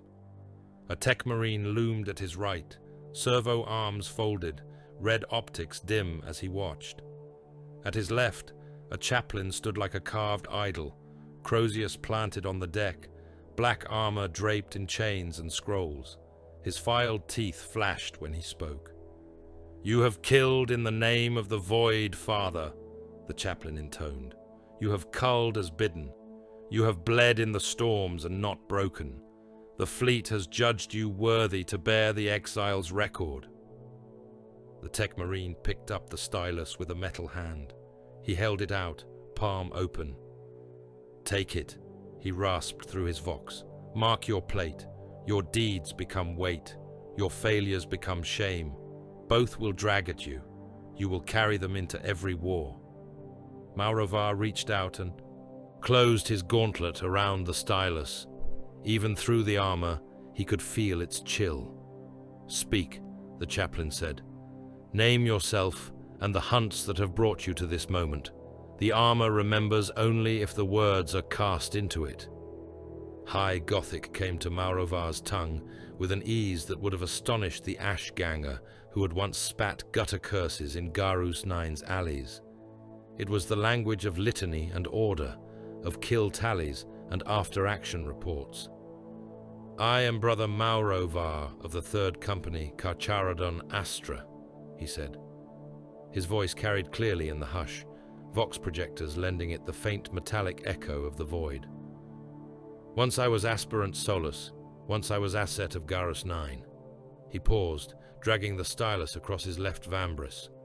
The point bit into the ceramite with a faint screech, scoring a clean, shallow line. "I forget the name I was born to," he went on, surprised to find that it did not trouble him. "It was taken in the Apothecarian and drowned in the black. It was ballast. It is gone." He carved another line, crossing the first, angling it into the start of a more complex sigil.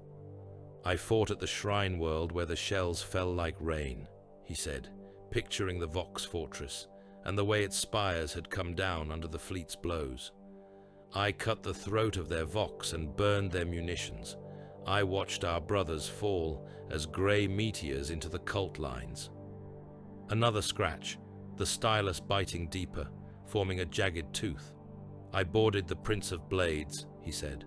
I walked her dead corridors and fed her engines to our tech marine's hunger.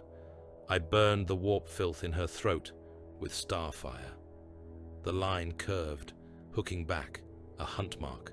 The tech marine's servo arms whirred quietly, recording the pattern, translating it into machine script for the armor's history archives. I fought beside exile kin at Atagatis, Marovar continued. I walked through, living beasts, and tore their hearts out. I saved a claw from a collapsing vein when I could have left him to die. I saw the hive ship break apart under our guns. He grimaced as the stylus slipped for a moment, gouging a slightly uneven notch. The imperfection would remain. That was part of the rite. He finished the sigil with a last decisive stroke, a jagged, broken-toothed symbol that, to an outsider, would be meaningless. To those who read the exile tongue, it spoke of void battle and boarding and shared blood. The chaplain nodded once. "The record stands," he said. "The plate is marked. You have taken a step deeper into the grey, Marovar. Remember these lines. They are not for glory. They are for debt." The tech marine leaned closer, optics whirring as he examined the fresh carving. "Acceptable," he said. "Crude, but that will change if you live long enough to add more. The armor will remember your hand." They left him alone under the tooth banner for a time, to sit in the incense-thick silence and feel the weight of the new mark. It did not feel like pride. Pride was something softer, warmer. This was denser, heavier, like another plate bolted to his bones. Later, on the strategium deck, Manfor addressed the assembled third. The hololith above them showed the maelstrom region again, warped and shifting, its storm bands rendered as lines of red and black. Worlds pulsed within reach of its tides, some marked with clear seals, others with fogged-out data where the administratum's reach had frayed. "Our next hunt takes us back to familiar waters," Manfor said, helm cradled under his arm. "A corridor we have walked before." The holo zoomed, focusing on a smaller cluster of stars. "Garus 9, he said. "Penal world, mining husk, once tithed to us.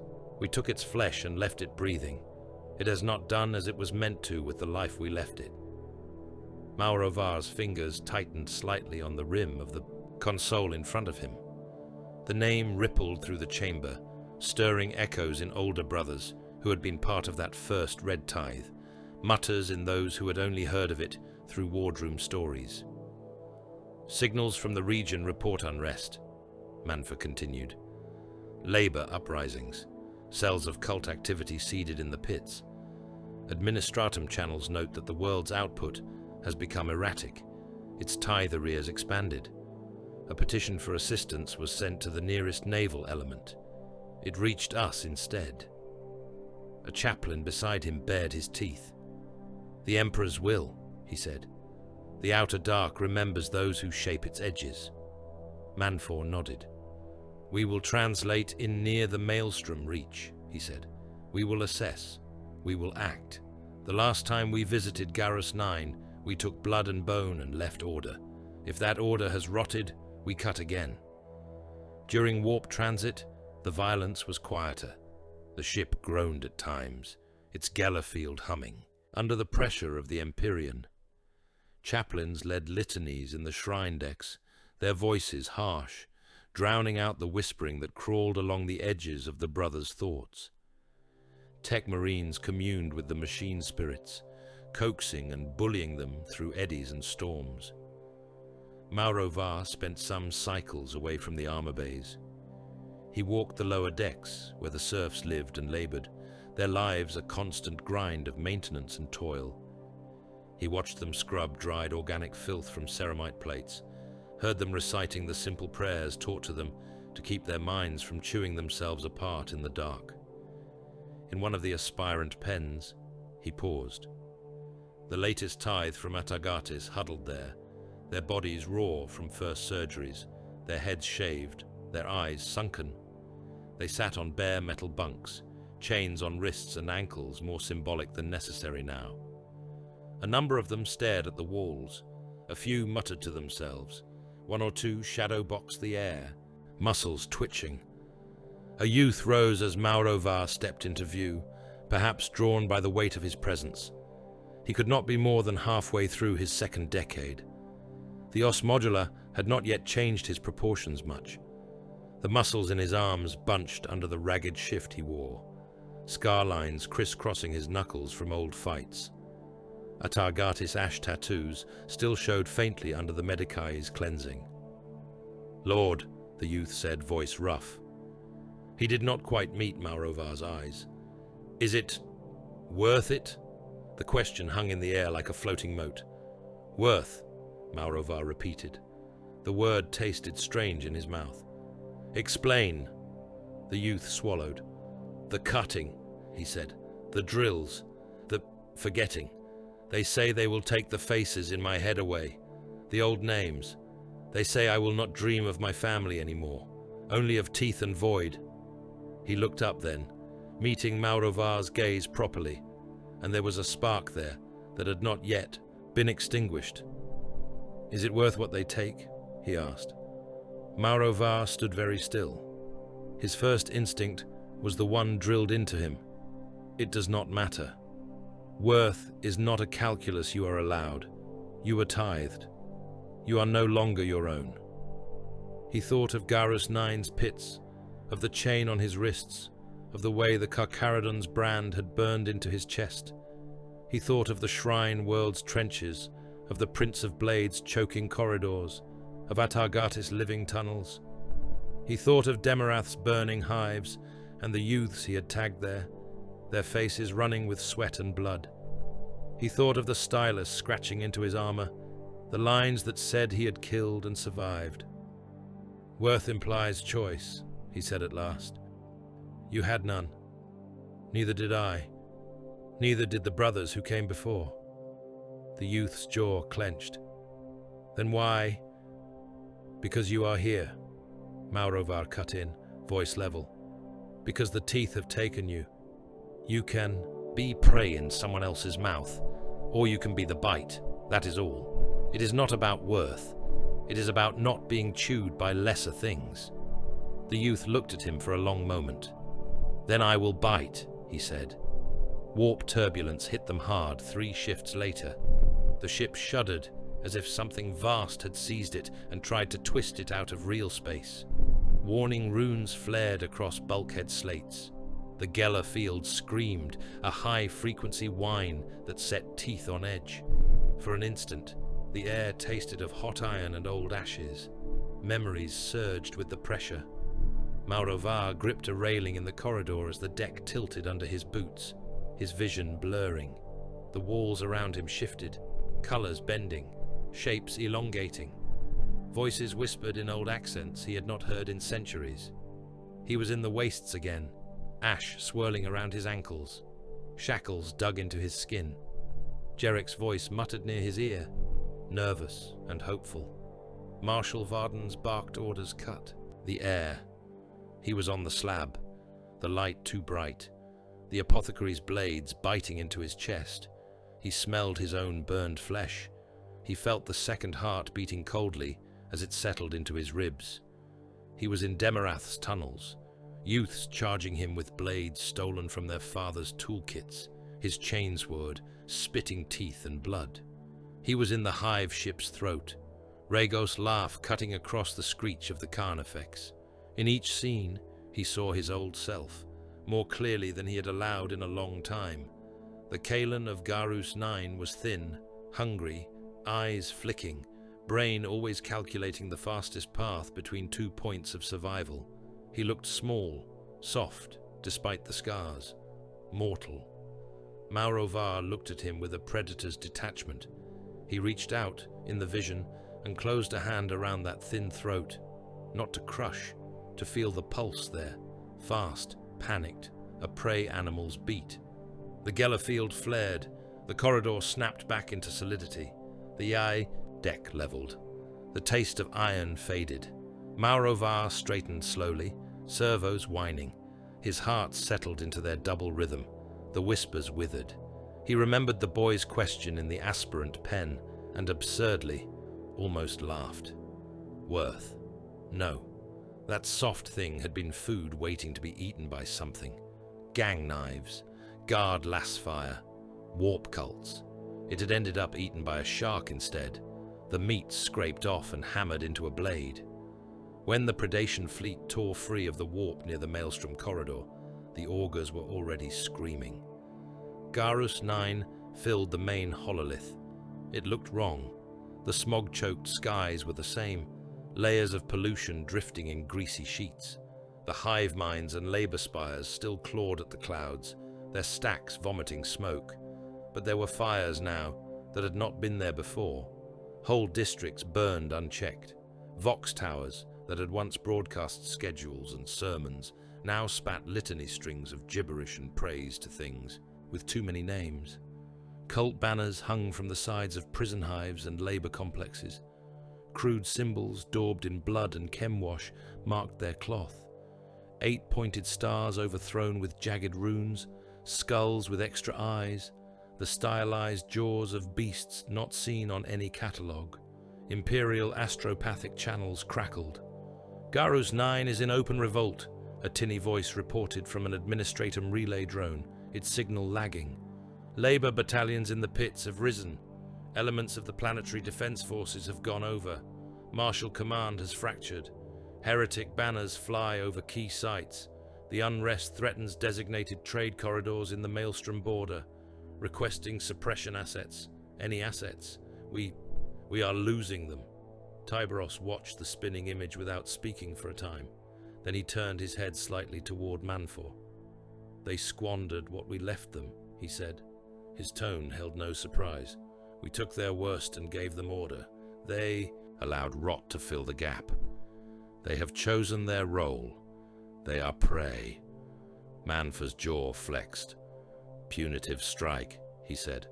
Re-establishment of territorial compliance. There will be no petition to the administratum this time. No warning beyond our guns. And another tithe while we are there. Efficient. He looked toward the gathered commanders. Third Company will lead the assault, he said. You have walked those wastes before. You know the taste of their ash, Brother Maurovar. Maurovar stepped forward from the line, helm tucked under his arm. Reaper Prime, he said. You will spearhead the attack on the primary prison complex, Manfor told him. The one the old records name Black Spine. It was your cage once. It is their stronghold now. A faint echo stirred in Maurovar at the name. Black Spine. He saw, in his mind's eye, rusted wire, razor coils, the looming silhouette of the processing block where Arbites had dragged chained men to, be counted and branded. It will fall, he said simply. The drop pods came down through familiar toxins. The sky over Garus 9 looked as it always had, bruised and thick. But now there were additional layers, plumes of smoke from burning habs, flashes of artillery on the horizon. Vox chatter crackled with half-coherent chants and screams. Maurovar's pod slammed into the same ash wastes he had once trudged as a mortal, though miles closer to the heart of the Black Spine complex.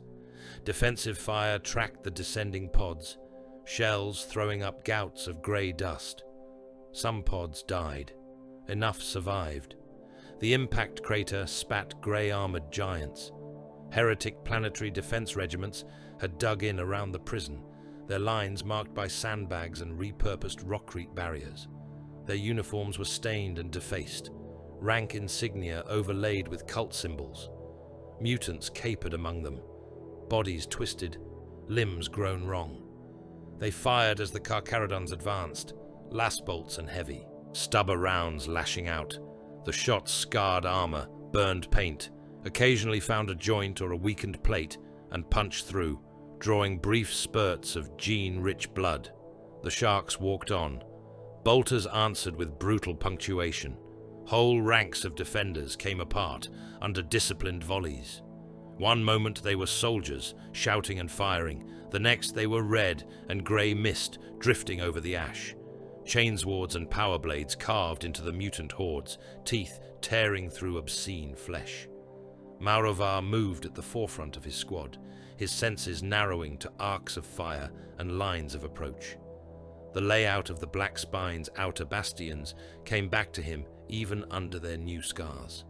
A trench here widened, a wall there lowered to make room for ramshackle altars. A gatehouse, where he had once shuffled through under arbitrator shotguns, now blasted open by melter charges. They pushed through. Inside the prison complex, blasphemy had taken root in stone. Walls that had once borne security sigils and drab administratum notices were covered in painted runes and frescoes of flayed saints with their faces turned away from the emperor. 8 pointed stars crawled over doors and down corridors, smeared in blood and ash. Shrines that had held worn Aquilas and cheap icons now boasted skull piles and crude totems. The air stank of incense burned to the wrong gods, of offal from sacrifices made in haste and panic, of promethium fires banked too low. The familiar layout twisted under the defilement. Maurovar recognized the processing chamber, where he had been branded, now an altar hall, cages torn open, chains hanging. He recognized the corridor, where a younger him had been marched at gunpoint, now lined with scorched marks from firefights, bodies strewn where Astartes' bolter fire had caught running cultists. Heretic PDF squads tried to make stands in choke points, using the same tactics the loyal Arbites once had. The Carcharodons simply broke through, taking the fields of fire and turning them against their owners with contemptuous ease. Grenades bounced off pillars, detonating in clusters of defenders, blasting them into meat and bone fragments against the walls. Mutant packs boiled out of side passages, all teeth and claws and tumorous growths. They died under roaring chainswords, their bodies piling high, only to be climbed over by brothers pressing forward. It was a slaughter, even by their standards. In the central command chamber, where once Marshal Varden had sat in judgment over seditious workers and gang scum, the walls were hung with cult trophies. Flayed skins, their faces stretched into grotesque masks. Overseer batons bound together into crude scepters. A large table that had once held maps now served as a sacrificial slab, its surface slick with dried blood. The hololith projector in the center flickered with images of the maelstrom, its storm rendered not as danger, but as halo. Maurovar stepped through the blasted doors, bolter at the ready. Varden waited near the hololith, flanked by a handful of armed men and limping mutants. Time had ravaged him. The marshal's once solid frame had thinned, his face hollowed. His hair was gone, scalp marked with both Arbites' rank scars, and new jagged glyphs burned in by heretic brands.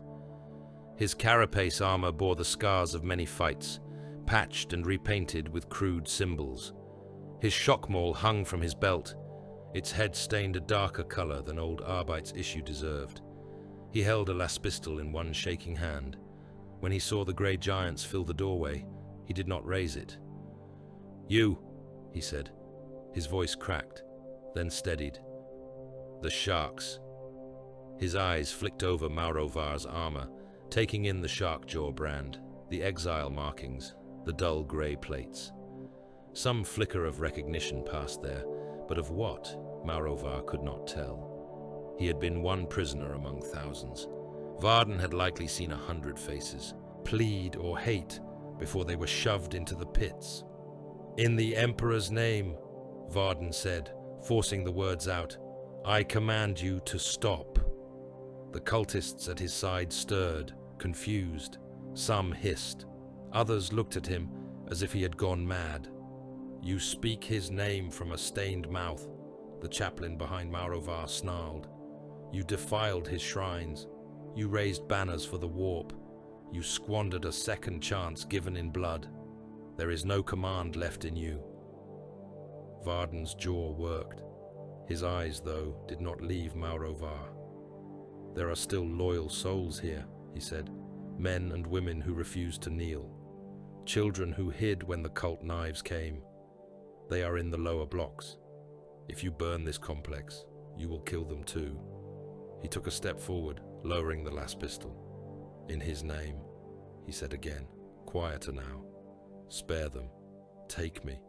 Take those who raised banners. Take the worst, but leave something that is not ash. We failed, but there is. There is still a remnant." Maurovar looked at him. He saw not the arbiter who had hauled him along ash roads, not the cold eyes behind the riot helm. He saw a man who had tried to sit astride a blade too long, who had tried to hold a world together with fear and lash and duty until the warp slipped in through cracks. "You invoked his name when you lit altars to other things," Maurovar said, voice flat. "You wore his aquila while you carved new sigils over it. You were given a cull and a chance, and you allowed rot to fester. You are not a remnant. You are the infection." Varden's shoulders slumped. For a heartbeat, old weariness washed across his ravaged face. "Then you are no different from the things that came before you," he said, almost to himself. "Different armor, same disregard." He closed his eyes. Maurovar shot him in the head. The bolt round punched through bone and brain and helm insignia alike. Varden's skull burst in a spray of blood and fragments. His body jerked and collapsed, his last pistol clattering to the floor. The cultists beside him flinched. Some raised weapons, too slow. They died in the next instant under Carcharodon fire. Bodies kicked aside to clear the way. The central command chamber became a brief storm of gunfire and blade. When it was done, only the dead and the burning hololith remained. Maurovar stood amid the ruin, armor spattered with the blood and soot of his birthworld's last authority. Smoke curled up from blasted consoles. The flayed skins on the walls shriveled in the heat, their features blackening. The hololith projector flickered and died, the maelstrom's image vanishing. In another life, he thought, he might have felt something. Grief, rage, closure. Any of those soft human words. Instead, there was only the steady, deep calm that came when the hunt was complete. The target had been identified, run to ground, and killed. The complex was broken. The cult command was shattered. Serfs and tithes and culls would follow. Behind him, the chaplain stepped into the room, inhaling deeply through his vox grill. "Good work," he said. "There was heresy here that might have drifted outward. You cut it at the root." He stepped over Varden's body, boot grinding fragments of skull into the deck. "You did not hesitate at his plea," the chaplain went on. "You did not flinch at the thought of whatever soft things might have been crushed alongside the guilty. That is as it must be. We do not weigh individual souls. We weigh worlds." He tilted his head, black eyes glinting behind lenses. "You are truly of the grey, Maurovar," he said. "Mind and bone and will. There is no ballast left in you, only purpose." Outside, through the shattered viewport, Garrus 9 burned in patches. Other bastions fell under Carcharodon assault, their banners torn down and replaced with nothing. Tithe barges already rose from other hives, holds filling with chained figures. Execution fire flickered in the lower levels, where resistance had been most rabid. Maurovar looked out at the wastes, where a long-dead version of himself had once trudged under Arbite's shotguns, ash clogging his boots, bitterness in his throat. He felt nothing for the boy. He felt something for the work. He turned from the window, stepping through blood and broken glass, armor whispering, exile markings on his vambrace catching the firelight. The alarm klaxons had become a kind of music. They wailed through the defense station's corridors in rising, falling waves, lights strobing crimson along the ceilings. Mortal crewmen ran, hunched and pale, boots clanging on deck steel as they scrambled to man guns that no longer mattered. Void shutters slammed down with hydraulic groans. Vox officers shouted contradictory orders into handsets that spat only static in reply. Brother Maurovar walked through it all like a shark through churning water. His mark. 5 armor was scored and rescored, plates patched and overplated, the studs along his greaves worn smooth where they had scraped bulkheads in too many boarding actions. Exile markings coiled over his vambraces and pauldrons, jagged glyphs scratched into the ceramite and filled with ash-grey pigment. His helm lenses burned a cold, steady blue. The shark-jaw brand at his throat peered just above his gorget, a permanent welt of seared flesh. Behind him, his squad flowed in disciplined formation. Veteran assault brothers all, their armor as battered as his. Teeth and waves and kill runes tangled on their plates. Some carried chain blades with teeth blackened by alien ichor, others thunder hammers or crude, brutal boarding axes taken from void pirates and reforged. Every bolt pistol and magazine had been blessed in oil and blood, more times than any mortal priest's relic.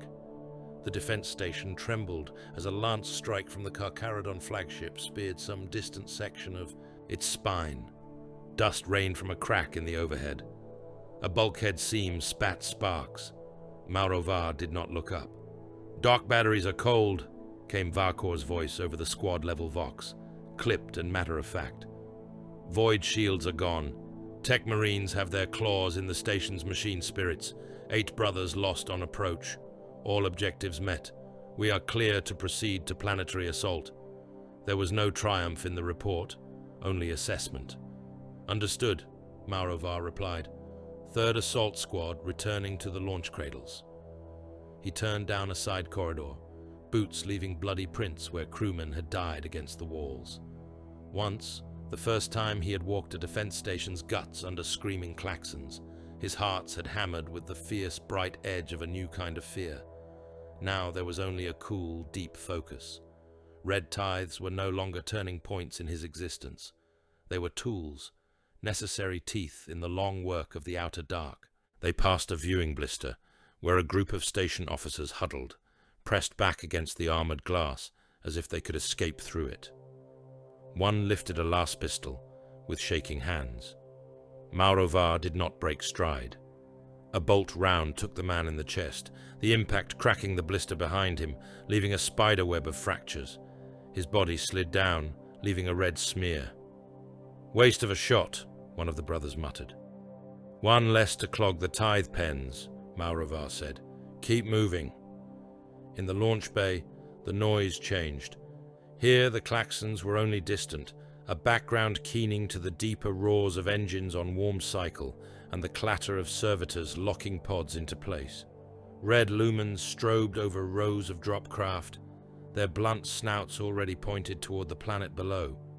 Maurovar's squad moved toward their assigned pod with the practiced ease of long habit. Armorers and serfs stepped aside, avoiding the brush of ceramite. One of the older serfs, chest crisscrossed with shark jaw tattoos, thumped his fist against his breast as they passed. "Void, father, watch your descent," he rasped. "He watches the fleet," Maurovar answered. "Our descent is our own." They strapped into their restraints, heavy harnesses clamping across plastrons.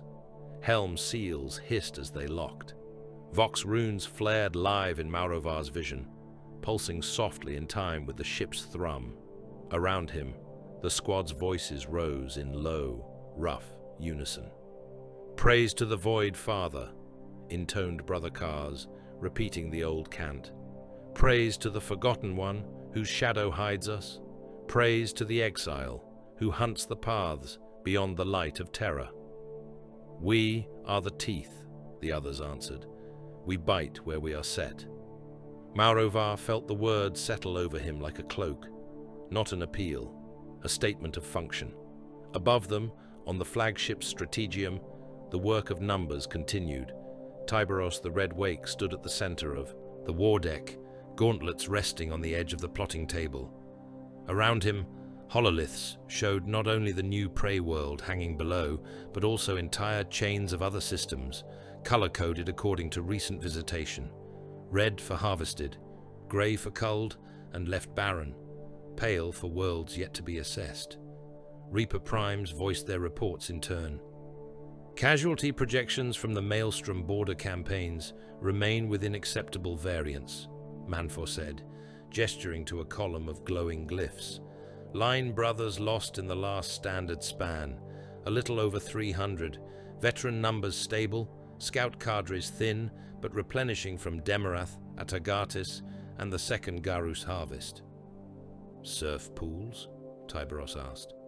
Adepts in grey, half priest and half scribe, answered. Strong, one said. Tens of thousands acquired from the last 3 corridors, attrition offset by intake, servitor production at projected rates. And the prey? Another officer asked. A hint of something that might have been dark humor in his tone. How many worlds sung into silence? The adepts adjusted runes. Across the last few decades of ship time, one said, a few dozen culls significant enough for administratum notice. Several more that never made it past local records. Population loss measured in many millions. Redistribution of resources to more compliant regions, recorded as strategic reallocation in segmentum briefs. Tiberos's black eyes did not flicker. We are one blade in a box full of knives, he said. The Imperium does not care which is drawn, only that the cut is made. We bleed worlds so that other wars can be fought elsewhere. Remember that when you tally the lives we take, they are numbers in a ledger much larger than our own. He tapped a rune. The image of the target world swelled. A hive globe, its continents crusted with spires and manufactoria. Oceans reduced to foul inland seas and thin belts of grey. Water. Traffic patterns crawled around it. Lines of light representing cargo haulers and bulk carriers. Administratum text scrolled along the bottom of the display. Compliance level, moderate. Tithe classification, AgriForge hybrid. Noted irregularities in manpower levies over the last few census reports. Ongoing compliance audit requested. Auxiliary forces thin due to prior deployments. Nothing there in the dry script spoke of the nightmare about to land on the world's face. Below, billions of lives moved through their narrow paths. In the upper hive plates, nobles and factor lords drank recycled wine and watched hollow theatre projections of crusades they would never see. In the mid-levels, clerks bent over cogitator slates, tallying promethium outputs and grain shipments, cursing the constant demands of overseer Picts. In the lower hives, gangs fought over territory, workers marched to and from lines, preachers howled in forgotten shrines. Somewhere in a Munitorum tower, a functionary logged the latest delay in guard regiment raising quotas. He noted the reasons given: local unrest, supply chain disruption, inadequate replacement training cadres. He marked the entry for later review and moved on, his mind already on the next data block. The line in the ledger that flagged higher level attention was bland. Tithe irregularities, compliance audit escalation. No one wrote, sharks incoming, red tithe authorized. In the drop pod, the clamps disengaged. Descent, came the pilot's voice, distant and calm. Brace. Gravity slammed down as the pod fired from its cradle, hurtling along launch rails before the void swallowed it. For a heartbeat, Maurovar felt the clean emptiness outside, a thin pressure against his armor. Then the pod hit atmosphere, and the world became fire. The skin of the craft glowed, heat searing along its length. The hull screamed. The harness dug into Maurovar's chest and shoulders, distributing forces that would have turned a mortal to slurry. Inside his helm, his vision remained steady, autosenses compensating for the violent motion. Target vector locked. Varkor voxed. Primary drop zone is an upper hive plaza attached to administratum intake blocks. Night cycle. Civilian presence projected at low, but non-zero. Expect both panic and resistance. Remember our task. Maurovar watched the runes count down distance. The outlines of the hive spire swam into his helm display, data ghosting over the external picts. The plaza was a vast open space flanked by intake towers and shrine facades, its paving stones worn by countless boots. Impact turned calm preparation into immediate violence. The pod struck the center of the plaza like a meteor. Stone shattered and flew. A shockwave rolled outward, toppling market stalls and throwing bodies from their feet. Sound became a hard, concussive wall, drowning screams and the crackle of burning debris. Explosive bolts fired. The pod's petals blasted outward, slamming into anything in their path. One crushed a vendor stand, flattening the men behind it into a smear. Another struck a habstack wall, leaving a crater and a rain of broken brick. Maurovar moved. He surged out of the pod at the head of his squad, bolt pistol already barking. Night cycle lumens flickered overhead, throwing crazy shadows. Hive dwellers in work rags and stained uniforms stared for a moment, frozen as the grey giants strode into their world. Then they moved, they screamed, they ran. Some dropped to their knees and threw up their hands, babbling pleas or prayers.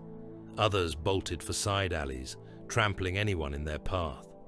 A few reached for weapons, a guard truncheon here, a concealed stub pistol there, a stolen shock maul in the hands of a desperate gang enforcer.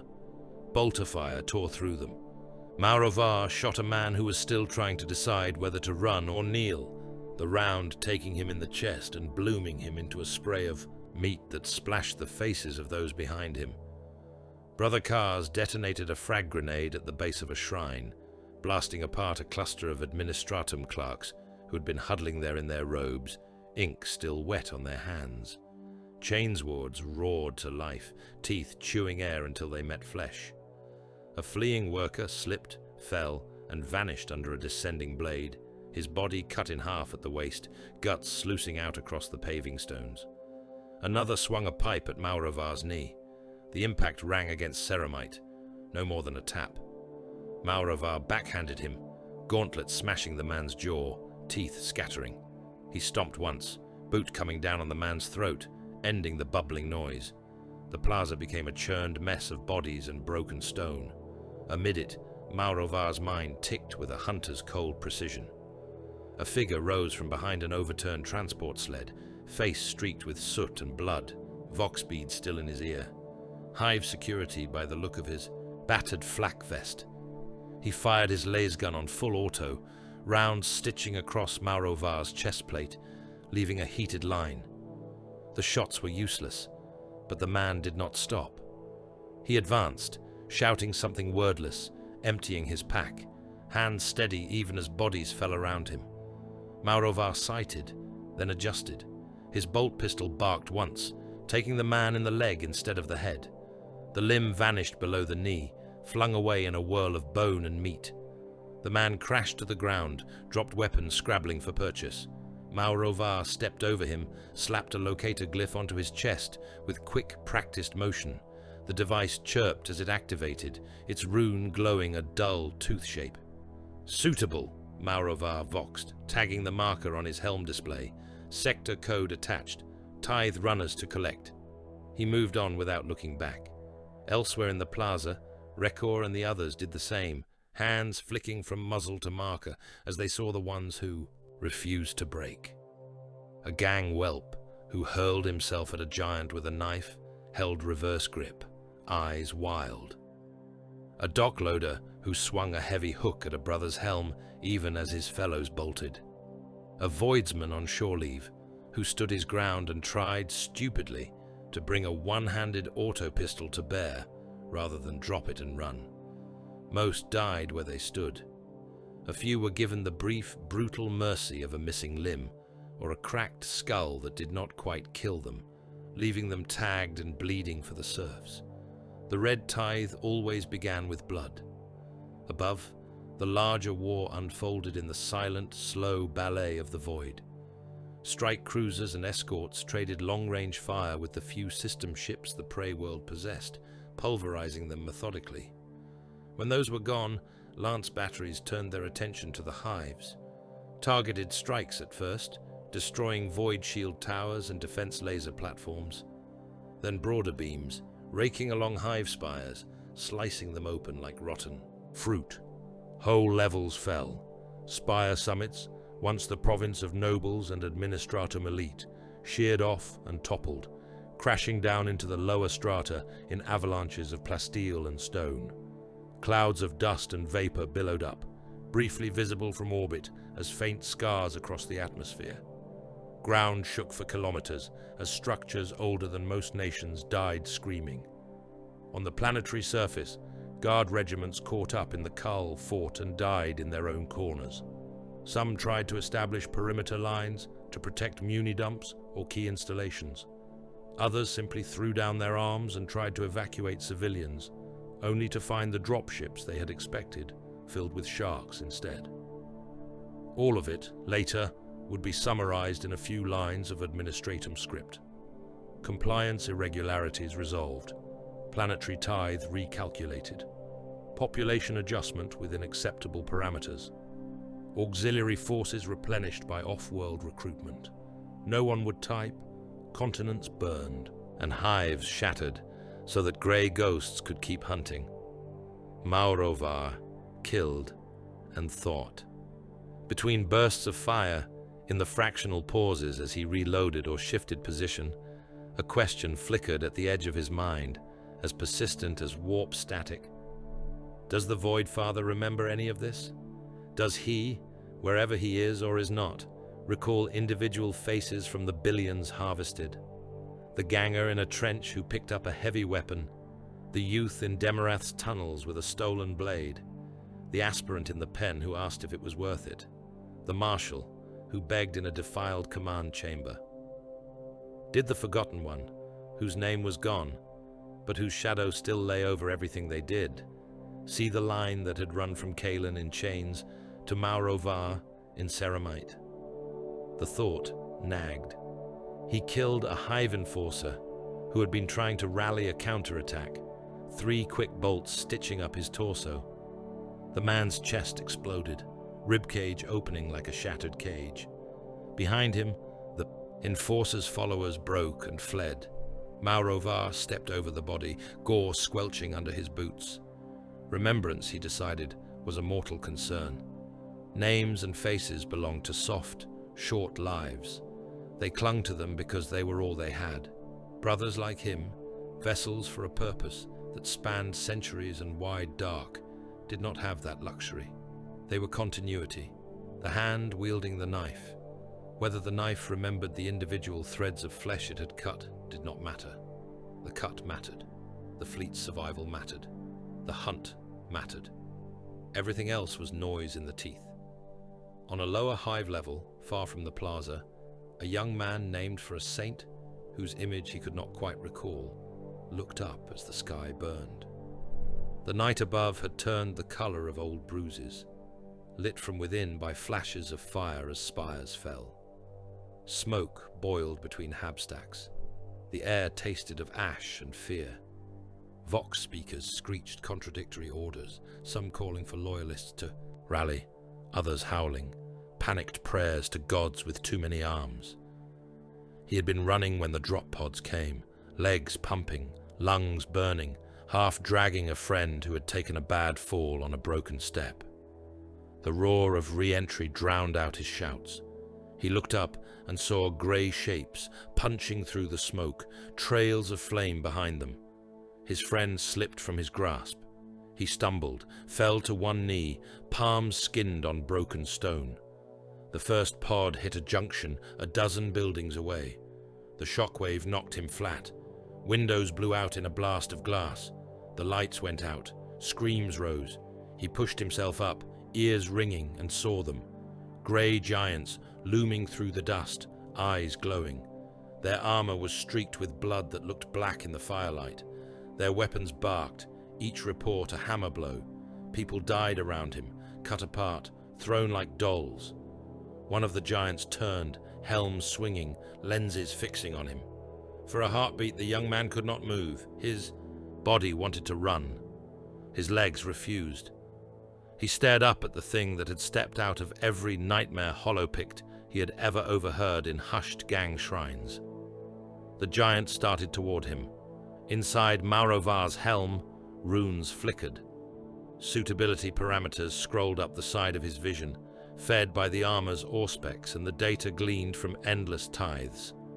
Age markers, physical ratios, biometric guesses, behavioral tells. Did the subject run, kneel, charge, freeze? Over the youth's image, a single word settled, highlighted in pale rune light. Suitable. Maurovar closed the distance in 3 strides. The youth flinched as the bolt pistol's muzzle came up, expecting fire. Instead, a heavy, gauntleted hand slapped something cold and hard onto his chest. The device bit through cloth with a hiss, adhering to skin. Maurovar's vox crackled. "Tithe squads," he said. "Marker active, lower hive-level designation, priority pickup." The young man stared at him, chest heaving. Words formed and died in his throat. Maurovar turned away, already searching for the next threat, the next glyph, the next kill. Behind him, serfs moved in. Grey-clad, tattooed, eyes as hard as any brother's, they flowed out of side alleys and down stairwells, shock mauls crackling in their hands. Chains rattled. One slammed the butt of his weapon into the young man's shoulder, dropping him to his knees. Another yanked his hands behind his back, irons snapping closed. As he was hauled away, half dragged, half stumbling, the young man twisted to look back at the giant who had marked him. Maurovar did not look back. The red tithe ran its course. Days bled into one another in pulses of violence and cold order. Hives burned. Manufactoria fell silent. Dockyards that had once swallowed and spat out cargo haulers now loaded tithe barges with chained figures and crates of stripped machinery. In orbit, administratum scribes aboard attached fleet elements began composing the official record. Compliance audit enacted by Astartes asset. Deviance confirmed in tithe reporting. Corrective measures applied. Population adjusted to revised sustainable levels. Planetary governance restructured. Additional recruitment for Astra Militarum and Mechanicus Servitor pools effected. They did not write. The nomad predation fleet fed. When it was done, when the grey jaws had closed and opened and taken in all that could be chewed, the Carcharodons left as they had come. Silent. No victory banners unfurled. No trumpets sounded. The flagship and its attendant strike cruisers broke orbit, drives flaring. The scarred hulls turned their prows toward the outer dark, toward the half-charted lanes, along the maelstrom's edge and beyond.